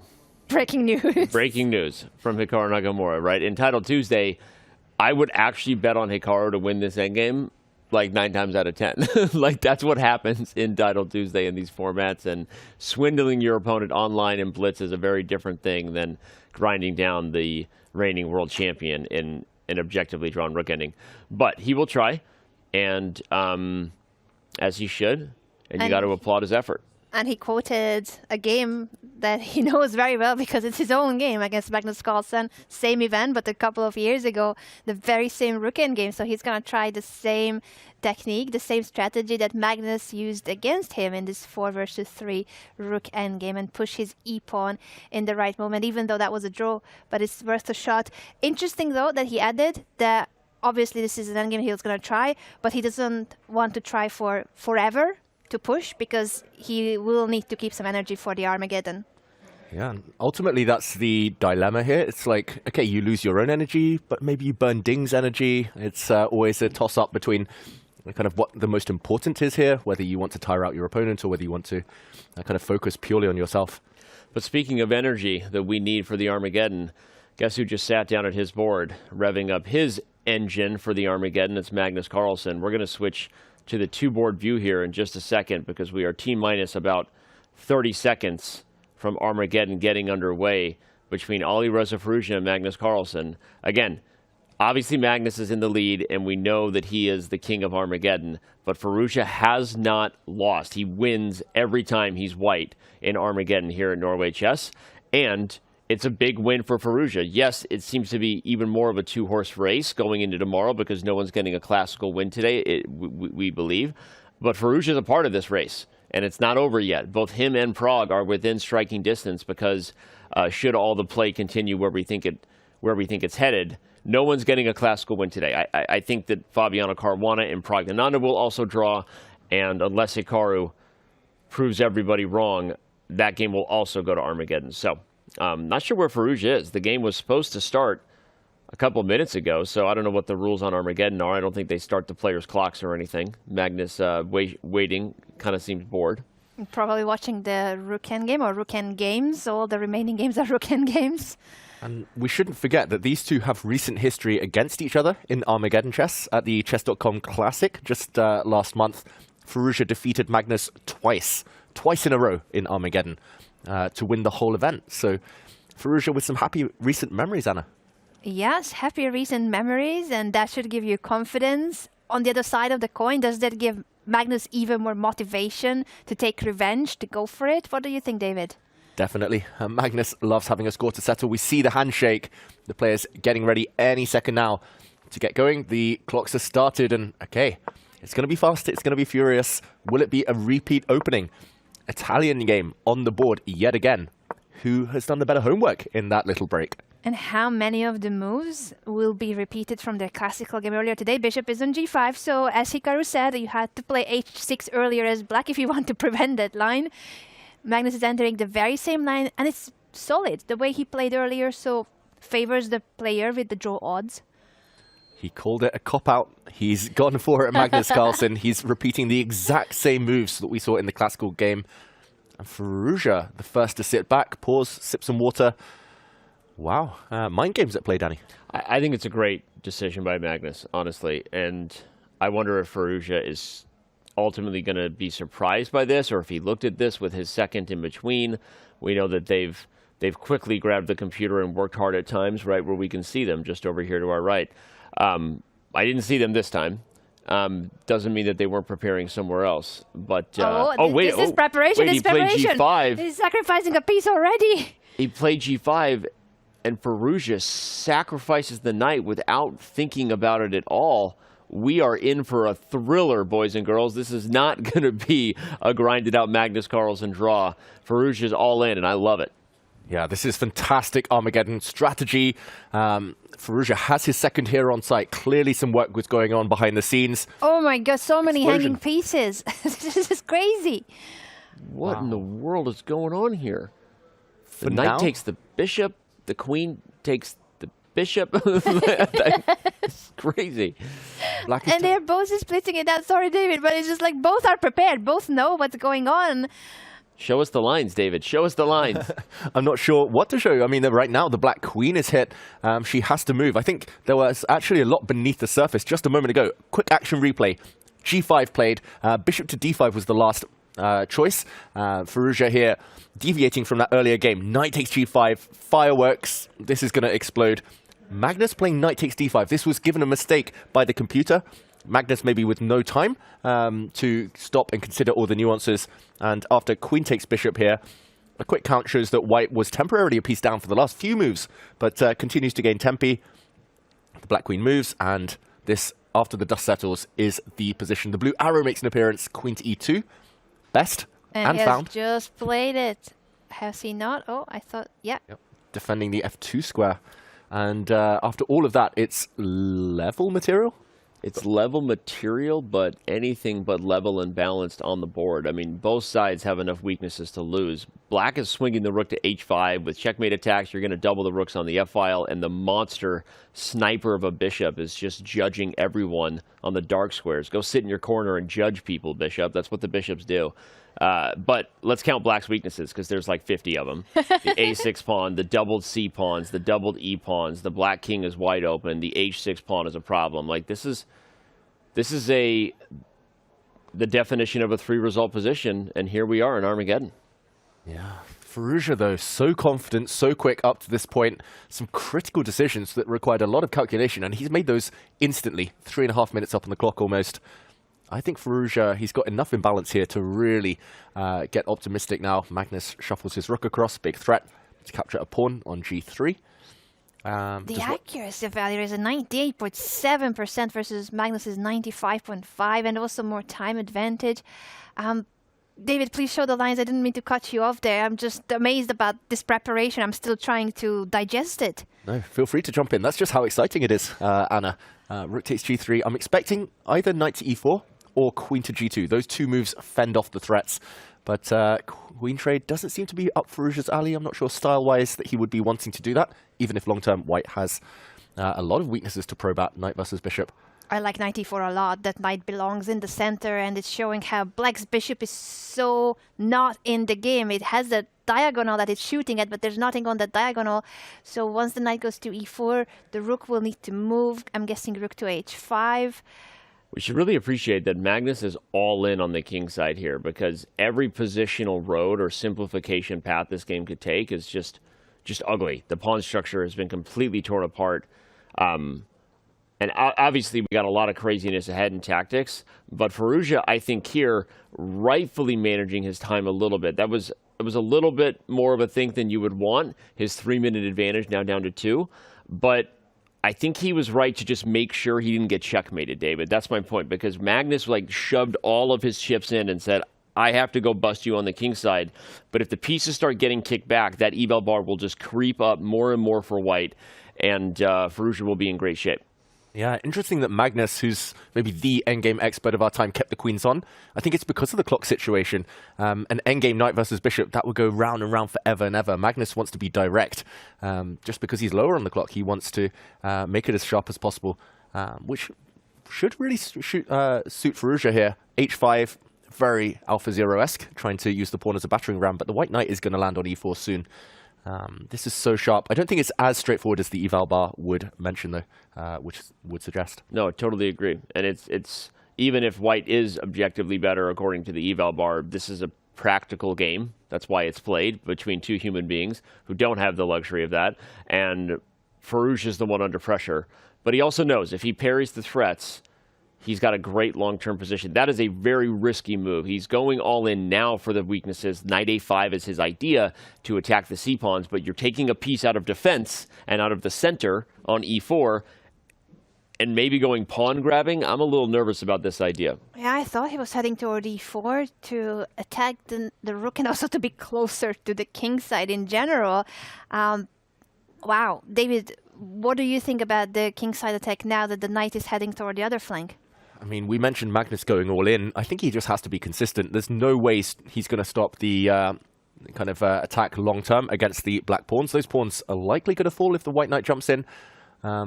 Maybe you could slow it down with bishop to b6 just to cover the a5 square, but ultimately I think it's time to keep pushing those chips into the center. h4, go for it.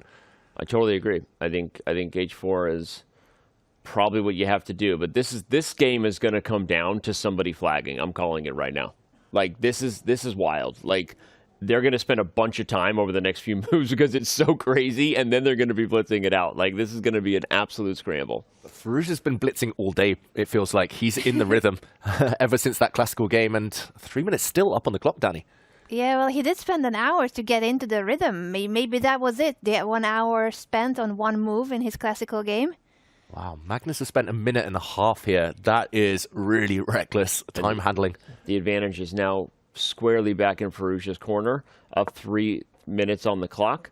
Weird little clock reset there. h4 is played by Magnus, quickly responded, and we have liftoff. Firouzja trying to lock it up on the light squares so that the bishop on a7 stays out. And if you can play h3, are you just shutting down the studio? Looks that way. Maybe the black bishop wants to come into the f4 square. I'm not sure whether you've got time for that with black, but h3 just looks like the most practical, Danny. It looks like white should shut down that whole color complex, shut down any attack. A pawn on h3, and you'll have to worry about checkmate for the rest of the game. This might be the critical moments, Anna. It seems to be, and I'm just loving it. I'm loving that this is Armageddon and everyone is going all in. Well, I guess Magnus Carlsen mainly going all in, but he's the one with draw odds. So the fact that it's black who has to go all in, because otherwise you don't have compensation for all the weaknesses in your position. This is great. This is what Firouzja wants. For Magnus, he has to go on this path. There is no way out of it. I'm still shocked about the piece sacrifice earlier. It's just amazing to see. This scares me. The Firouzja just allowed the pawn to get to h3. You called alpha 0 earlier. Ring, ring, ring, right? Pawn on h3, mating net. This is the idea that has changed the way these players play these positions, because now everything else is going to happen. And at some point, there's going to be a mating net. Look at the king on h1. Look at the bishop guarding the g1 square. The pawn on h3 guarding g2. This is an idea that the modern-day engines have pushed into the forefront. And I really just don't like that Alireza allowed that. I think it's so dangerous, because when this time scramble comes and players are inevitably making mistakes, that is so dangerous. He might be banking on his time advantage, because he's very good at keeping his time advantage. He's keeping up with the pace of Magnus, meaning that he is holding on to his originally 3-minute time advantage, now 2.5 minutes, but it's a lot when it comes to a game with no increment until move 40, and even the increment after is only 1 second. So Magnus will be in quite some time pressure soon. Yeah, in the meantime, Hikaru Nakamura against Liren looks like it might be in its closing stages. Hikaru has had to trade off a bunch of pawns. He's had to create a pass pawn of his own, the white h pawn, but 2 versus 1. Ding still has plenty of time. Hard to imagine any big blunders there. In the meantime, Magnus, wow, opens up the center. This one's coming to life. Yeah, he lets the e6 pawn hang with check, but Alireza Firouzja doesn't take the pawn. We don't even have time to back up and analyze that, because we got to stay locked in here. But that's a eat your eye candy there. I don't know, like eat your heart out, right? What was going on with that? By the way, I think Hikaru has a trick on the board if he plays rook g3 check and king h5 rook f3, like trying to swindle a king and pawn ending. Maybe that was his idea. But we'll see what happens over there. Okay. What do we got here? 2 minutes for Carlsen, 4.5 minutes for Alireza.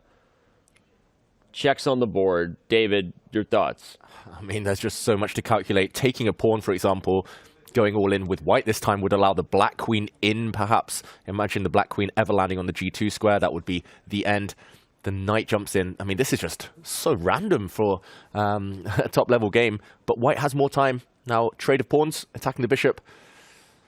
I don't like that Alireza let that pawn get to h3. Yeah. I think that's going to cause serious problems later on, as you've called before. It's like a bone in the throat.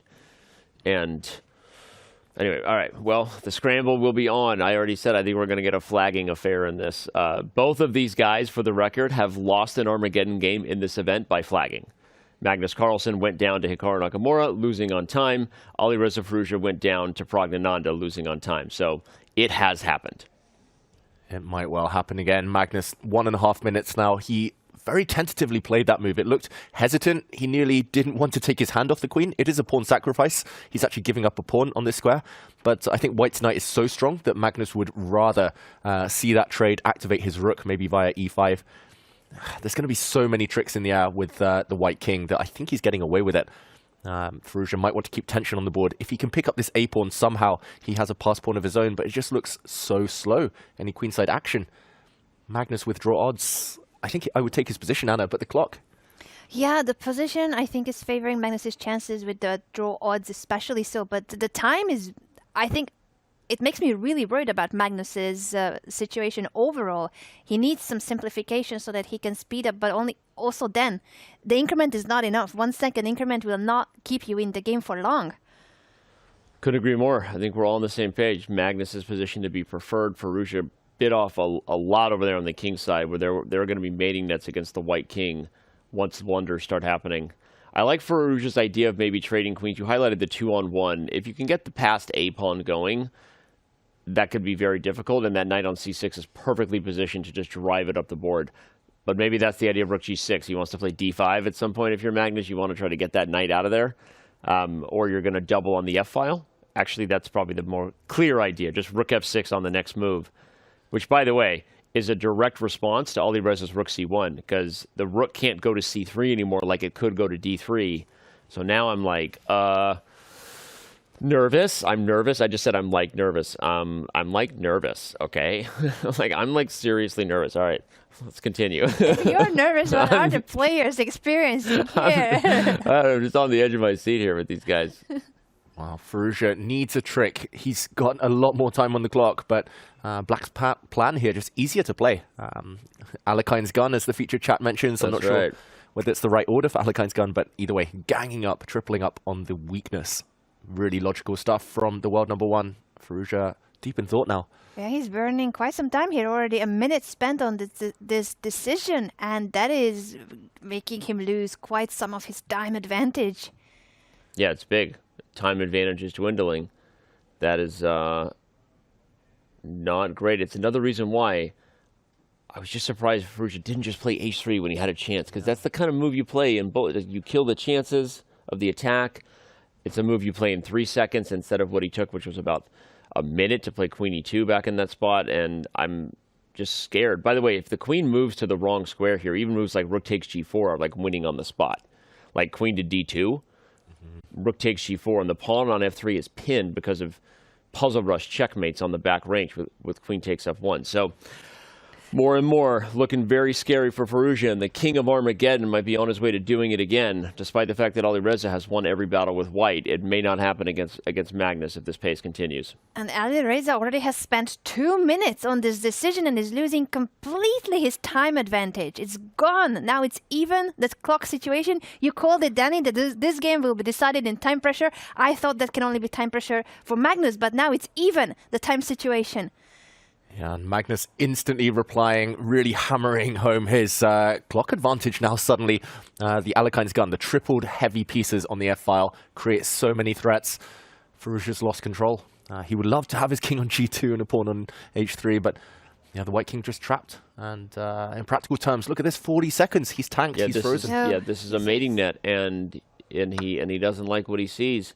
By the way, Humpy Canero and Zhu Jun have drawn their classical game. They didn't like what they saw anymore. They're going to throw down in the tiebreaker known as Armageddon. So we have nonstop action likely from here until the end of the day. Don't go anywhere.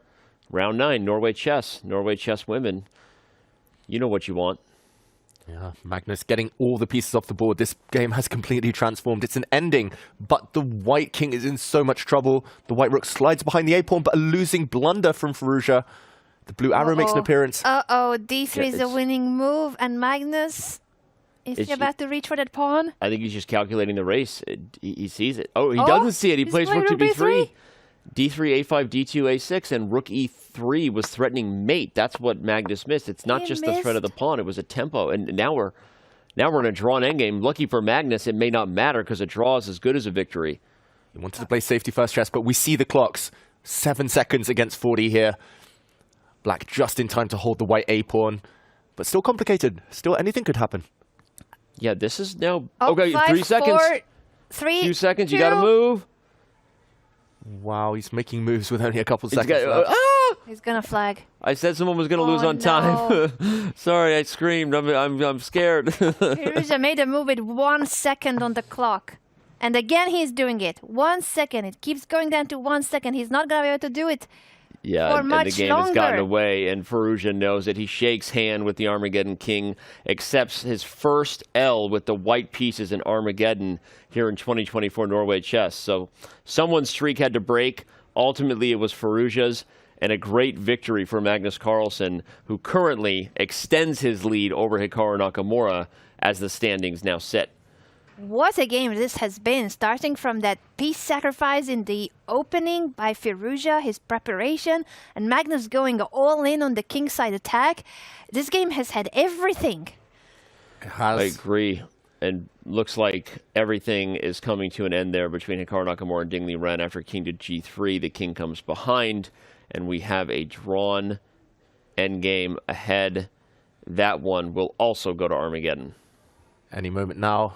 We'll see the handshake. Ding has defended so well. Frustration for Nakamura, but still a chance to keep pace and give himself a chance if he beats Ding in the Armageddon later. King and pawn endgame. It's going to be king versus king between these two chess kings. And there we go. What a finish. King versus king. This is, I think, our first of the event where it went down to just the last two pieces on the board, a handshake between Hikaru Nakamura and Liren, and they will also have an Armageddon later today in about 10-15 minutes. That's what champions do. They play it out till just the kings remain. They fought till the very end, but Liren held. That's really the storyline there. Maybe slowly finding his form is Liren right now. Hikaru Nakamura will try to keep pace with Magnus Carlsen with a win in Armageddon. Both players would enter the final round right where they entered this one, which is a point separating Magnus on top of Hikaru. So here we have Fabiano Caruana trying to get on top of this endgame versus Prag, but if he pushes too hard, you could lose this endgame. The more I look at it, I feel like Prag has more chances here actually than Fabiano does.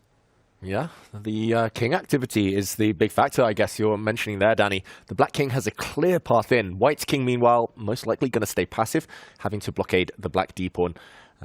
So yeah, I wonder whether you start journeying in now. Prag may be getting excited, but only 3 and a bit minutes on his clock. Yeah, I can't see Fabi winning this suddenly. Black's pawns all look weak. It's 4 pawn islands versus 2. Black's pawns all isolated, but his active pieces more than compensate. He pushes his h-pawn first. Watch out, Fabiano Caruana. There's a clear path in. Anna should still be a draw, though, with careful play. Should still be a draw, but I'm with you guys that it's Prag who can try to play this for a win in terms of it is Fabi who needs to be extremely precise and accurate in his defense. A lot of times the engine just claims this is equal, but it's only equal with perfect play. And Black's moves are a lot easier to find than Fabi's. Fabi has so many things to pay attention to. The black king marching in, the rook coming to the g5, the d-passed pawn. While White doesn't really have a chance to create any similar chances. White doesn't even have a passed pawn. And look at that in the chair, Prag. We're so used to it at this point, bobbing up and down. He's getting the energy going. He's getting excited about his chances. And watch out, Prag could make a late charge for the top with a win here in the classical. Very true. He would be the only one who gets 3 points in today's round in the open section. So that, honestly, with the black pieces against the former world number 2, current world number 3, huge. Also, just the fact that their accuracy is 99.1%, by the way. Yeah, that's great. On move 43. They're not bad at chess. They're not bad. They're not that bad at chess. They're pretty good. Playing above 99% accuracy here. Fabiano may be feeling a little bit of the pressure there, deciding how to sit tight on this. And we're actually going to take a super quick break. We're not going to do a full break. We're actually going to take just a couple minutes, so don't go anywhere. We want to make sure we are back in plenty of time. We promise we will catch the final moments of this, as well as get set for Humpy Canero Zhu and June, Hikaru Nakamura versus Liren. So much around the corner. Don't go anywhere. After this short break, round 9 of Norway Chess and Norway Chess Women continues.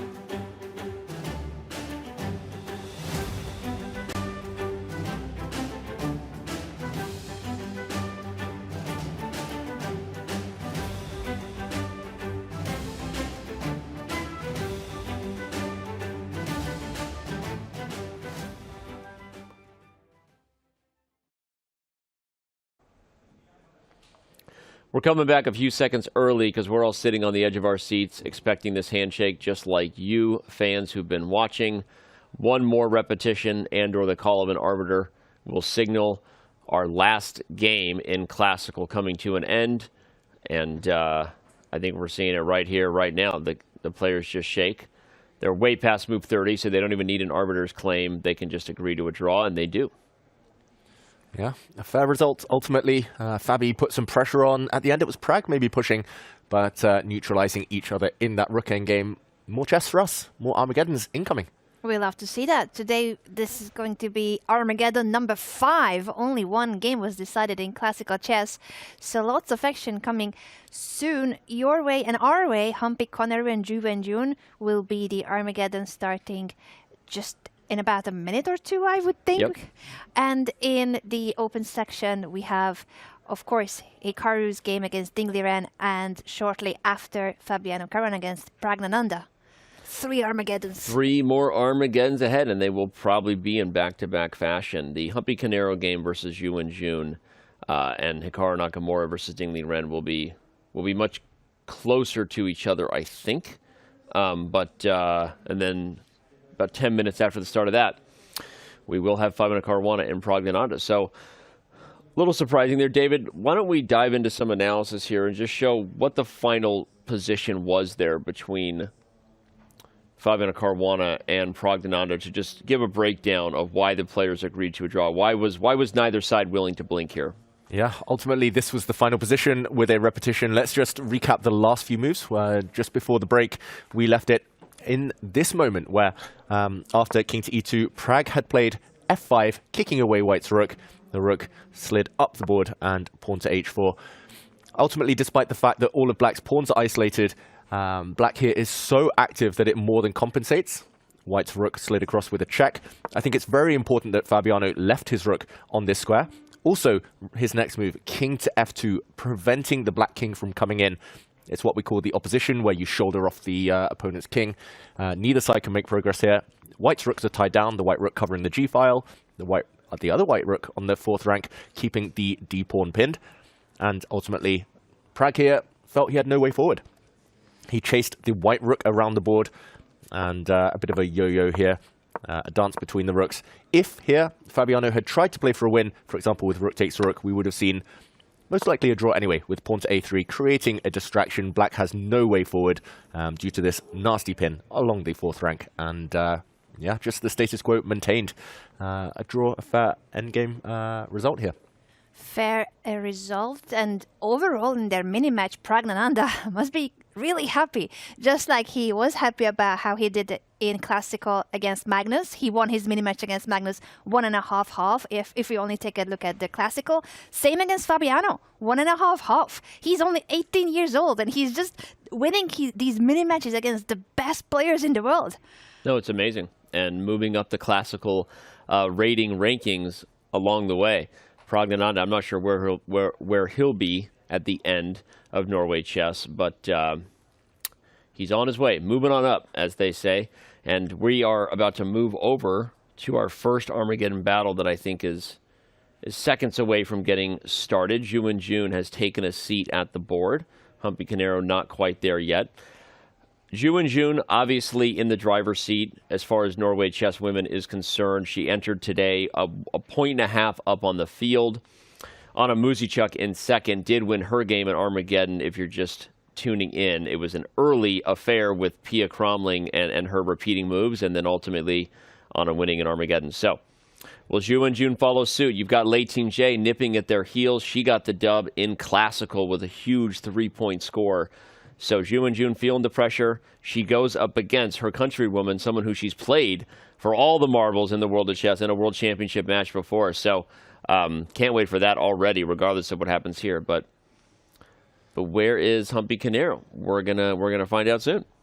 Yeah, and what you mentioned about Yu and June versus Lei Ting Jie for tomorrow, she was here early in the studio, and the way she was describing that, she didn't even realize. First, when she won, she thought she's securing her 4th place the other day. Today, she thought, oh, she's securing her 3rd place. But it's true that even if Yu and June wins in the Armageddon today, if my maths are not failing me, which they often do, but I think that Lei Ting Jie also could tie for the first place in case of an Armageddon win. So not just classical. I think she also might be able to share first place and play a tiebreaker with Ju Wenjun if she wins tomorrow, draws in classical, wins in Armageddon. Probably should be checked by others because I'm terrible at numbers, but I think that's the situation between the two. Well, we'll definitely make sure we've got everything set up for you to understand where the standings sit in both sections before we let you go tonight, everybody. So stick around. We still have Hikaru Nakamura's Armageddon battle versus Liren. We'll make sure that we lay it out as far as what everyone needs to do heading into round 10 at Norway Chess. We have a thrilling ending. Still several people could win the event going into the last day, which doesn't happen that often in a double round robin tournament, but it's one of the great things about the scoring system. And yeah, so we're just going to chill here with Ju Wenjun and hang out for a little bit. Yeah. Will she repeat the opening she had earlier in the classical? What do you think? And will Humpy want to chance to analyze all the ways that Ju Wenjun might have actually gotten some tactical tricks against Humpy Canero early on. So yeah, very dangerous is what we're pointing out, that if Humpy Canero doesn't come to the board with a slightly different plan here, she could get in trouble early. And if we continue to wait, I got nothing better to do than to analyze and learn some chess. I'd love to dive in and analyze that opening while we wait and maybe anticipate what Humpy Canero might be trying to avoid. So let's bring it up, David. Show us exactly what happened when we were analyzing this one earlier. Yeah, just a quick deep dive into the opening. Humpy may be preparing now for this Armageddon. We last left it actually a long time ago. So we saw the black knight now leap forward, attacking the white queen. C5 coming next. Humpy Canero in the Armageddon. I think she was shell-shocked by this this opening, and she decided to curl up, try to be solid here, start retreating her pieces. Queen back to D1 at start square. C5, the white pawn hit the black knight, but tactics. Ju Wenjun, clearly the better prepared player so far today, played the move Queen A5. Tactics on this diagonal, the rook undefended, so there's a pin, and after bishop D2, we saw everything fizzle out, a bunch of exchanges, and ultimately a draw a bit later on. And as we started analyzing it, I think we have lift off in the Armageddon. So Humpy will have the answer. Whether she's going to repeat, she's not repeating the opening. No, we got B3 on the board early. Okay, I like it. I like it. Surprise the opponent. There's often a huge psychological impact getting the first surprise in. And Ju Wenjun, she trades a set of pawns rather than back up her center. Humpy Canero really flexible now. Extra kind of influence in the center with her pawn structure, Anna. I like it. I think this was a great opening choice by Humpy, and it's something that Ju Wenjun probably didn't expect. Doesn't mean, of course, that she doesn't have a sound setup with the fianchettoed bishop, but it's certainly what white needs in an Armageddon. You need it to be a somewhat imbalanced, playable position so that you get a chance to play for a win, because white is in a must-win situation in Armageddon. Yeah, the problem with surprising your opponent, though, is sometimes you surprise yourself, and Humpy Canero, bit of a long think now, over 35 seconds, just choosing how to develop her pieces, where she wants to put her light squared bishop, where she wants to castle, how to build the center. She builds it very quickly, instantly here, but the bar slides. White slightly behind the development, so you have to be careful here as Humpy Canero. Ju Wenjun, the focus we saw, her sitting at the board, Danny, for, what was it, 5 minutes before the game? She looks zoned in. She was dialed in. She's dialed in right now, and this opening gets dangerous when you've neglected the kingside development if black can punch c5 through, even at the risk of losing a pawn that you never get back. The dark square diagonal opening up exactly creates all kinds of tactical tension. The queen coming to a5 with check, quickly followed by the other pieces developing. So Humpy Canero thinking about what to do here does go with knight to c3, but this is a big moment here, and Ju Wenjun doesn't spend a lot of time just throwing the pawn and the caution to the wind, because this is going to give black a lot of pressure, and the white king is not out of the center yet. Yeah, really worrying times for Humpy Canero. Her time advantage is fading quickly, and no matter what she does now with her d-pawn, either she'll get hanging pawns, maybe not a great version of that, or she opens up the black dart squared bishop. If you push forward your d-pawn, watch out, knight to e4. Your dart squared bishop is loose as well. Loose pieces, loose position. Anna, scary times.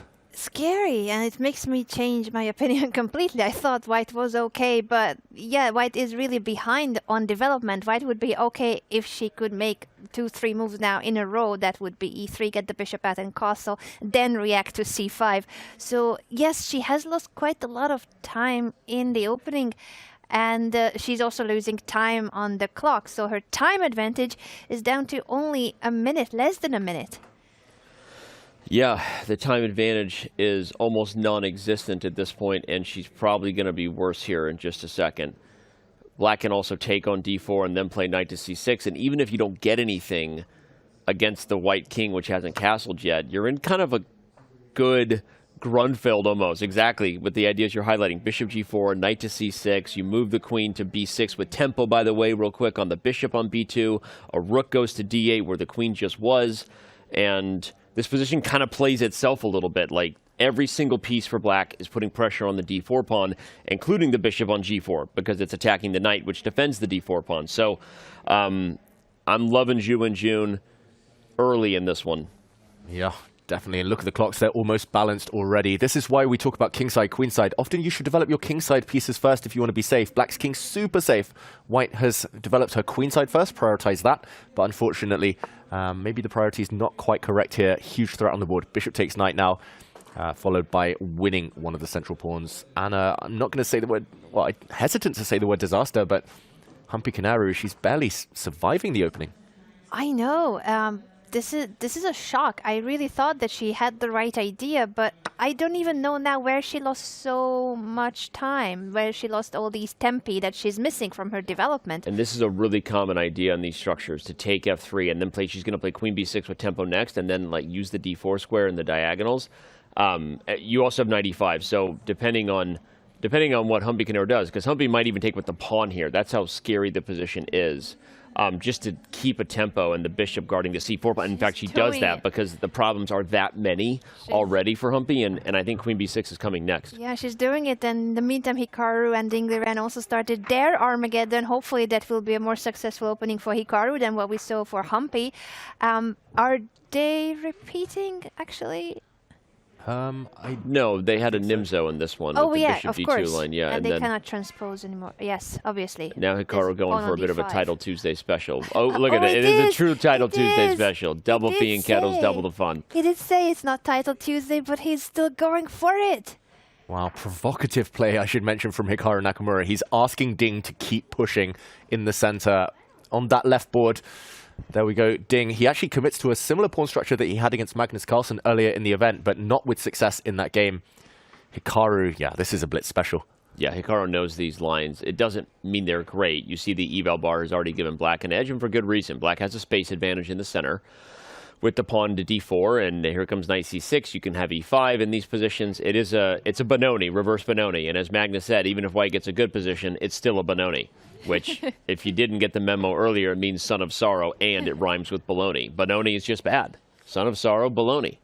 But no, really, it is a position, though, that Hikaru plays a lot. So despite the fact that Ding Liren is comfortable, Hikaru has been here before.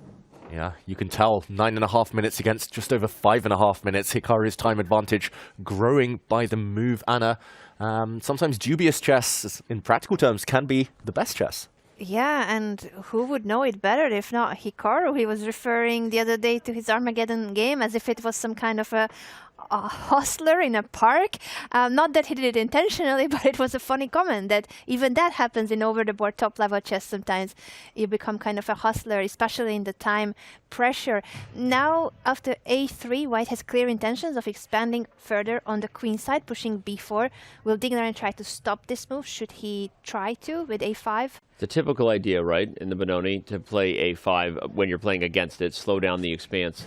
But you also don't have to. Sometimes you switch and you play like bishop g4 and go to that side of the board. Ding Liren does decide to slow it down. But speaking of slowing down, Humpy Kanaru needs to speed up. She's now down on the clock despite starting with 3 minutes more than Zhu and Jun and in a bad spot. The women's world champion is Zhu and Jun for a reason. She's just so tough. And She won every Armageddon except for one, so she clearly is the queen of Armageddon in Norway Chess Women and the leader of the tournament for a reason. While Hikaru is trying to get that half a point against Ding Liren by winning this game, but he's in a must-win situation. G4 is on the board. Wow, he's going to keep pushing. He's going for Ding's king right now. Hikaru playing on both flanks. The most ambitious moves every single time. His time advantage, his clock is growing as well. Ding under some serious pressure. Forget the eval bar right now. It's just chaos. I love this G5 move. This is just crazy chess. I love it. Play on both sides of the board. Forget conventional wisdom. That pin is super irritating for black. The bishop on G5 pinning the knight to the queen. And you might play like knight H4 next and bring the queen out, or even knight D2. So the nice thing about these positions is the pieces always have clear squares they want to get to. White has a lot of ways to improve the position on a micro level. And the main thing I want to highlight, because I didn't notice it till now, is Ding Liren is down by 4 minutes on the clock. So bad stuff over there. Yeah, this is probably the biggest time advantage we have seen in Armageddon. Starts with 3 minutes, and Hikaru has only started gaining further time advantage since. Yeah, Ding's position is fine on the board. As long as he has time enough to figure out when to break, when to kind of switch from defense to potentially trying to go for tactics. I do worry about the clock situation, but ultimately, so far, Hikaru's prodding on both sides of the board, not quite panning out. On the right side of our screens, Humpy against Zhu Wenjun. Black is in charge. All of the dark squares. Look at the white king, so open in blitz as well. So much easier to attack than defend. It feels like Zhu Wenjun a big favorite with an extra minute as well. Yeah. But Hikaru's going for it now. He's making his move. He is, and Ding Liren has allowed the capture on f6 that doubles the pawns and weakens his king, but he's saying, maybe I will start using the g file and attack your king. Both kings are in quite a questionable situation on the open g file. I love it. I love it. And it's going to be both sides trying to checkmate the kings on the king side. Normally race positions like that have kings on opposite sides of the board, but it's a very double-edged affair, though. I mean, f5 was aggressive. You love to see it from Ding Liren, but it also weakens the e5 pawn. The white knight will come into c4 for Hikaru. And, yeah, a very blunderable position by both sides, too. And, again, on the right side, just getting worse for Humpy Canero. Zhu Wenjun picks up the h2 pawn. She's about to pick up a lot more like the white king. And she's on her way again to yet another Armageddon victory. It might even be checkmate here soon. Yeah, she's closing in. The white king has nothing around it. No protection. Any check is good night. And the black queen likely to give a check in the near future. Ding Liren has forced Hikaru to think right now. I guess the black rooks on the left board there, they're just going to slide. They're going to slide all the way to the king side and try to protect their king, go on in the attack potentially. Yeah, I think the Zhu Wenjun encounter pretty much resolved now. The black queen is just going to slide across, game over. But Hikaru versus Ding, still not over, Anna. Still everything to play for. It's not over, and the feature chat Prime Ding is back.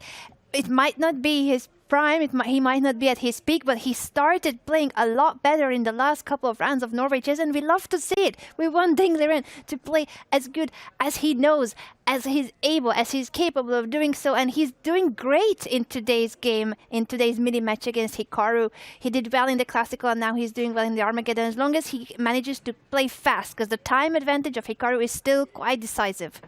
Completely agree, and we back up here to our bird's eye view because we have 3 Armageddon games in action. I don't know if we've been in this spot in a long time or in a while. I guess the day one we had 6 Armageddon games, but this is going to be tough to follow.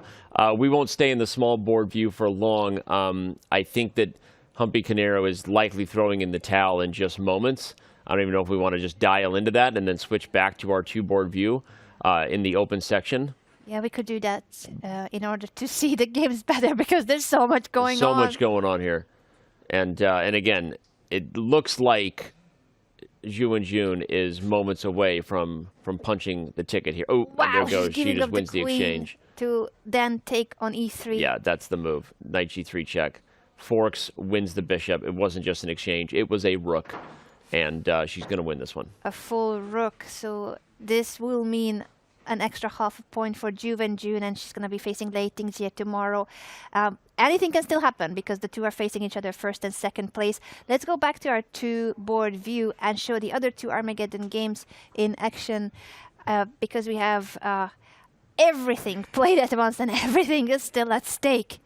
I agree, although it is funny that Humpy Canero has a lot of pawns here. I just want to say that. That's a lot of pawns, and so we'll keep our eye on it just in case Yu and Jun makes a mistake. I don't think it'll happen, but we're gonna dial into these two because the women's world champion is moments away from maintaining her lead and taking it into the final day. And the other world champion, meanwhile, up a pawn, Ding Liren. Looks like he's really upped his game for this Armageddon. No time to overthink. He's just trusting his instincts. And Hikaru gambling now. There's some pressure along the 7th rank, but can the Black Knight jump in and grab a second pawn? It looks like he can be greedy, perhaps. Yeah, it looks like free stuff. And Ding Liren says the same. I'm going to grab the pawn and let's see what you've got.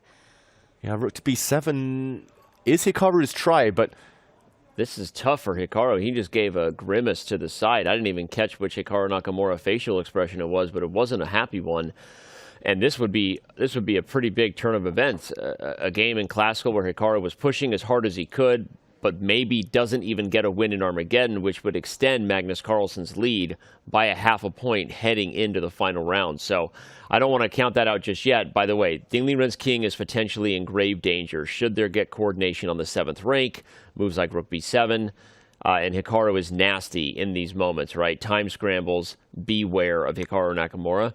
But yeah, looking great for Ding on the chessboard. Yeah, 2 pawns up. Luckily for Ding as well, rook b7, impossible right now because the white queen would be trapped after rook to a8. So right now, Hikaru, he's shaking his head. That's why I think he's realized that his counterplay not quite quick enough. He leans forward. This could be huge. Magnus Carlsen cheering on Ding Liren from afar right now. For the tournament standings, look at that beautiful pawn center from Ding. Everything's connected and Hikaru in retreat mode. He needs a miracle. He does need a miracle. The time advantage is still in Hikaru's favor, but everything else is so much more so in Ding Liren's. The advantage, the evaluation bar is going further and further in Black's favor. It's decisive advantage by now. The computer is saying -6 even, but obviously it still needs to be played out. And Ding has to play very fast because there is no increment until move 40, and even then it's only 1 second. And he might get Connect 4, by the way. Connect 4 for the score. It always wins. If Ding Liren plays D3, go for it. Connect 4. But rook to B7 creates some tricks. You have to be super careful here. Don't think Hikaru is not looking for tactics. Beautiful, beautiful move there, though, from Ding Liren. Just controlling the 7th rank. Safety first. Really good practical decision. And, yeah, Hikaru just frustrated in his attempts. He's only attacking with a rook. That's not enough.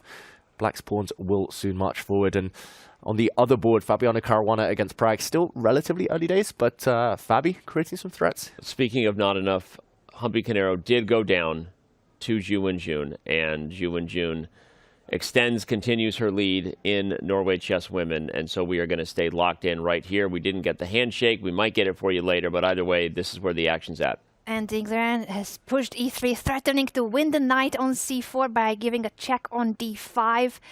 Hikaru will need to react to this, and at the same time, the pawn on e3 is a pass pawn too. So multiple threats created by this pawn push. Looks like Hikaru is, I don't know, his position is about to collapse. How can he keep the game going? Yeah, the white king is just about to be just in huge trouble. The queen to d5 check, queen to c6 check, both those moves threaten to win the knight on c4 for free. That's a problem. Wow, he tries a trick, Hikaru Nakamura. He jumps in with the white knight due to some pins on the 7th rank. It wasn't possible to capture that piece, but a check.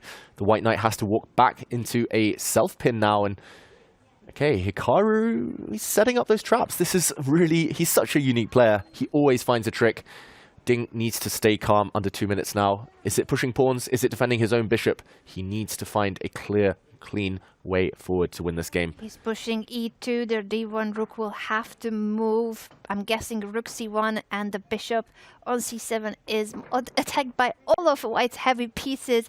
There's a pin on the 7th rank, so the bishop cannot move, but it should be enough to protect the bishop because of this e2 pawn becoming a queen if you move the rook away from the back rank. Well, let's not assume the pawn becomes a queen. What about a knight with check, depending on what happens there? The knight on f3 is actually pinned, and that could be a crazy under promotion. It actually stops ideas like rook takes d4 in their tracks. Not because you maybe couldn't get a queen, but that could be spicy. But rook takes d4 is not possible because e1 equals knight with check, and that would be nasty. Beautiful spot there, Danny. Under promotion, I hope you don't have auto promote to queen on Ding. Even nicer. Can I show it? Rook takes d4, you play queen. What no, is we it? Can't, we can't show it in this mode. Oh, I'm so sorry. Can I say it? Rook takes d4, queen takes f3, check. You sacrifice the queen for the knight. King takes back, and e1 promotion to knight is check. Mate. OMG. All right, well, Hikaru may or may not have seen that, but he stopped it anyway. Oh, sorry. I was very quickly going to show it. Yeah, rook takes d4. Queen takes rook on d4. You just got to show it. This is too beautiful not to show it. It's amazing. Checkmate with under promotion. That would have been wild, but Hikaru doesn't allow it. He does put the rook on e1. Absolutely crazy stuff because Ding Liren is on path to maybe getting a victory here that not a lot of people saw coming, although we did talk about at the top of the show, risk versus reward, that this could be a trap game because you have all these expectations on Hikaru given how well he's played and how, frankly, how much Ding Liren's been struggling. But in the end, Ding Liren seems to be finding himself, Hikaru, trying to create swindles here before it's too late. Yeah, form is temporary. Class is permanent, though. Ding now defending everything. Look at the black queen, black bishop, black pawns. They're all so perfectly coordinated. Hikaru, the bot in the black camp. He just needs to keep playing very fast because he's down to his final 55 seconds. There's an increment already, but it's only a 1 second increment. Yeah, what to do? Trades do not help. If Hikaru can just keep this alive until the time scramble becomes mutual, that's probably his best chance, knowing how fast he is and how much more he tends to be in those spots, online or offline, than Ding Liren. But Ding would like to put this away without getting himself too down on the clock. Here comes a second pawn to the second rank, OMG. What a move. Hikaru cannot prevent losing material. He takes on e2 and allows d1 queen. Wow. What in the world is going on here? Hikaru bluffing here. I think we'll see a resignation. There we go. He does. Wow. He does. I didn't know what the tactics were, despite what the eval bar said. I had faith that Hikaru was going for some sort of trick, but in the end, indeed, it was a bluff. And indeed, it's Ding Liren defeating Hikaru Nakamura in Armageddon with the black pieces. A surprise result. We didn't see this coming to start the day. But it is what it is, to use an unnecessary and irrelevant and meaningless sports cliche. And now we move on to the game between Fabiano Caruana and Praggnanandhaa. I think we will perhaps have a chance to analyze the last couple of moves in Hikaru's game against Ding Liren later. But right now, what's happening is Caruana versus Praggnanandhaa. Also, with only a few minutes left on the clock, Praggnanandhaa with the draw odds, but Fabi's position seems to be winning. Yeah, he's a pawn up, Fabiano Caruana, and it's not just any old pawn, it's the white A pawn, 3 squares away from touchdown. If he can hold the rest of his position, if he can get the queens off, he's always going to win. But queen and knight, notoriously tricky, a really dangerous duo there, and black's D pawn. We keep seeing Prag with these past D pawns. He's not out of it. It's all about who will handle this incoming time scramble better. Prag looks zoned in, locked in. I wonder whether you trade rooks, whether you just go passive, defend your bishop. Still tricks in the air. It's sufficiently complicated for Prag not to get too down on his chances right now. We see the rooks leave the board, and Fabi offering a trade of queens. Great professional approach. Yeah, super clean there, and a loss in Armageddon would really hurt Prag's chances. Remember, coming in, he was in 3rd place, chasing Magnus Carlsen and Hikaru Nakamura in that order. But if he goes down in Armageddon, just like Hikaru did, then that means Magnus's lead over both of those guys just gets bigger. It's going to require a classical victory tomorrow for somebody to keep pace with the world #1. It's not going to be easy at all. Magnus looking like a huge favorite, but Prag keeping his chances alive. The queen and knight tie down. The white bishop to their A pawn now. Still no way forward for that pawn to push.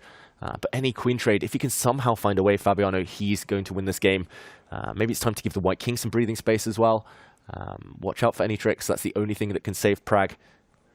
Black's king, though, too open. Surely this is a win for white, though, Anna. It has to be a win, and Fabi is spending a bit more time here to invest in figuring out how is it a win. Bishop h6 check, the king goes to f6. What a brave move by Prag, and I think it's the right move from a practical perspective, right? In this situation, you just say, come get me, big fella, and remember that you're not afraid of perpetual check, because a draw, you win.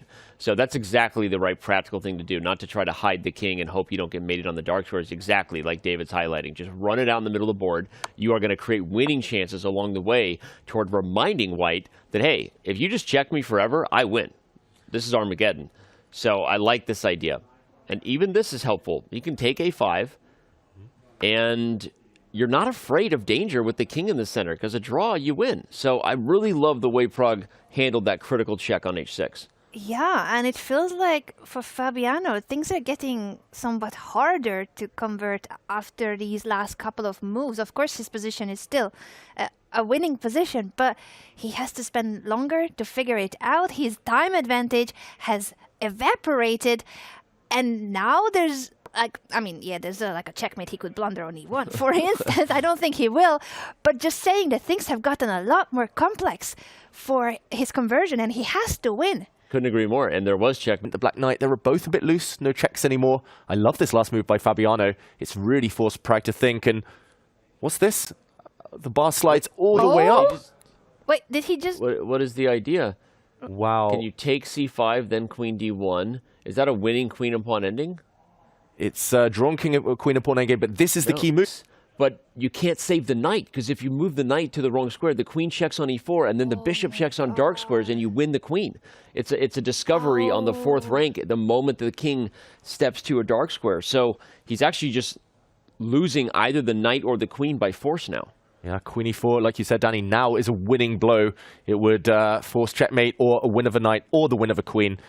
This one is over. Prag, that slip. It was so difficult to hold, though, with a king out in the open like this.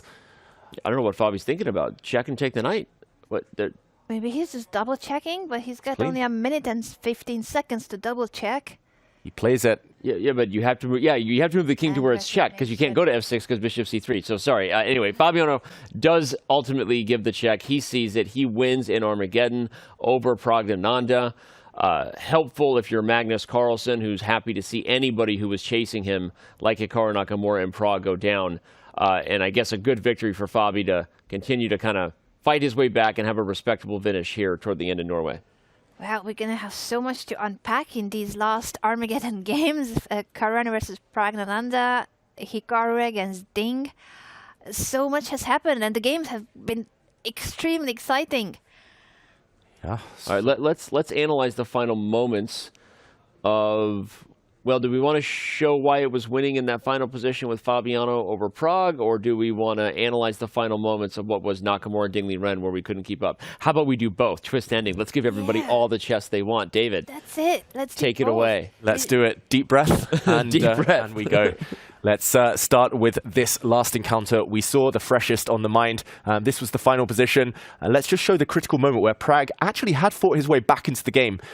We saw his queen being hit now, his knight very loose, and the black king a bit of a problem.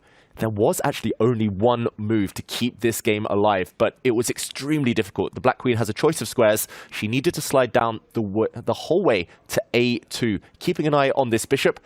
So queen takes knight now. Queen takes bishop would have led to a drawn queen and pawn endgame. But more importantly, she gives herself the chance to check. The black knight would likely join in some checks, and this would have held the game. Ultimately, though, this was really difficult with no time on the clock. Queen to a4. A good attempt by Prag. This is based on queen takes knight, queen check, being a drawing motif, a drawing trick, but he'd missed that bishop to b4 closes the door here. The black queen now sidelined, no checks. The black knight hit, no good squares, and after knight to b7, here black resigned after queen to e4. As Danny mentioned, if you slide to a dart square, whoops, you get checked, and the black queen is loose hanging. If you instead slide back, then whoops, your knight drops with check. Prag had to resign, and Fabi takes an important win. Huge win, breaking it down. in a huge way. That's Grandmaster David Howell. I love these segments, by the way. I just sit here on the edge of my seat, just, get instructed. It's like a free little lesson. Oh, it's a masterclass. I love it. Thank you, David. Let's do the other game. What happened in the final moments of Hikaru Nakamura and Ding Liren? That was such a scramble. And at the time, remember, we were still balancing both boards, so we didn't get a really dialed-in view. And I want to show Anna's checkmate with the under promotion of a knight one more time as well. It comes from your idea, though. You said the under promotion. Yeah, so we'll join it here where Hikaru has just tried some tricks. He's got his pieces lined up on the 7th rank, so Ding cannot relax too soon. First here, with threats on the board of rook takes d4, rook takes c7, Ding counterattacked. He played pawn to e2, and this is where Anna's beautiful tactic came into play. Anna, talk us through it one more time. I just couldn't hold it when it's rook takes d4. And you play the Botis Gambit. It's one of those few moments when the Botis Gambit is a winning move. It's checkmate after queen takes f3, sacrificing the queen for the knight. The king takes the queen, and you promote, but not for a queen. Make sure to, if you're playing online, just disable auto promote to queen. You need to under promote. e1, knight, checkmate. Wow. Amazing. Seriously, that is very, very cool. And yes. You hold Alt. You hold Alt, and it gives you an under promotion palette. I have made this mistake many times. There are more videos than I'm proud of on the internet of promoting to stalemate. Anyway, yes, so that's all you got to do. A lot of people don't know that. They go into the settings, and they try to fiddle with changing auto promote to queen. But all you got to do is hold Alt, and it works like a charm. So that was a brilliant game there from Ding Liren. Honestly, he did exactly what he was supposed to do, and unfortunately for Hikaru, it means that Magnus Carlsen has extended his lead. But unfortunately for everyone, the games have finally come to an end today. What an exciting one it was. We're going to take a very quick break. When we come back, it will be our final moments. We're going to remind you, where do we sit in the standings in the open section as well as the women? What are the pairings for tomorrow's matchups, and exactly what everybody needs to do to keep their chances to win their respective event alive? Some people control their own destiny. Others maybe are hoping for someone to get the job done for them. We're going to unpack all of this and more in our final moments of round 9 for 2024 Norway Chess and Norway Chess Women when we return.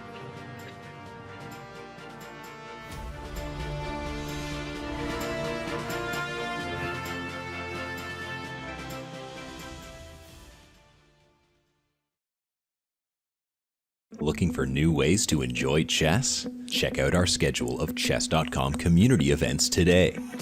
Mondays, play Rapid Opening Roulette and expand your opening repertoire with a new opening each month. Tuesdays, compete against other Untitled players in Untitled Tuesday.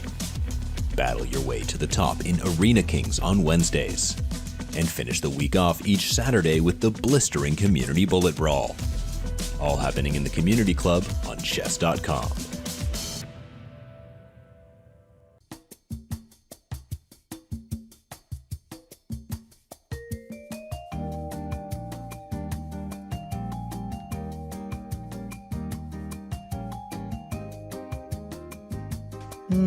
My king is a little open, and I need to develop my pieces. How about pawn to a3 with the idea of pawn to b4 and then bishop b2, pressuring the e5 pawn? Hey, I need your help with this position. Yeah, for sure. It's knight d5. You think so? Yeah, you either get a beautiful knight on d5 or black captures and gives you a strong pass pawn. No way, the little guy will never survive without active pieces protecting him. I'm just saying, I win positions like this all the time. Hey, coach, we need your help. What do we do in this position? Oh, play bishop e3, develop the knight. This is a textbook case of a bishop-knight imbalance. You play b3, restricting the knight, and that sets the stage for a later pawn a4, gaining some space on the queen side. Oh, that's great, thank you. No worries. I'm International Master András Tóth. I'm presenting to you Jeremy Silman's masterpiece, The Amateur's Mind. In chess, in order to win games, we need to come up with masterful ideas, and that is exactly what this course is going to teach you about. We are going to weed out the faulty amateurish thinking, and we are going to replace it with masterful habits. And today, you are welcome to start this journey for free on Chessable. Students, Did you know that you can get a discount on any Chess.com premium membership? If you're enrolled in a college, university, or high school in a participating country, you can get 50% off any yearly or monthly premium plan, Diamond, Platinum, or Gold. That's unlimited game review, unlimited puzzles, unlimited bots, unlimited lessons, and no ads. All at 50% off. Go to chess.com/students and get your discount today.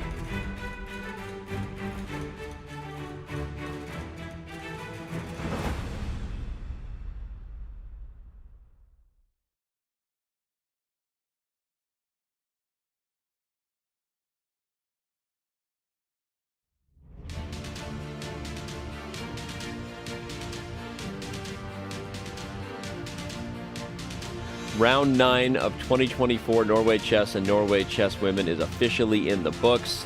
What a day it was. We had one result in Classical. 5 games went to Armageddon. Welcome back into our studio here, live at the playing venue in Stavanger. And we're going to break down what happened here real quick with the gang. We got Grandmaster David Howell on the end, International Master Anna Rudolph, International Master Danny Wrench right here with you. The results, as you can see them before your eyes, were, well, a lot of Armageddon with one big standout, Leiting J, who gets herself in a spot where she controls her own destiny. We'll unpack it in a second. But Magnus Carlsen, the king of Armageddon, does it again. Ding Liren with a huge victory as he continues to claw his way back to form that we know he has in him. Fabiano Caruana beats Praggnanandhaa. Leiting J, as we said, beat Vaishali. So a tough day there for the siblings. One losing in Armageddon, one in Classical.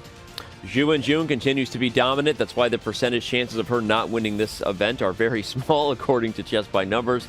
And lastly, Anna Muzichuk won what feels like lifetimes ago, because they went to Armageddon so fast. So let's talk real quick about the result and unpack a little bit of it here, team. All right, I mean, let's pick them. Your biggest result, your biggest moment of the day, David. I'm going to start with you. Oh, King Ding. It feels like he's getting back to his best slowly. The last 3 rounds, he's getting better and better every day. And to steal a phrase I just saw on social media, technically, the last time Ding beat Hikaru, he went on to win the World Championship. Very good point. Maybe this is what he needs to get back into his peak form, because we know he has it in him. And in Armageddon, it has been coming out more. Less time to think things through or overthink things. Maybe it's quite possible that sometimes it takes those kind of victories where you just didn't have time to get in your own way to not just remember that you can play chess, that you're pretty good at it, right? But that you enjoy it. Maybe even more importantly. So what a shout out there from someone who on the internet, whoever came up with that stat first. It is an interesting one. Obviously winning an Armageddon, a little different than beating Hikaru with the candidates and then ultimately going on to beat Yanda Pomnishi. But for all those hoping that Ding Liren finds his form, all of us, it was a good day for Ding Liren, a tough day for Hikaru Nakamura. We should talk about that. Let's use that moment to get right into the standings of the open division, because what does that mean? Ding Liren beats Hikaru Nakamura. That hurts his task of chasing Magnus Carlsen, who now extends his lead over Hikaru by a half a point, which means really it's going to come down to a classical victory required, I think. Praggnanandhaa definitely has to get a classical win and hope that Magnus loses. Alireza Firouzja pretty much out of it now, can't win. Mathematically, that is actually true, so I'll not be politically correct about that. Alireza Firouzja will not be your 2024 Norway Chess champion. Neither will Fabiano Caruana or Liren, but it doesn't mean they're not going to bring their A-game and fight. So, yeah, big stuff there. Let's move right over to the standings in the women. Get an idea of where we sit over there before we preview what the stakes mean and what the pairings are for everyone. Similar, actually, Zhu and Jun with a 1.5 lead over Lei Ting-jae. Exact scores, in fact. Both leaders of each section have 16 points, and the person right behind them has 14.5. But for Zhu and Jun, there are 2 players. And you know that Anna Muzichuk is going to be rooting for Lei Ting-jae with all of her heart and might, because Lei Ting-jae controls not just her destiny, should she beat Zhu and Jun, but she might control Anna Muzichuk's destiny too. And who knows, maybe we get a massive tiebreaker and we're here till the wee hours of the morning playing awesome blitz chess. Vaishali, Humpy Canero, and Pia Cromling have all officially seen their chances to win Norway Chess Women go bye-bye, I guess, and that's okay. But they will also have plenty to play for tomorrow, and we expect lots of fighting chess. So let's talk real quick about where we sit in terms of the standings before we look ahead and talk about the matchups. You got to be excited if you're Lei Ting-jae that you control your destiny. We saw it in studio here where she kind of wasn't expecting it but came to realize, oh, maybe I actually could still win this thing. Yeah, she didn't think she was having a good tournament. She said she had 7 draws in Classical. It hasn't happened to her in a long time or ever. And then with her first Classical win, she secured her 4th place, she said. Now, with today's win, she thought she's securing her 3rd place. But no, she could still win the tournament if she wins tomorrow because she's facing Zhu and Jun in Classical and well, potentially Armageddon too. But if she wins in Classical, she can win the tournament still. Yep. Hikaru can still win the tournament too, David, even though it was a tough result today. Kind of the second of a tough result in a row. Right before the last rest day we had, obviously he was in a great spot against Alireza Firouzja in Classical, ultimately went to Armageddon and didn't get it done there. So what do you do if you're in Hikaru Nakamura's camp to kind of get your mind right and give yourself the best chances to try to get a win in Classical tomorrow? Yeah, he needs to just be in the moment. He's great at kind of bouncing back from these setbacks. We see Hikaru on these huge marathons. He's able to kind of just keep going. And yes, it's been a couple of tough days, but it's just a one-day shootout. A Classical win tomorrow, and he's right back in the mix. So I wouldn't put it past him. He's done similar stuff before. Yep. It all comes down to tomorrow. And the good news is that multiple people can still win the event, so we have plenty of drama. We should talk about the fact and remind everybody that last year, Hikaru Nakamura did win in the last round, ultimately coming back and taking the title. So he's done it before. It was over Fabiano Caruana. Can he do it again? Who knows? Let's jump into the pairings and take a little bit of a look ahead. We don't even have to set the table any more clearly as far as reminding you what everyone is competing for. But Magnus Carlsen in a good spot, I would guess, as white against Fabiano Caruana. You know that long-time rivalry means that Fabiano is going to bring his A-game. He's not going to let Magnus just have a walk in the park. But you're in a good spot as white, probably in terms of controlling the game, David, and maybe not creating too many losing chances. Yeah, Magnus controls his destiny. He'll be able to pick the opening. And we know Magnus is fantastic at Armageddon, if necessary. I will mention, though, Hikaru Nakamura shouldn't give up hope. Tomorrow he plays black against Prag. He beat Prag with black in the candidates on demand, so still possible. Moving down to the women's section there, we have really the matchup is the bottom one on the screen, right? Zhu and Jun versus Lei Ting-jae, a rematch of, at one point, the World Championship match between those two. Yes, Anna Muzichuk is also tied for second with Lei Ting-jae, and would love to beat Humpy Canero in Classical. That might be huge, right? In fact, actually, we should talk about that dynamic a little bit, because if Anna Muzichuk wins and gets 3 points, even if Zhu and Jun wins in Armageddon, she would tie her for first, if I'm doing my math right. Let's bring up the standings real quick in the women's division, just to make sure that we're getting everyone what they need, the info they need to sleep tight tonight and dream of crazy drama tomorrow at the end of Norway Chess Women. I think I'm right about that. Yeah. So even an Armageddon win for Zhu and Jun, which almost all of her wins have come in Armageddon, doesn't make it clear that she's winning first. And Anna Muzychuk also controls her own destiny from that perspective. So many dynamics could happen here. And I mean, you could literally have any one of those top 3 women taking home the top prize. Exactly. And if there's a tie for the first place, there will be a tiebreaker. So we've got classical chess, Armageddon, and potentially a mini match for the first spot. So even more chess, more and more and more, and never-ending chess. Do we ever want this tournament to end? I don't think so. Is it possible to even get a 3-way tie there? I actually don't know. No. I don't think it is because, yeah. Let's bring up the standings again. I'm having fun. I want to look at the math. But we're going to talk about the too. scenarios That's that could match. give us some standings. Just real That's a quick, I match. want to see. More chess. We've got, if Anna Muzychuk wins in classical, then she would leapfrog either Lei Ting-Jie or Zhu Wenjun winning in Armageddon, or she would tie Zhu Wenjun if Zhu Wenjun wins in Armageddon, which means we have a 2-way tie. Yes. Even if she wins in Armageddon, then she's not going to be a part of any tiebreaker that would happen should the other 2 go to Armageddon, because Zhu Wenjun gets at least a point even if she loses Armageddon. So Anna Muzychuk is out.